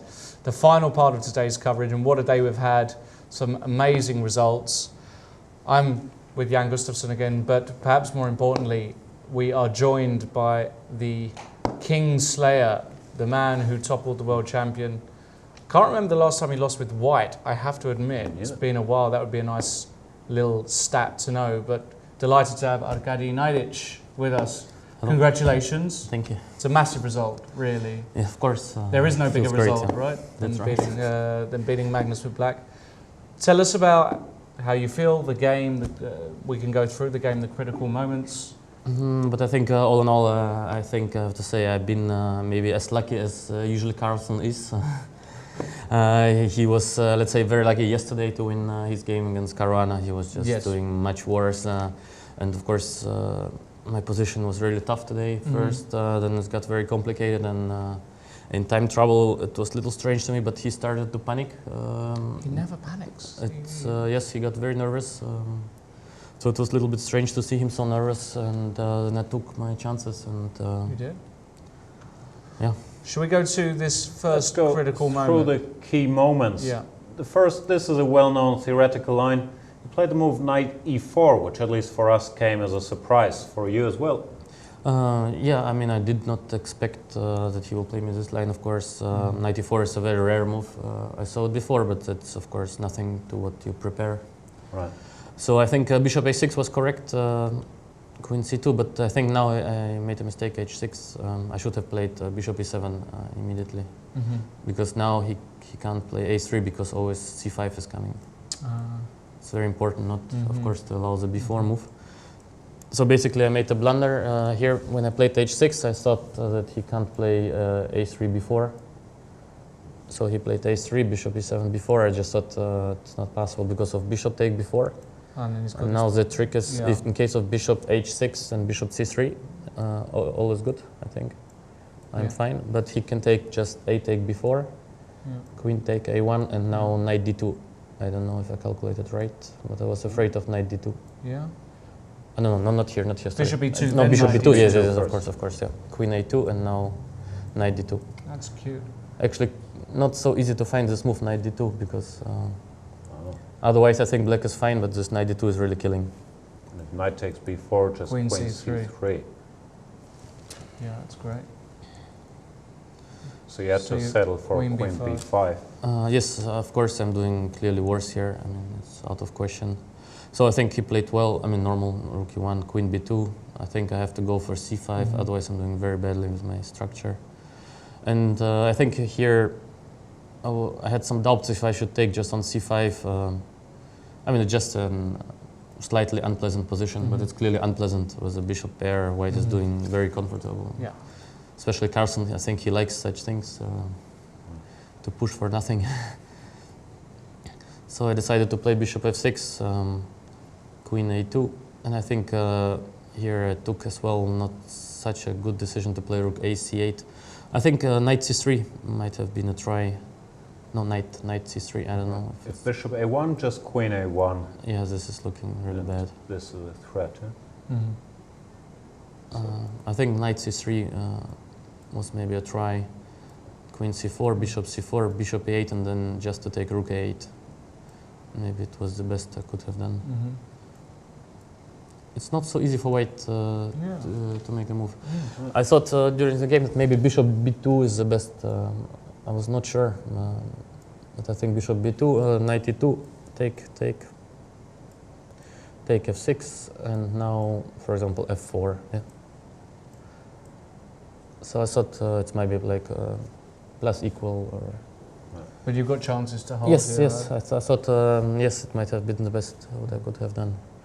I should have went for knight c3. I think I was thinking for half an hour here. I was not sure if I should play knight c3. Yeah, I made a really stupid decision to play here rook ac8. I think it's after e4 is already quite bad. So takes. This is all forced. Takes, and e5 is Bishop e7. bishop e7. I think okay, it's maybe a little bit better for black than it's looked like. It looks like just a pawn down, but I think I have some practical chances because I want just to cover the d5 square somewhere and try to escape. I mean, bishop d5, exchange the bishops, or knight d5, then a5. So Yeah, I think I have some practical yeah. chances to escape here. Personally, I was a little bit surprised by his move bishop d2. I don't know. Bishop Bishop looks e3 very was the natural. move that we just thought. Yes, I also thought bishop e3 is. And you're in trouble here, yeah? With No, I bishop- mean, of course, I'm clearly worse. It's out Yeah. of question, yeah. Yeah, I was surprised he played bishop d2 because it allowed this Yes, because knight now e2, after knight knight d4. e2, Yeah. knight d4, the things are. I mean, I'm still worse, but it's getting complicated Yes. because I'm putting the bishop on d5 and I have always good counter chances. So rook ac1, you play bishop d5, and then takes, and again here. Yeah, Knight d7. No, but I think knight d7 it was well played. Yeah, it's a good move. Yeah, Okay. because otherwise I want just to take bishop takes c5, and I think I have good chances to make a draw. Should make a draw. Okay, so I was not sure. Maybe rook c1 was not the best. Maybe rook fd8 is a better rook move. fd8 here. Okay, it's hard to say. Rook c8, rook c8, rook c1, and now maybe I can take rook takes c1 and somehow try to escape. I was not sure. So takes. And rook c1. Now it's a question if I have a better move than rook d8. I was not sure if after rook takes c1, I thought that probably there is no escape because bishop takes c1, knight b3, and bishop b2. Mm-hmm. I think it's just a lost position. d4, king g2, and I think Comes in time, yeah. yeah. Mm-hmm. Yeah. So rook takes c1 and rook d8. Yeah, but it's the same like in the game. Yeah, I took yeah, first. it's the same, yeah, that's what I mean. Just Knight c5. yeah, but now the position is quite tricky. I think I've. Yeah. I think you did well to. Here we started to wonder all of a sudden it's not so easy for white to find a square for this bishop.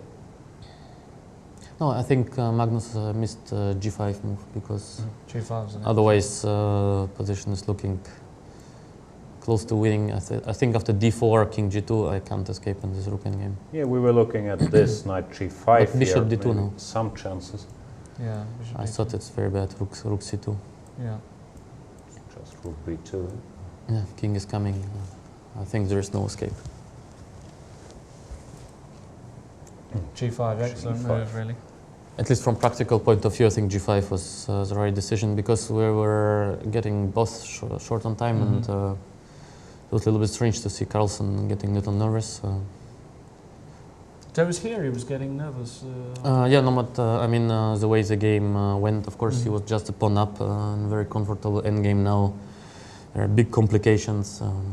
Of course, he was not happy. I think it was this bishop d2 move. I think that's the key error by Instead of Carlsen. bishop e3. Instead you of mean? bishop e3, yeah, because then all of this knight d4 stuff never works, and you're compact and consolidated. I don't know. Okay. Yeah. So h3, h5. So you got the knight consolidated on g4, on f3. Sorry. Now I was not sure if rook d7 was actually the right move. Maybe d4 was a better one. Mm-hmm. I thought bishop a5, rook d7, and Well, now it transposes, right? yeah, but now he has also e6 move. Rook take h5. Wow. A super crazy position. I mean, maybe after d3, h take g4, d2 is close to draw. I think white can try a little, but I think it should be a draw. A lot of pawns, yeah. Yeah, looks to be a draw. Maybe it would have been better move order to play d4 immediately, because after rook d7 he got this chance to play rook c8 because I don't have king g7, yeah, of course, because of e6. E6, yeah. So now bishop a5, yeah. No, it's actually quite tricky. I had little time, I was not sure, and as well here playing d4, maybe just knight take e5 should lead to about an equal position. I thought quite complicated still, but I think it should be close to a draw. Did you start thinking about winning the game here already, or did you think you were fighting for a draw? No, but it was very unclear on a short time. It's really hard to say who's doing better here. I thought that probably white should not be worse. I mean, somehow it should be all okay for white, but both short on time, anything can happen. d4, let's make it to the time control. E6, E6 was a very Yes, strange yes, decision. yes, I was as well. I was completely shocked when he played e6. Just a very strange decision. Yeah, I think rook c7 should Right. have been Should be. clearly the move. Yeah. And now take, D3, d3, King king f1. Now I have a couple of choices. Still Probably knight d4. d4, like in the game. Yes, but now the difference is king e1, knight take b5, and bishop d6. Maybe I'm doing just very bad here. Because I'm just one tempo not in time with my king. I think it's just... Well, at the Maybe very I- least, maybe I have some drawing chances, but No more, yeah. black is fighting for a draw. yeah, it's looking bad. Probably, Wow, so probably he it's played lost. Yeah. E6. That was a real shocking move.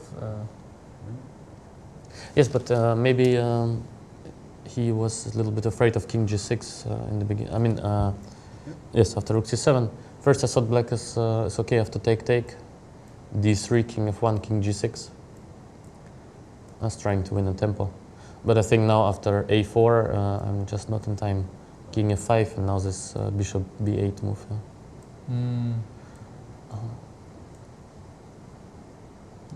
I mean, it was hard to say immediately during the game because a lot of tricks still, but I think white is probably winning. A lot of calculating in that game. You must be kind of tired. All these lines. It's quite impressive. Yes, quite. So e6, of course, was just a blunder. What did he think? What's the advantage of I have having no given idea. that pawn up? I don't know.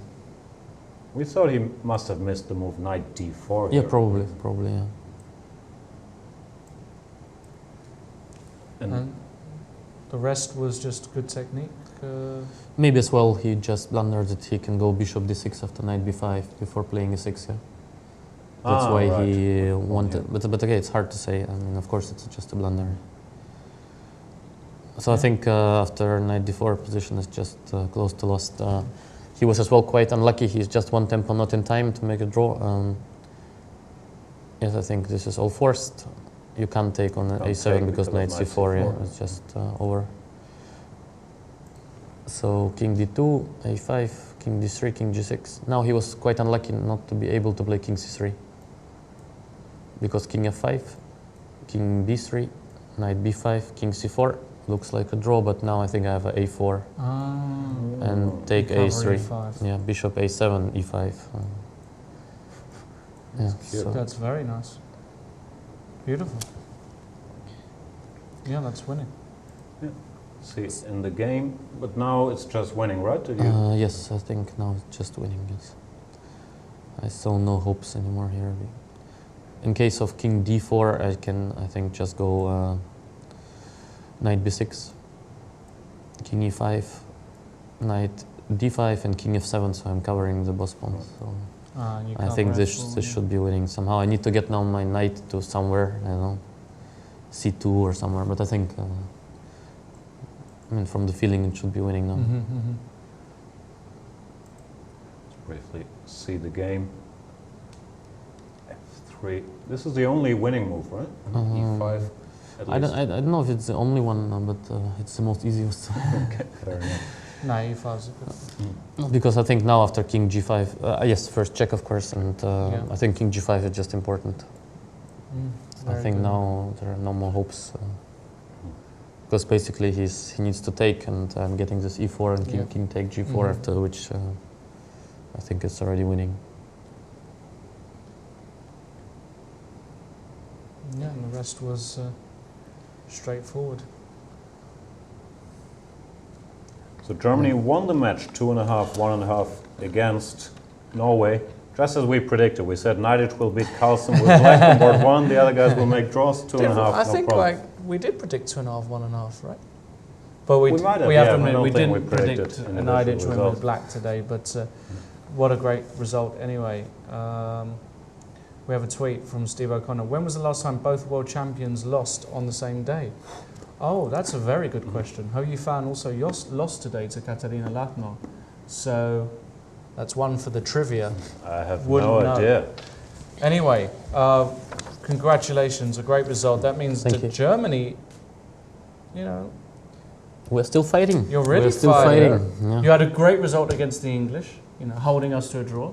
Mwah, we were not too happy with the draw, but But tomorrow you're going to have a tough match. You might even play one of the big guys tomorrow, right? So, but I think as well today was a very tough match was a already tough for match. us. Trying to scare him after he played Carlsen with Leko. Tomorrow's one of the how big can he guys. be scared? I meant as the team. I meant the team. But no, congratulations, a fantastic Thanks. win, and good luck. Really, you've had a long day, so we'll let you go. But thanks for Yeah. coming up and showing us the game. Yeah, welcome.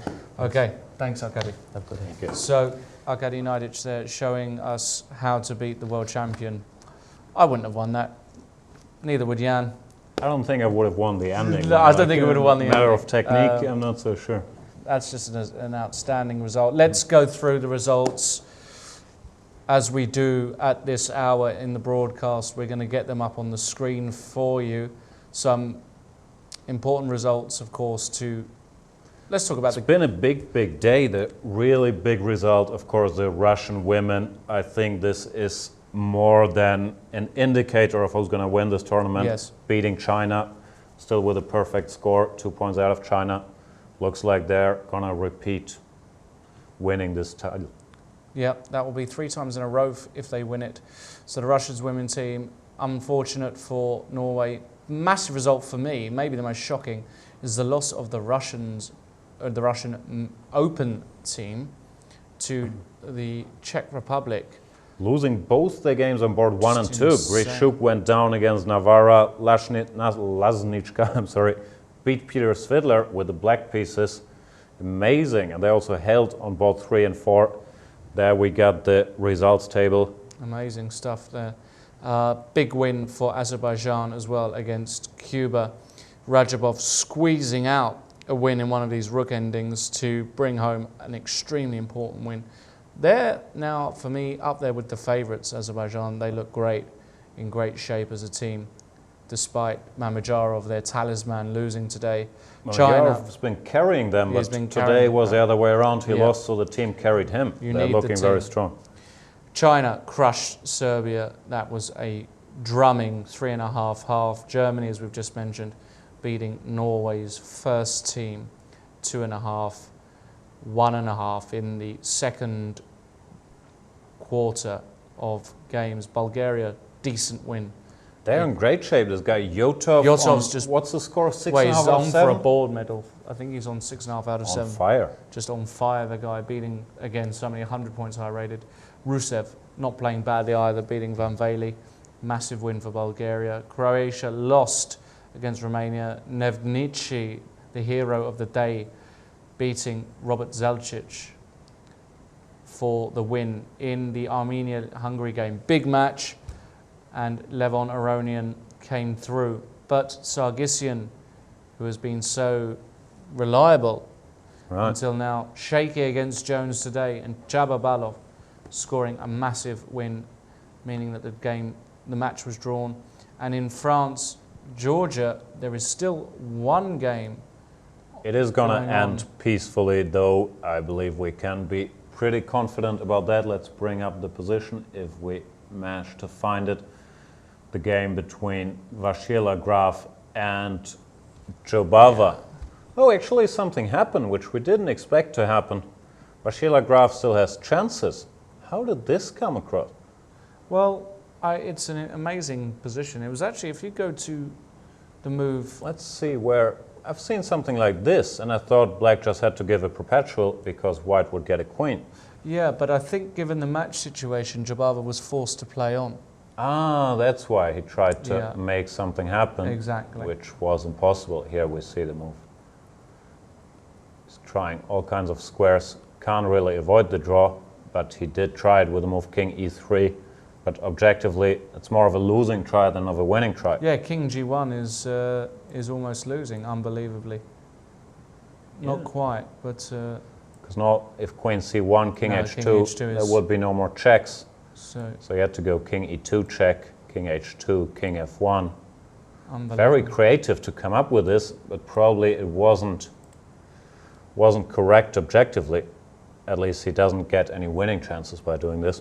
No, but he did win the G pawn. So he won that guy, and then He's still a rook down. unbelievable, yeah. What's going on here?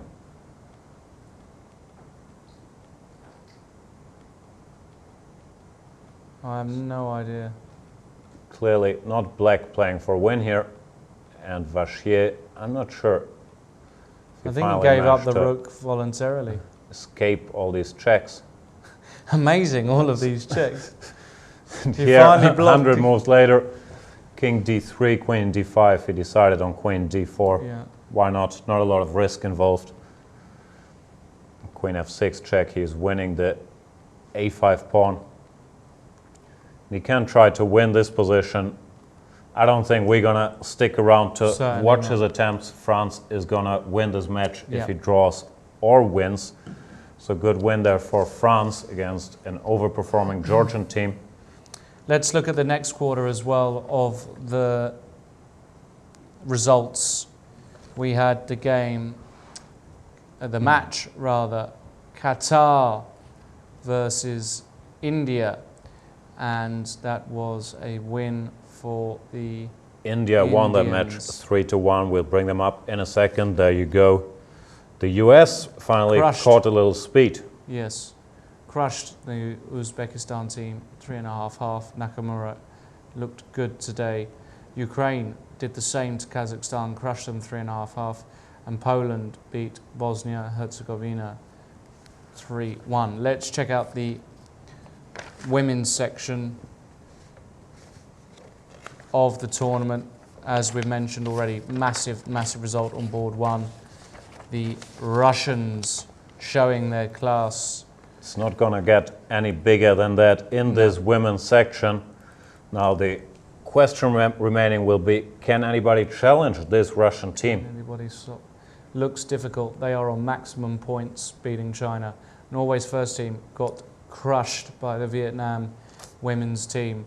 Unlucky for them. Poland draw with France. Marie Sebag saving for the French as well. So good result for them.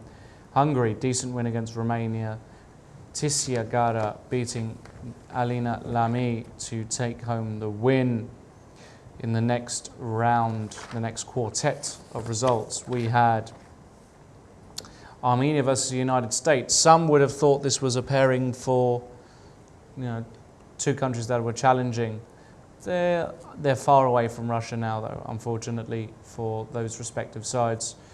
Armenia versus the United States, we're just going to bring that up for you. I believe we've seen earlier that the United States lost their top game, Arena Crush. Oh, no, She we was haven't seen that. We thought it was going to be a draw. She lost to Daniel Young. No, she didn't lose. Did she lose? I think she lost. Yeah, that's news. Because I thought it was going to be a she- draw. Yeah. White was an exchange up, but had an active c-pawn. Wow. But she did lose that game, which means that the match 2-all. ended in a 2-2. Wow, what a result. 2-2 Indonesia-Iran as well. Iran strong team, but they haven't managed to win today. Georgia convincing winners over Serbia. And Colombia beat Greece 3-1. So all in all, an amazing day. The world champion, he is human after all. He Right. does make mistakes. Germany your homeland. That's the correct term. My homeland beat Norway 2.5. Still up there. Russia losing, unbelievable result. The other world champion also turned out to be human after crushing everything in sight for a while. Hu Yifan went down today against Katerina Lachnau. It's been an amazing day. I hope you've enjoyed all of the action. I know we have. We're going to be back the same time tomorrow with hopefully as much drama. We look forward to seeing you. In the meantime, if you like playing Blitz, why don't you play on our server after we go? Just click the play now button on my left and choose your time. I might even play Jan afterwards. Nah, not today. Not today, we're tired. We'll see you. No, we'll play, but not each other. Oh, right, okay. We'll see you tomorrow, 2 p.m. sharp. Have a great evening.